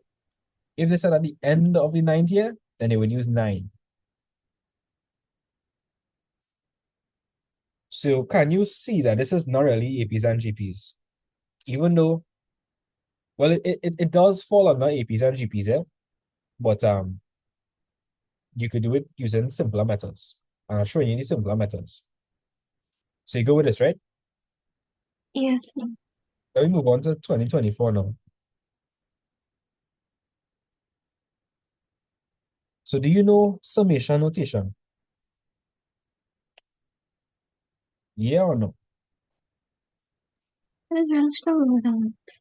Say that again? Yeah, is that trouble with that? Yeah, I just like the summation itself, I just like struggle with that. But everything else I could get through. But it's just like hard to understand that sometimes. Okay, now like it really easy. Let me show you, right? So you see this over here? Whatever you have over there, that is what you're going to use to generate the terms. And this over here is the start. And this over here is the if the bottom is The right in end. the end, right? So to get and well, summation just means add, right? So your first term, what are we starting off with? I is what? 0. Right. So anyway, you see I, you're gonna write 0. that's gonna be 0 minus 2. Okay, then add what's after 0? 1. After 1, 2. right? After 2 is 3. 3 minus 2, and do I stop here? Yeah. Yeah, and that's it. And so this is 5 to the power minus 2. This is 5 to the power minus 1. This is 5 to the power 0. This is 5 to the power 1. This is 5 to the power 2. So you could plug that into your calculator and get your answer. Or if you want, you could throw that in no extra stuff. And that'll be 1 over 25. This could be 1 over 5. This could be 1. This could be 5. And this could be 25. But it's perfectly acceptable to plug the entire thing into the calculator. So let me know where you're getting. Oh, what's your name by chance? Rani. Rani, okay. Rani, you have a Casio or Sharp? A Casio. Okay, did you know that on the Casio, you can literally plug this into the calculator? Like wholesale? Yeah. Yeah. Okay, cool. Yeah, so let me know where you're getting for that.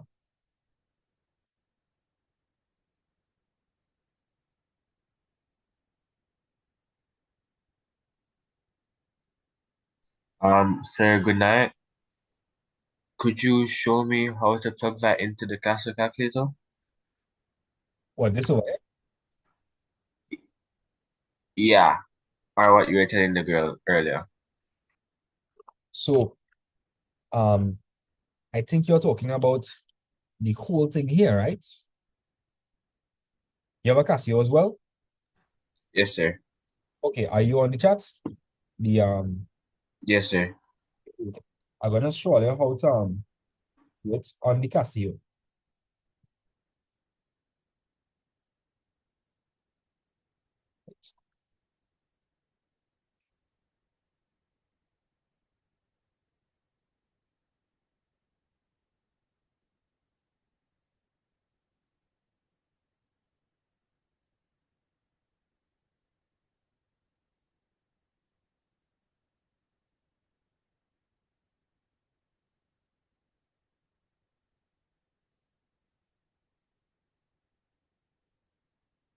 Yeah, so Ronnie, did you get an answer? Yeah, I got 31.24. You would be correct. Right, 31.24 is the answer you're supposed to get. Nice. See, understand this, right? So like, Yeah. just the start. This is what you're going to use to generate the terms. And this over here is the end. That's all. And summation is plus. Simple. You've got this. All right. This is 3. It's going to be E.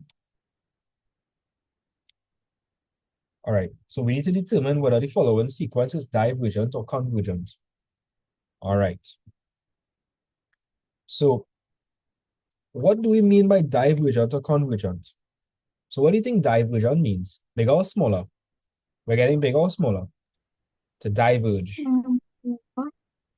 Nah, to diverge means to like spread apart. So like Oh, I got it. Sorry, my bad.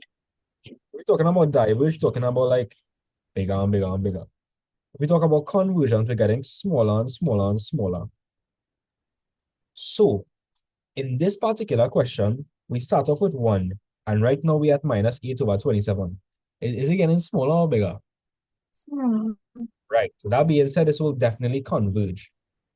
So the only type of functions, the only type of sequences that will converge are GPs. So anytime you see converge, we're definitely talking about GPs, right? Yes or no? Yeah. Right. And geometric progressions have common what? They have common what? So APs have common differences and GPs have? A common ratio. Right, they have common ratios. So we need to prove, so if you want to prove is convergent, the common ratio will be less than 1. So let's find the common ratio. To find the common ratio, you're just going to divide successive terms.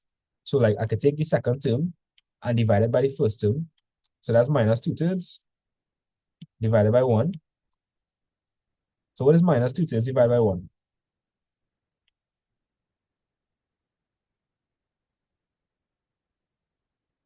The answer should be minus 2/3. Yeah. If you're confused by this notation, and we're actually going to show you how to plug it into the cassie. I'll show you guys.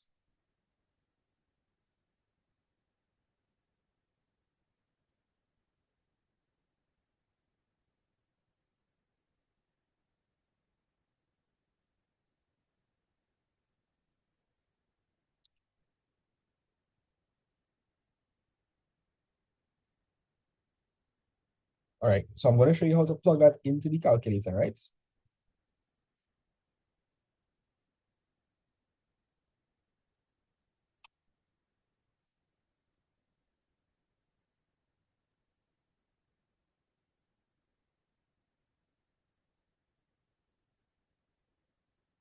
Yes, so that's how you plug it in into the calculator, right? So that's the common ratio there, and we can't just find the common ratio for one. You need to find it for multiple terms to make sure that the ratio is the same throughout. So I divided the second and the first term. Give me another pair that I could use. The fourth and the third. Right, what's the fourth term? Negative 8 over 27 divided by 4 over 9. Right, when you plug that into the calculator, again, you should get negative 2/3. Right, so can we see that the common ratio is the same throughout? Yeah. All right, and is the common ratio less than 1? Yes. Yeah, so since R is less than 1, the sequence is convergent. Right. And anytime we're dealing with convergent series, you should be able to find the sum to infinity. Do you remember how to find the sum to infinity for a geometric progression? Yeah, just not. I just is Right, so I will start. it's like A over is E minus some R something. 1 minus r. 1 minus, yeah. Right. Or 1 minus r. So what is the first term? A is the first term. What is the first term here?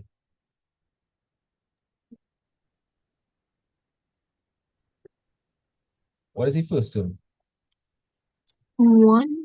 Right? So A is the first term, right? And it's 1 minus r. What is the common ratio? Negative 2 terms. Right? So you're going to plug this into the calculator.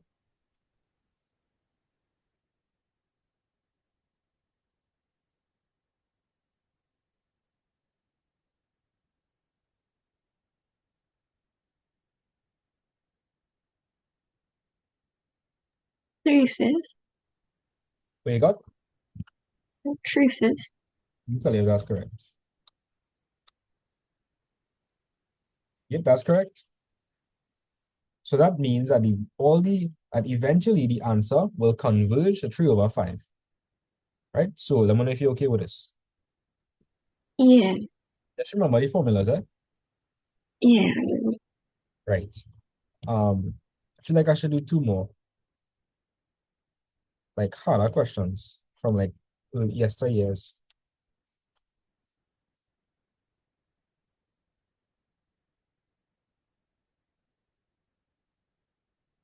Right.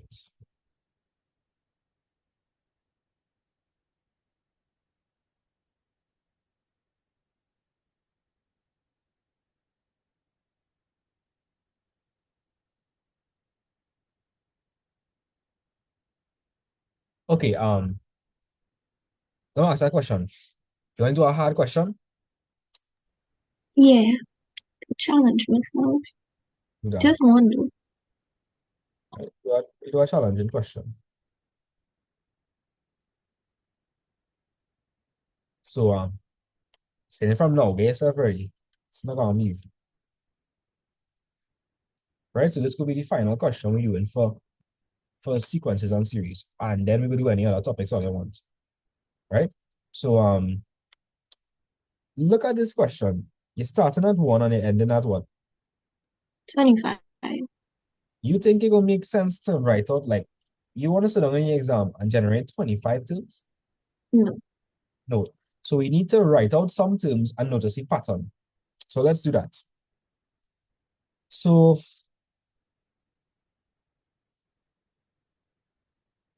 that's going to be the sum 125, 3 to the power minus n. So what is the first term going to be?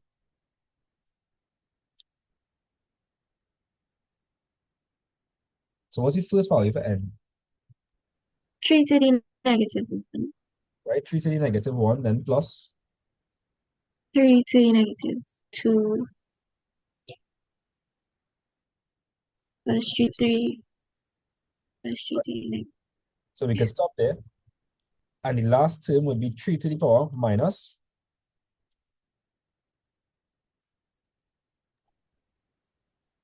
Minus 25. right. So obviously it don't make sense to write out that whole thing. So now we try to see if it's an AP or GP we're dealing with, right? So 3 to the power minus 1 can be written as what? 3 over. Now, if you don't understand it, put it into your Casio. Put 3 to the power minus 1 into your Casio. Tell me what 3 to the power minus 1 is.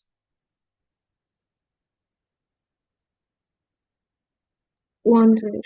Right? If you're confused, the power is negative in the numerator, so you'll send it to the denominator. And so this one, for example, this one will be 1 over 3 squared. And what is 1 over 3 squared? 3 squared is? 1/9. Right? So this could be 1 over 9. 3 to the power minus 3 will be 1 over 27. 3 to the power minus 4 will be 1 over 81.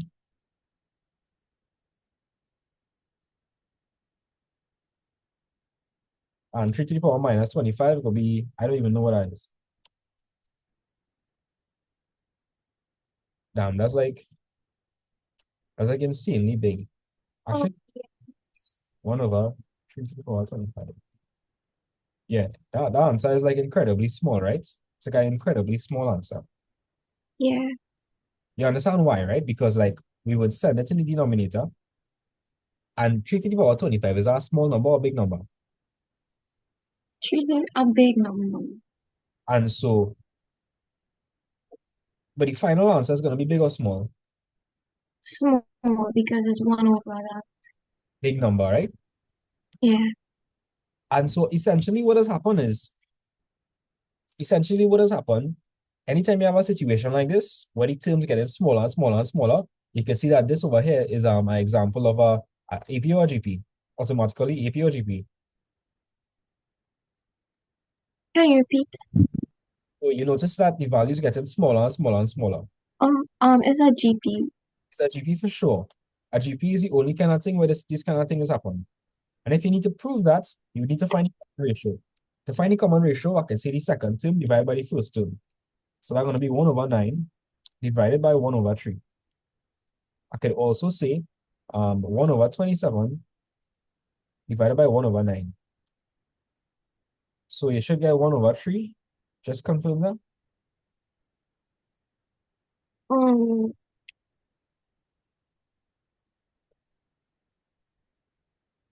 over 3.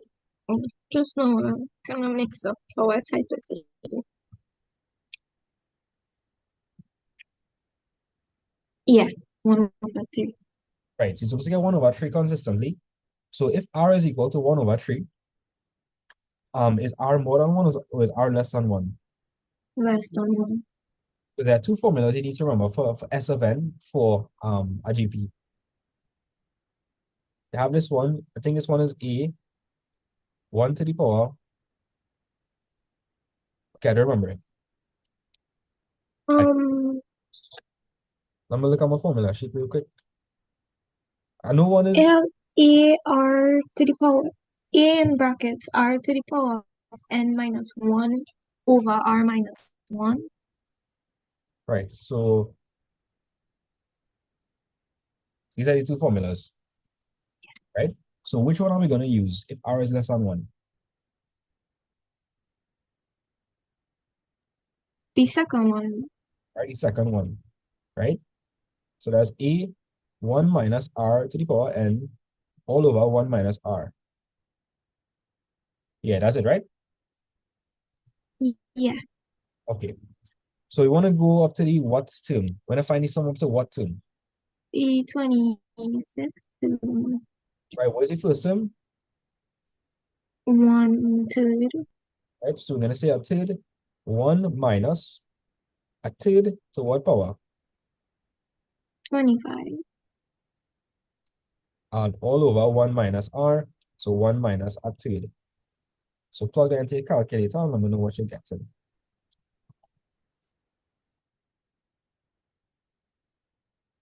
So I'm going to show you how to plug that into the calculator. Right? Some people might have some issues plugging that into the calculator.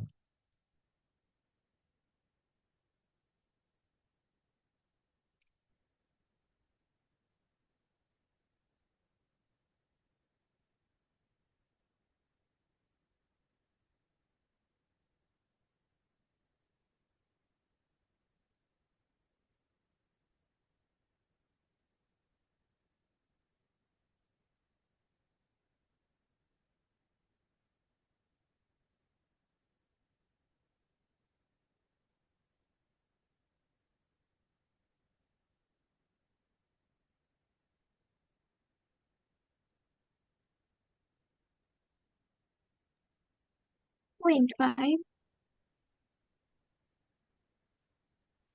Excellent. Yeah, that's correct. Nice. So yeah, you're supposed to get 0.5.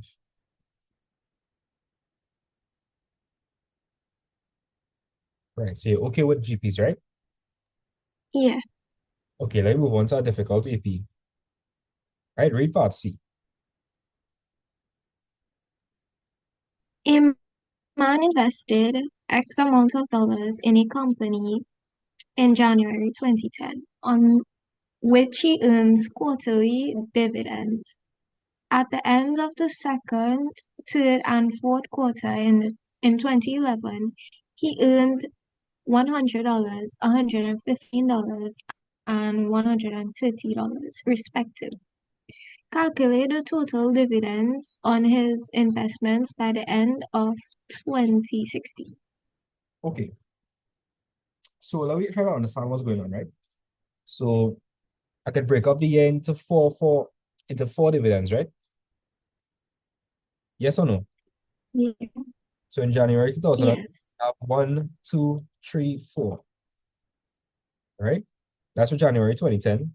And in January 2011, you would have 5, 6, 7, 8. Yes or no? Yeah. Okay. So do we know what the first term is? How much did he invest in January 2010? We don't know that. Yeah, we do. It's unknown is X. Gonna call it X, right? Yeah. Right. And they're saying at the end of the second, third, and fourth quarter in 2011, he earned 100, 115, and 130. So the second, third, and fourth quarter would correspond to which term? 6, 7, 8. Right.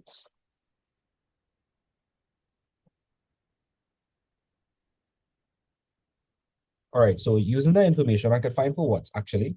I could find for, You could find for the difference. You could find for D. right? So D would be equal to 115 minus 100. That would be $15. right. So then we could work backwards, and you could work Yeah. backwards, or you could plug it into the formula. I'm gonna work backwards because I think that's the easiest approach. So what is 15 minus 100? 85. 85. That'll be 70, and then they're gonna be 55, and then they're gonna be 50. and then they're gonna be 25. 30. Just confirm that. Yeah. All right. So you understand that so here what, right? If we know what the starting term is, and we don't know what the common difference is, and we can do anything really. Yeah. Yeah. Okay. So is everybody okay with what I have so far? Yes or no? Let me know if you understand what why I did. Yeah or no? Yes, sir. Okay, cool. How much people they have? I'm curious. How much people they have in class? What's the number? 24 change, sir. That's still crazy. 24 is like still a lot, and it's like 330. Are they real dedicated, boy? Are they really want to get out one in advance? Right? So I hope everybody is okay with this question. So let's continue. Notice they want us to figure out total dividends. So total dividends.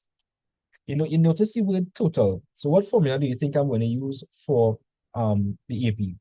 What formula do you use anytime you see total? TN. No, Nah, you wouldn't use the TN. sum of it will be SN.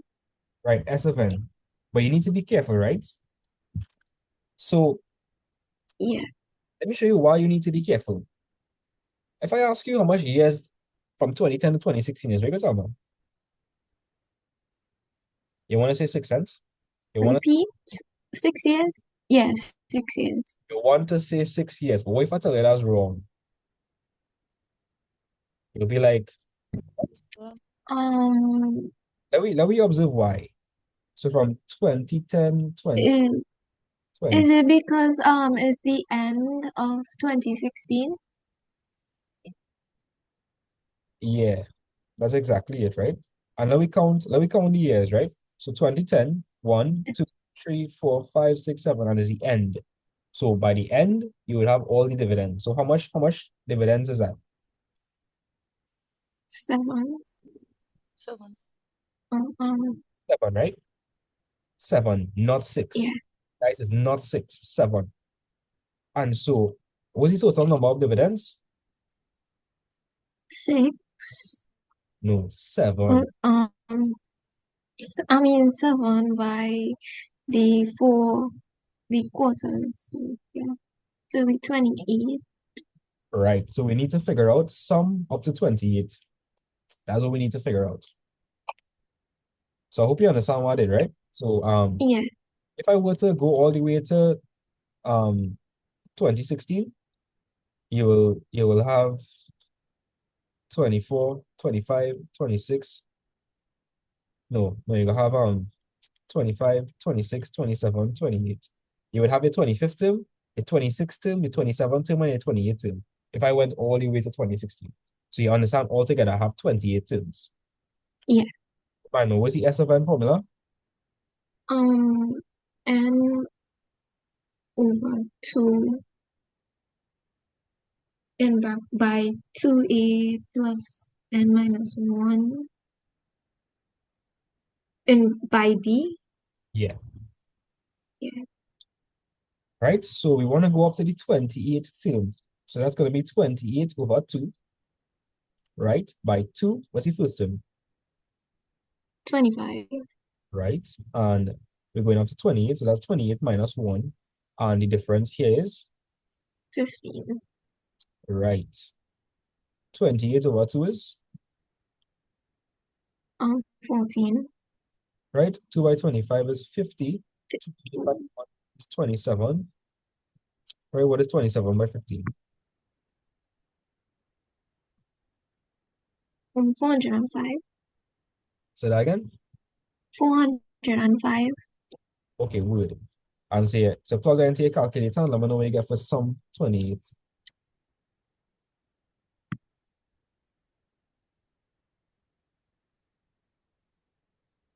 6370.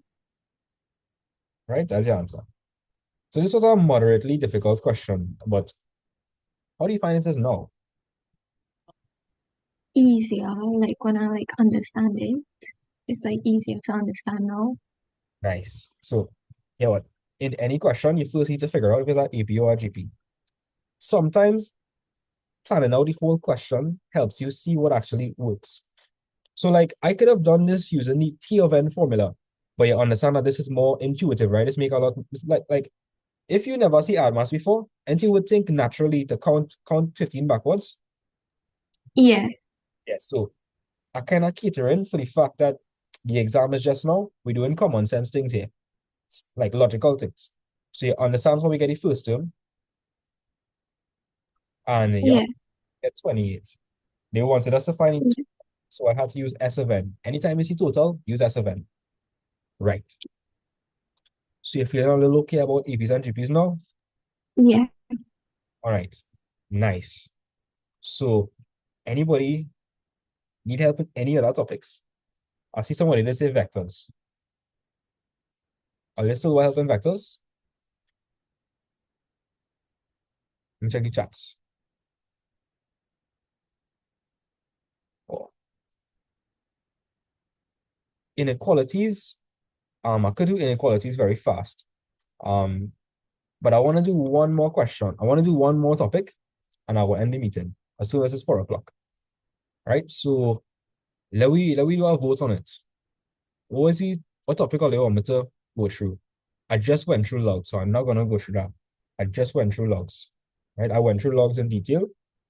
We did a bunch of log questions. A lot. Quite a lot of log questions. It's crazy how much logs questions we did. So I will send the notes. I'm not gonna cover something I already covered. Right? So the only new topic I'm seeing is inequalities. So it's just inequalities. Ashunaya, let me know. Tell me. So our probability. We went through probability already. Were you there when we did probability? No, so I don't think. Okay, but we went through probability already. Right? I did a good bit of probability questions. So I will send the notes. But I want to cover something that we never do before. So are you okay with inequalities? Yes or no? Like rational inequalities and things. Or that's getting you trouble. So I think I could go to the inequality. All right. I'll rational inequalities in depth. Right? But as soon as this meeting finish, I will send the notes and I have a real thing in these notes. The real thing.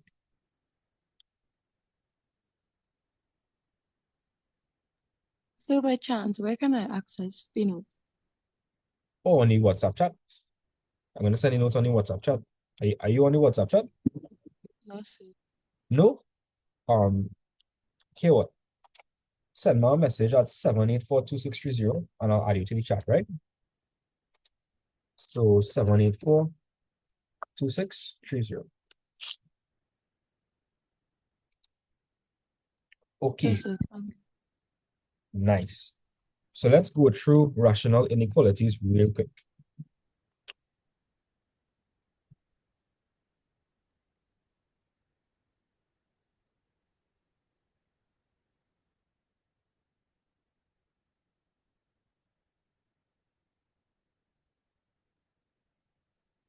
All right, guys. So to do a question like this, you would multiply both sides by the denominator squared. So we're going to multiply both sides by 3x plus 1 squared. And this is the typical procedure for these questions.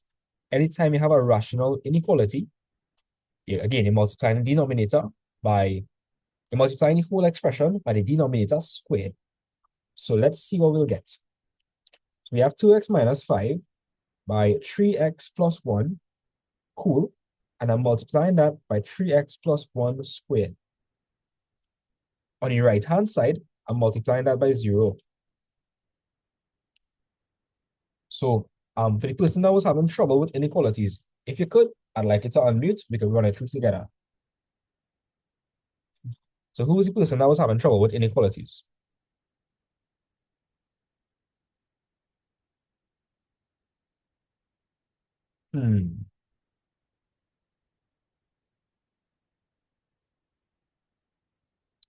Okay, that's all right. Well, pay close attention to what I'm doing, right?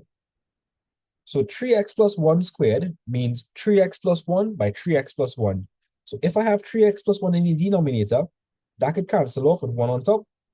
And so I end up with 2x minus 5 by 3x plus 1, right? And 0 by anything is 0. So with these questions, I would typically advise students to find the critical values. So basically, the critical values are the roots. So we're going to consider this as if it was equal to 0. So I'm going to put it equal to 0 to find the critical values. And again, the critical values are essentially the roots. So I would say 2x minus 5 is equal to 0. I will say 3x plus 1 is equal to 0. So somebody, if I'm saying 2x minus 5 is equal to 0, what would x be equal to?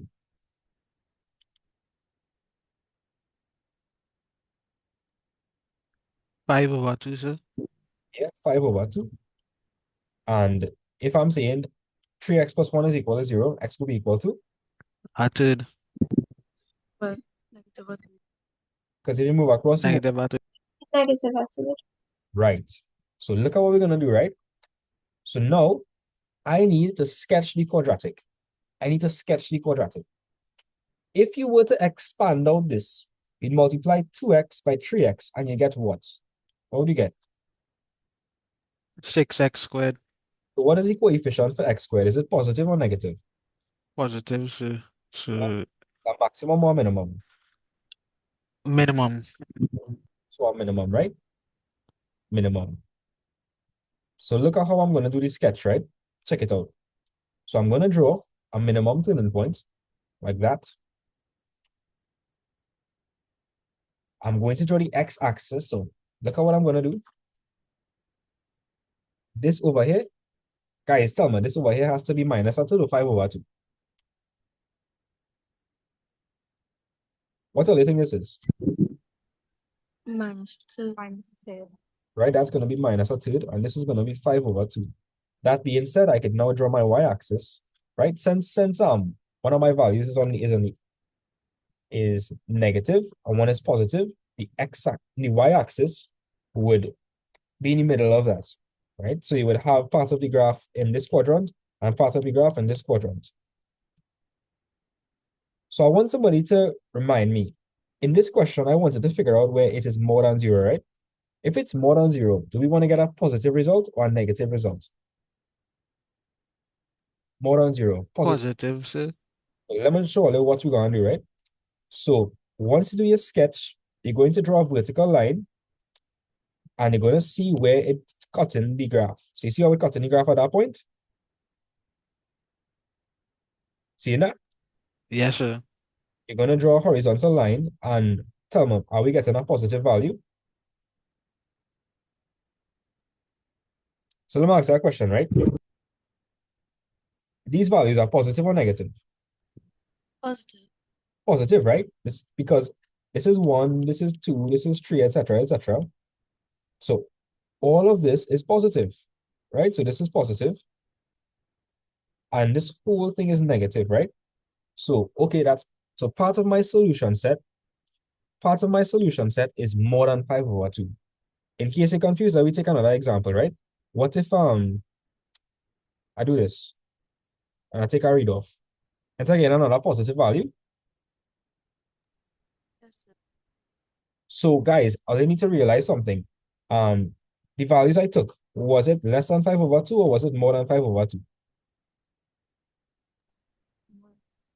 It was more than 5 over 2, right? So, okay, part of my solution set is x has to be more than 5 over 2. Okay, let's check on the inside and see what's going on. So if I check on the inside, what happened in there? I want somebody to tell me. If I pick a value between minus a third and 5 over 2, what's happening? I'm getting a positive or a negative.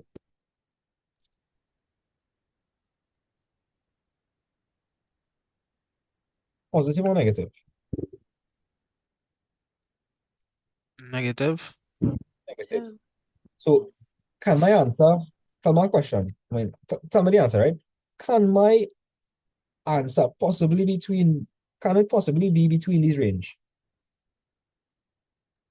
Yes or no? I want to get positive. I want to get positive. Check it out. No matter what I do, I get positive solutions or negative solutions. Negative. You're right. So now I need to go on the other side and see what happening when it's less than minus a third. Less than minus a third. Okay, now positive or negative?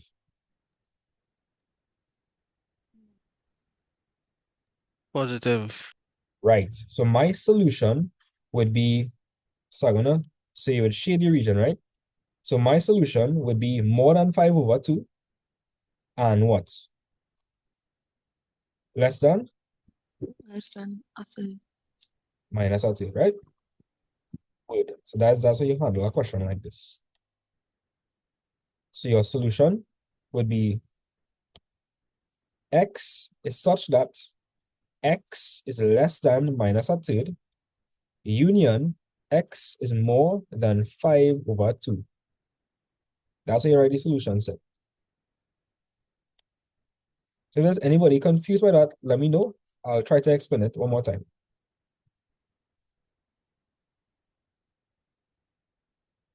So could somebody explain to me why I didn't select between minus a third and 5 over 2?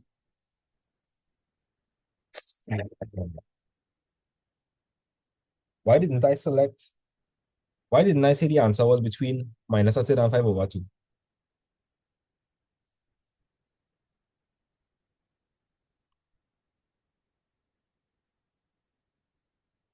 I'm not hearing anybody. But essentially, we want to figure out where the answer is more than 0. If I try to do anything, if I pick a value and it's in between these two, look at what's happening. I'm getting negative answers. So that can't be right. I'm trying to figure out where it's more than 0. Notice if I go on the outside and I draw a vertical line, wherever I cut the curve, if I take a y read off, it's always positive. So my answer has to be more than 5 over 2 Why am I saying more? I'm saying more because we're going past 5 over 2. If this is 5 over 2, we are taking values that are more than 5 over 2. Why am I saying less than minus a third? If you notice, we are taking values that go before minus a third, right? And these give us positive answers, right? And so my solution set is x is such that x is less than minus a third, and x is such that x is more than 5 over 2. If you understand what I did, drop a 1 in the chat.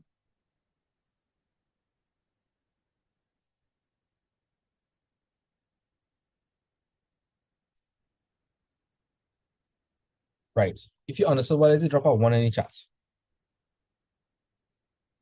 1, okay, word. So I would like you all to take a screenshot of this. I'm going to do 2 more questions in this case. 2 more questions. Right, 2 more questions.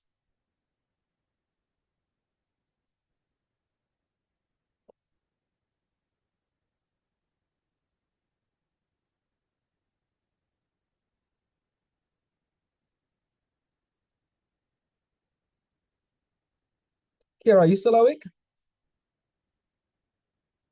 Yeah. Hey, that's crazy, Kira. Damn. Well, big up yourself. I make sure to drink coffee to stay awake. Did you have a your exam in the morning? Yeah, I'm multitasking. I went and take like an hour sleep, like from 12 to 1. And then like I wake back up and drink coffee, and I was like here since then. And I drink Geo and Advance. So That's actually crazy. Like genuinely crazy what you're doing. You think you could be able to make it tomorrow? yeah, there's usually put all nighters, so I'll be fine. Okay,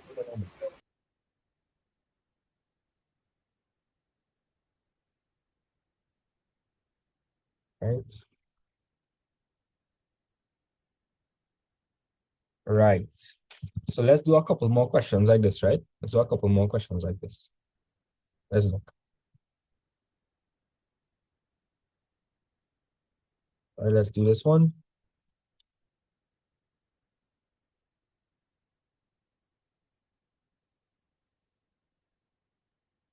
So Kiara, how I help me with this question, right? Now this question is slightly different from this question, but I need to realize it's still a quadratic, right? So let me write it. So we're gonna write this in the form of a quadratic. So if I write it in the form of a quadratic, what am I gonna get? It would be 2x squared, minus 2x squared, plus 5x, plus 3. Less than or equal to 0. Right, so I'm going to put this equal to 0.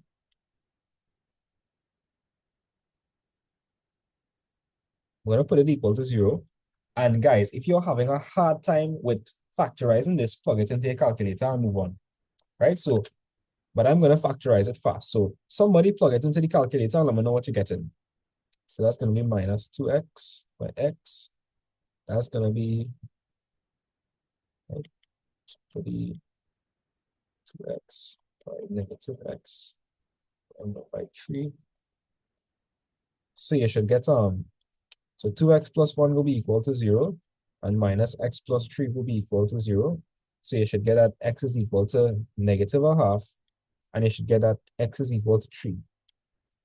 So plug this quadratic into the calculator, and let me know what you're getting for x. Are you getting negative? You're getting negative a half and 3? Yes, sir. Okay, great. So guys, if this confusing earlier, I would say kind of late in the game. Use a Casio to get x. So here what? Since we know what the critical values are we able to do a sketch? Yes or no? Yes, sir. Right. Yes, sir. We need to pay attention to something. What's the coefficient for x squared here? Minus 2. Minus 2. So since it's negative, is that maximum or minimum? A maximum. Right, because we sad. Not like how we're going to be in the exam, right? We're going to be happy when we see that paper. We're going to be smiling and thing, blushing and all kind of thing, right? So if you see negative is a maximum. So I'm going to draw a maximum. Now, I'm going to draw the x-axis. this here will be negative a half or 3. What would this be?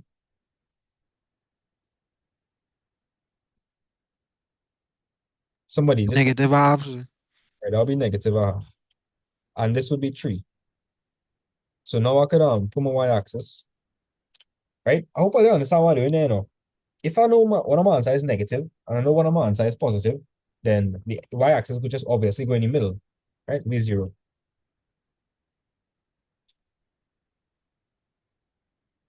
And so now, like we try to answer the question. So Kira, they want us to figure out where it is less than or equal to 0, right? What does less than or equal to 0 mean? 0 or it's negative. 0 or negative, right?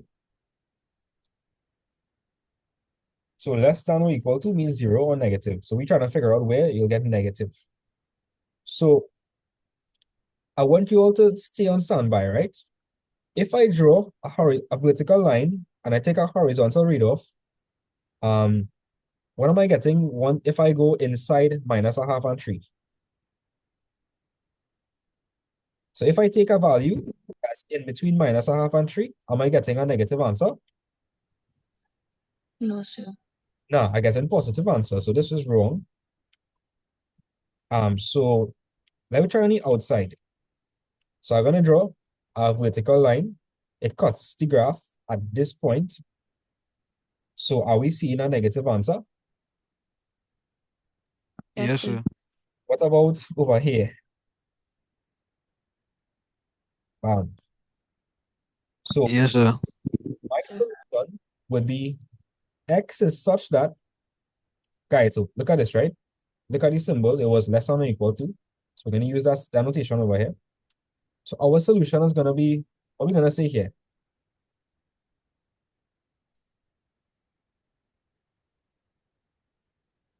It looked like we went more than minus a half or less than minus a half, Less than minus a half.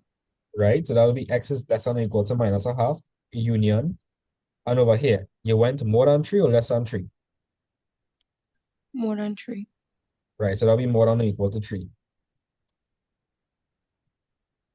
Right, so we just shade the respective parts on the graph. So after you do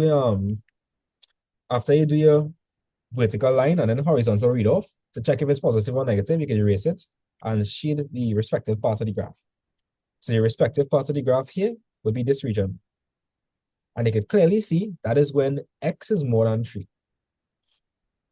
Over here, you can clearly see that this is x is less than minus a half. Right. So if all you understand this question, let me know.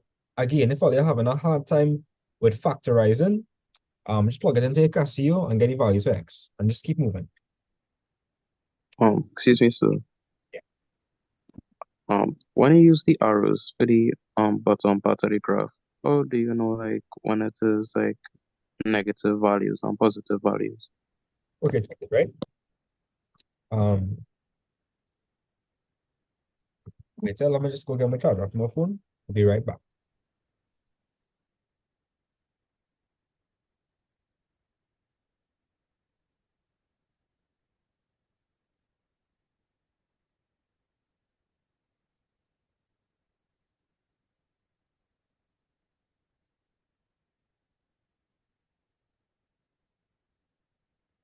All right, so the question you have for me is, why am I doing this?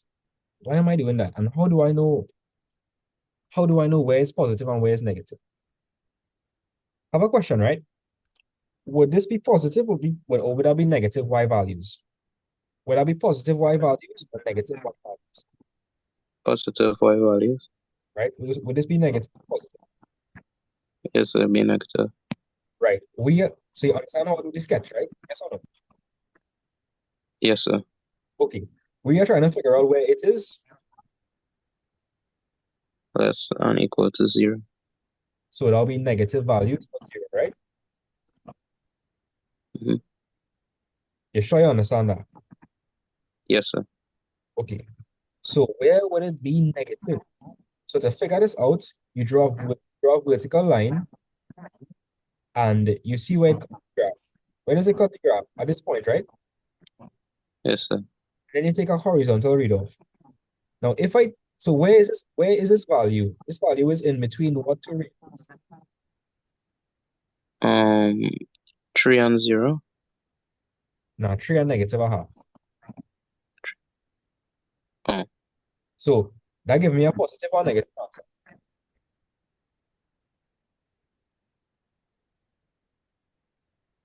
So if I take a value between 3 and minus a half, that's giving me a positive or negative answer. Negative. So you're saying that this is negative.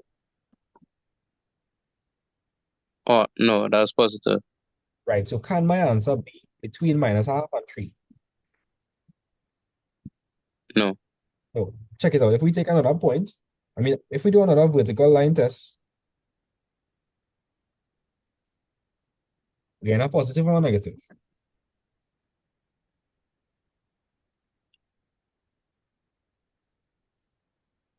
Positive or negative?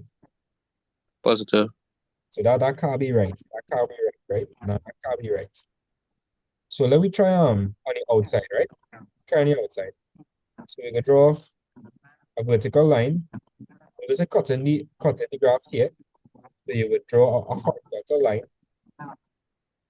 And where is that cut in the y-axis? At a negative spot or a positive spot? It cuts it at a negative spot. Right? Let me try it on the side here. What about that? Yeah, it cuts it at a negative spot. So let me ask that question. This value here, would it be less than minus a half or more than minus a half? That would be less than minus a half. Correct, because it's before minus a half. Let's try it with another point just to be safe, right? Let's try something. Positive or negative? Negative. Right. So you understand that my answer will have to be less than or equal to minus a half, right? Because that's giving me a negative answer, and I want a negative answer. You understand that? I have a question. Would this be more than 3 or less than 3?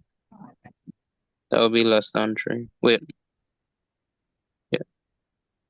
If this is That would 3, be more than 3. right? Because it's after 3, right? And so Yeah. my other solution would be x is more than or equal to 3. So if I take a value that is more than or equal to 3, again, a negative. So let me know if you fully understand it now. Yes, sir.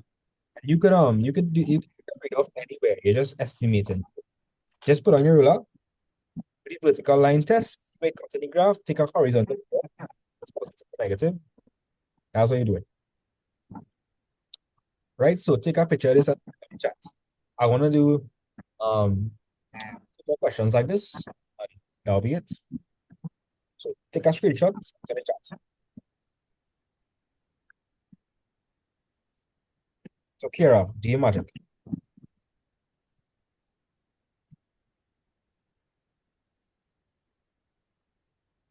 Where's that review? Take a Oh, okay.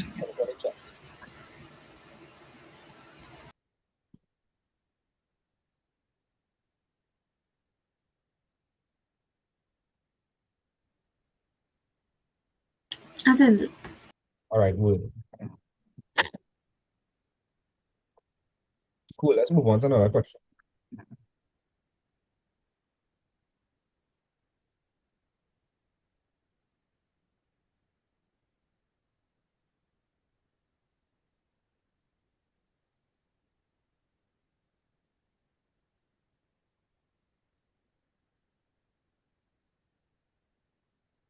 All right, so I want the same guy that was having trouble with it. Let's do another question. So I can make sure you understand it. All right, so the same guy that was having trouble with it. Let's do this question.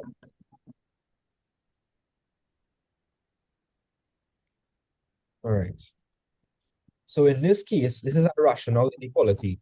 So anytime you have a rational inequality, you need to multiply through by what? Like 1x, x plus 1 and Not just x plus 1 by the denominator square. It's always the denominator square. So on the left-hand side, it's going to be 2x plus 3 over x plus 1 by x plus 1 squared. On the right-hand side, you're going to go by x plus 1 squared. Okay. If could I simplify the left-hand side? Yeah, you could cancel. So what would I be left with on the left-hand side? 2x plus 3 and x plus 1 in brackets. Right. And that'll be more than or equal to That will be more than equal to 0. correct. And so now we want to find the critical values.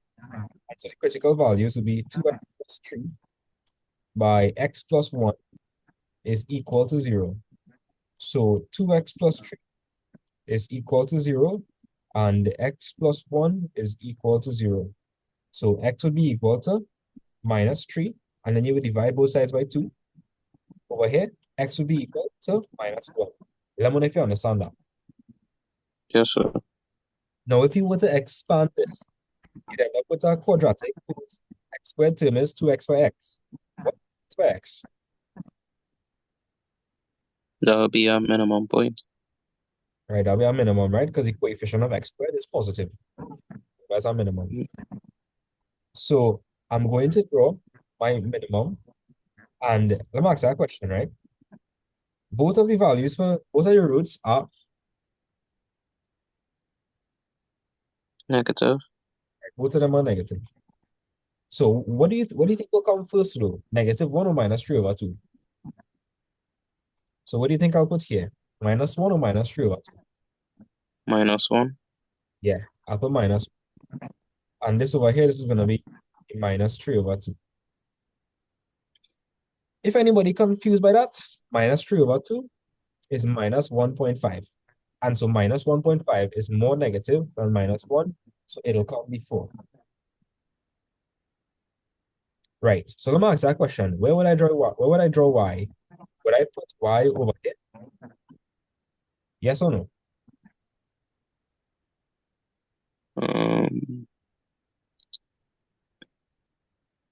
Think about it. If I put y over there, that would mean that this is 0. Does that make sense? No. Nah. So I should put that over here. Think you know why? Because if this is a number line, any negatives would be here, then 0, then positive. Yes, sir. Yeah. Right? So this would be 0. And so now we need to see what the question is asking us. So the question is asking us to figure out if it is more than or equal to 0. What does more than or equal to 0 mean? Positive or 0. Positive or... Now, I want somebody to tell me, for this particular question, where would the function be invalid for? When x is equal to what?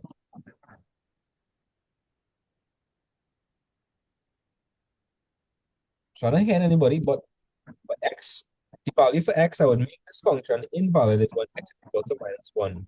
Because it can't divide by 0. X is -1, the denominator is going to be 0. So if I get an answer like x is more than or equal to -1, yeah, to write just more than. If I get an answer like less than or equal to -1, yeah, x is less than -1.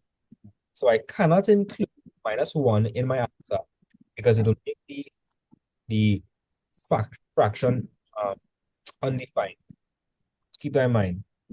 Trying to figure out where it is positive or 0. Positive or 0. So let's do the vertical line test. Where do you think I should do the vertical line test? Between the values or outside? Side. I heard somebody say outside. The guy that was having trouble. Where do you think we should do it? Inside or outside? Outside. You should do it outside, right? So let me just do a horizontal line. You know, horizontal line. That would cut the y-axis as a positive or negative part.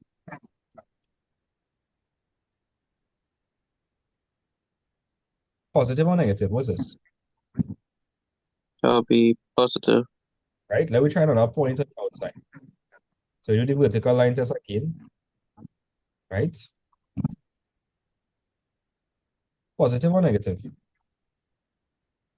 Positive. Let me try something on Wait, the positive. let me try something on the inside, right? If I do the vertical line, it's cutting the graph here, so I'll do my horizontal line here. Is that giving me a positive or negative? Negative. That can't be right. So my answer cannot be between -3/2 and -1. My answer, my answer, I would shade this portion.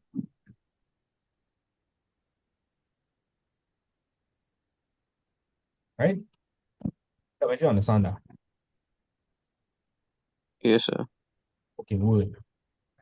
And so my answer will be written as x is such that x is what?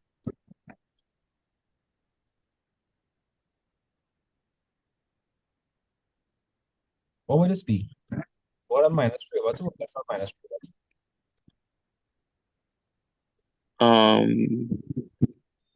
It'll be less than. Yeah. Less than or equal to -3/2. Union. Notice for this one, I'm not going to write more than or equal to -1. Just going to write more than -1. The reason for that is because I cannot include 1 in my solution. The reason for that is because if x is -1, -1 plus 1 is 0, and I can't divide by 0. So instead of writing more than or equal to -1, I'll leave it at more than -1. So those are my answers. You okay with that? Yes or no? Yes, sir. Okay, good. So I'm gonna do one more question, and then I will wrap up the questions. I wouldn't lie, I sign up feel a little tired. Right? All right, so Kiara, let's do this question.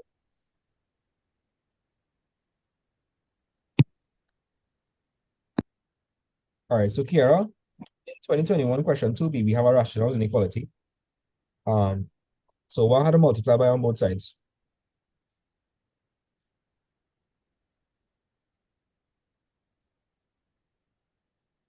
Kiara? Can I hear in Kiara? So I want somebody to volunteer. They should know how. So we multiply by what? The square of the denominator. Right. And so you should know what you're going to end up with. Well, let me do the full wicket nonetheless.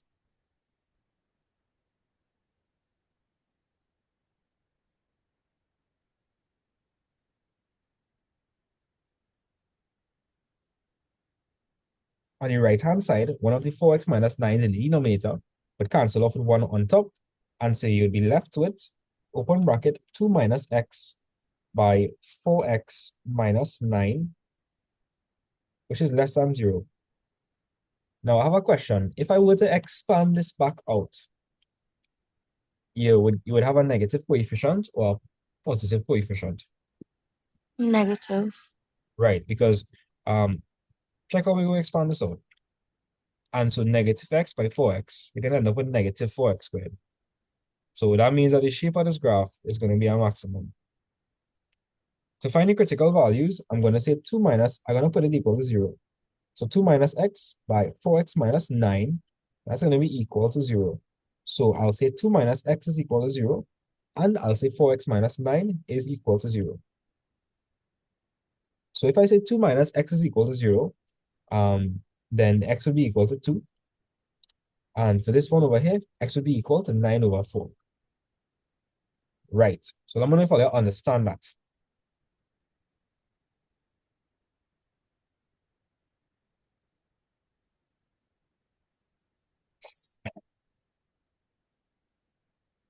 Yeah or no? Are you confused by how I get x is 2 and y is 9, x is 9 over 4? Yes, sir. No? Okay. Right? So let me ask that question, right? So I'm gonna draw a maximum. I'm gonna draw a maximum. And both of my values are positive or negative. Positive. right? Which one am I going to put first? The 9 over 4 or the 2? Which one is bigger?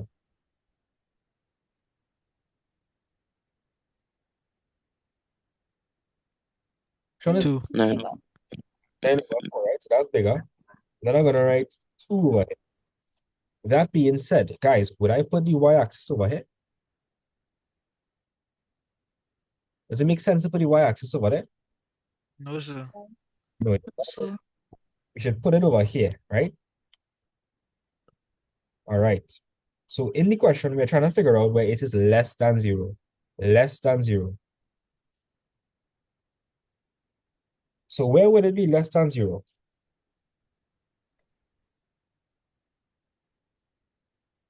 If we go on the inside, so here what? I'm gonna change this question up slightly because I find like all the questions we get so far is just strictly it was always you always have to shade the outside. And I want to show a little what happen if you had to shade on the inside. The notation for that. So I'm gonna alter this question slightly. So instead of less than, let's make it more than, right? So I'm just gonna make a slight modification.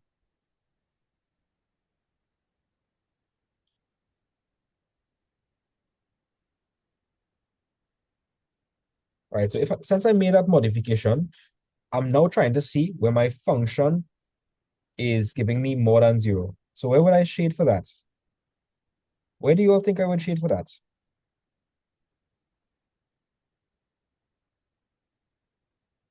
In the inside or on the outside? on the inside. Right, because check it out. If we go on the inside, it will cut the graph over here. And so the read off would be positive, right? If I do over here, and we take our horizontal read off, again positive. But if I take a read off outside of 2, I'm getting a negative. If I take a read off that's more than 9 over 4, again, I'm getting a negative. So my answer in this case would be between 2 and 9 over 4. And for anybody that's confused by that, let's do the vertical line test one more time. So if I do the vertical line test, I'm going to get a positive value, so that's correct. So I'm going to shade on the inside. And let me show you how we would write that in notation form. So anytime your answer is in between two values, you use this notation. So you say A is less than X is less than B. So in this case, X is such that X would be less than what? So you always put the smaller value first. So what's the smaller value here?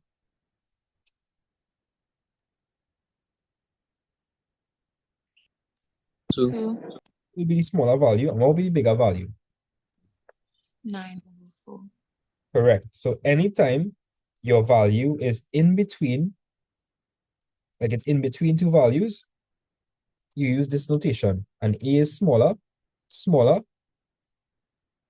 and B is bigger. Now, obviously, if you have a question like A is less than or equal to X is less than or equal to B, you would change the notation to something like that. Just saying. Just saying. Now, for this particular question, I want somebody to tell me which value for X would make the function undefined. What value for X? 9 over 4. 9 over 4. So X cannot be equal to 9 over 4. So if this question was more than or equal to, then I would not be able to put an equal sign here. I could put an equal sign here, but I can't put it over here because I cannot include 9 over 4 in my solution set. Otherwise, it'll make the function invalid for that interval. So let me know if you understand that. Yes, sir. Right. So that's it for inequalities. Right. So how much pages are maths we do, boy? I was so close. Oh yeah, it is more than 50 because we did probability as well. Yeah. So how are we feeling now? We feeling a little more ready for the hard maths exam? Come on now, guys. How are they feeling? Yes, sir. You feeling good, sir? I feel like a little. Yeah. Yes, sir. At least get a 2 or 3, right? 3 is like worst case scenario, but like ideally we're going for a 1 or 2. So I'm gonna send you notes one time. The recordings gonna take a while to upload to YouTube because it's like 16, 17 hours long, right? So I'll see how fast I can upload that, but I'll send you notes immediately. So guys, I just want to say on behalf of myself, best of luck in the exam tomorrow. You all did a lot of work and you have it in you. So don't panic. You've got this, right? So have a good morning, everybody. Yeah. Bye. Yes, sir. Bye. Later, sir. Thank you so much. Not a problem. It was my pleasure.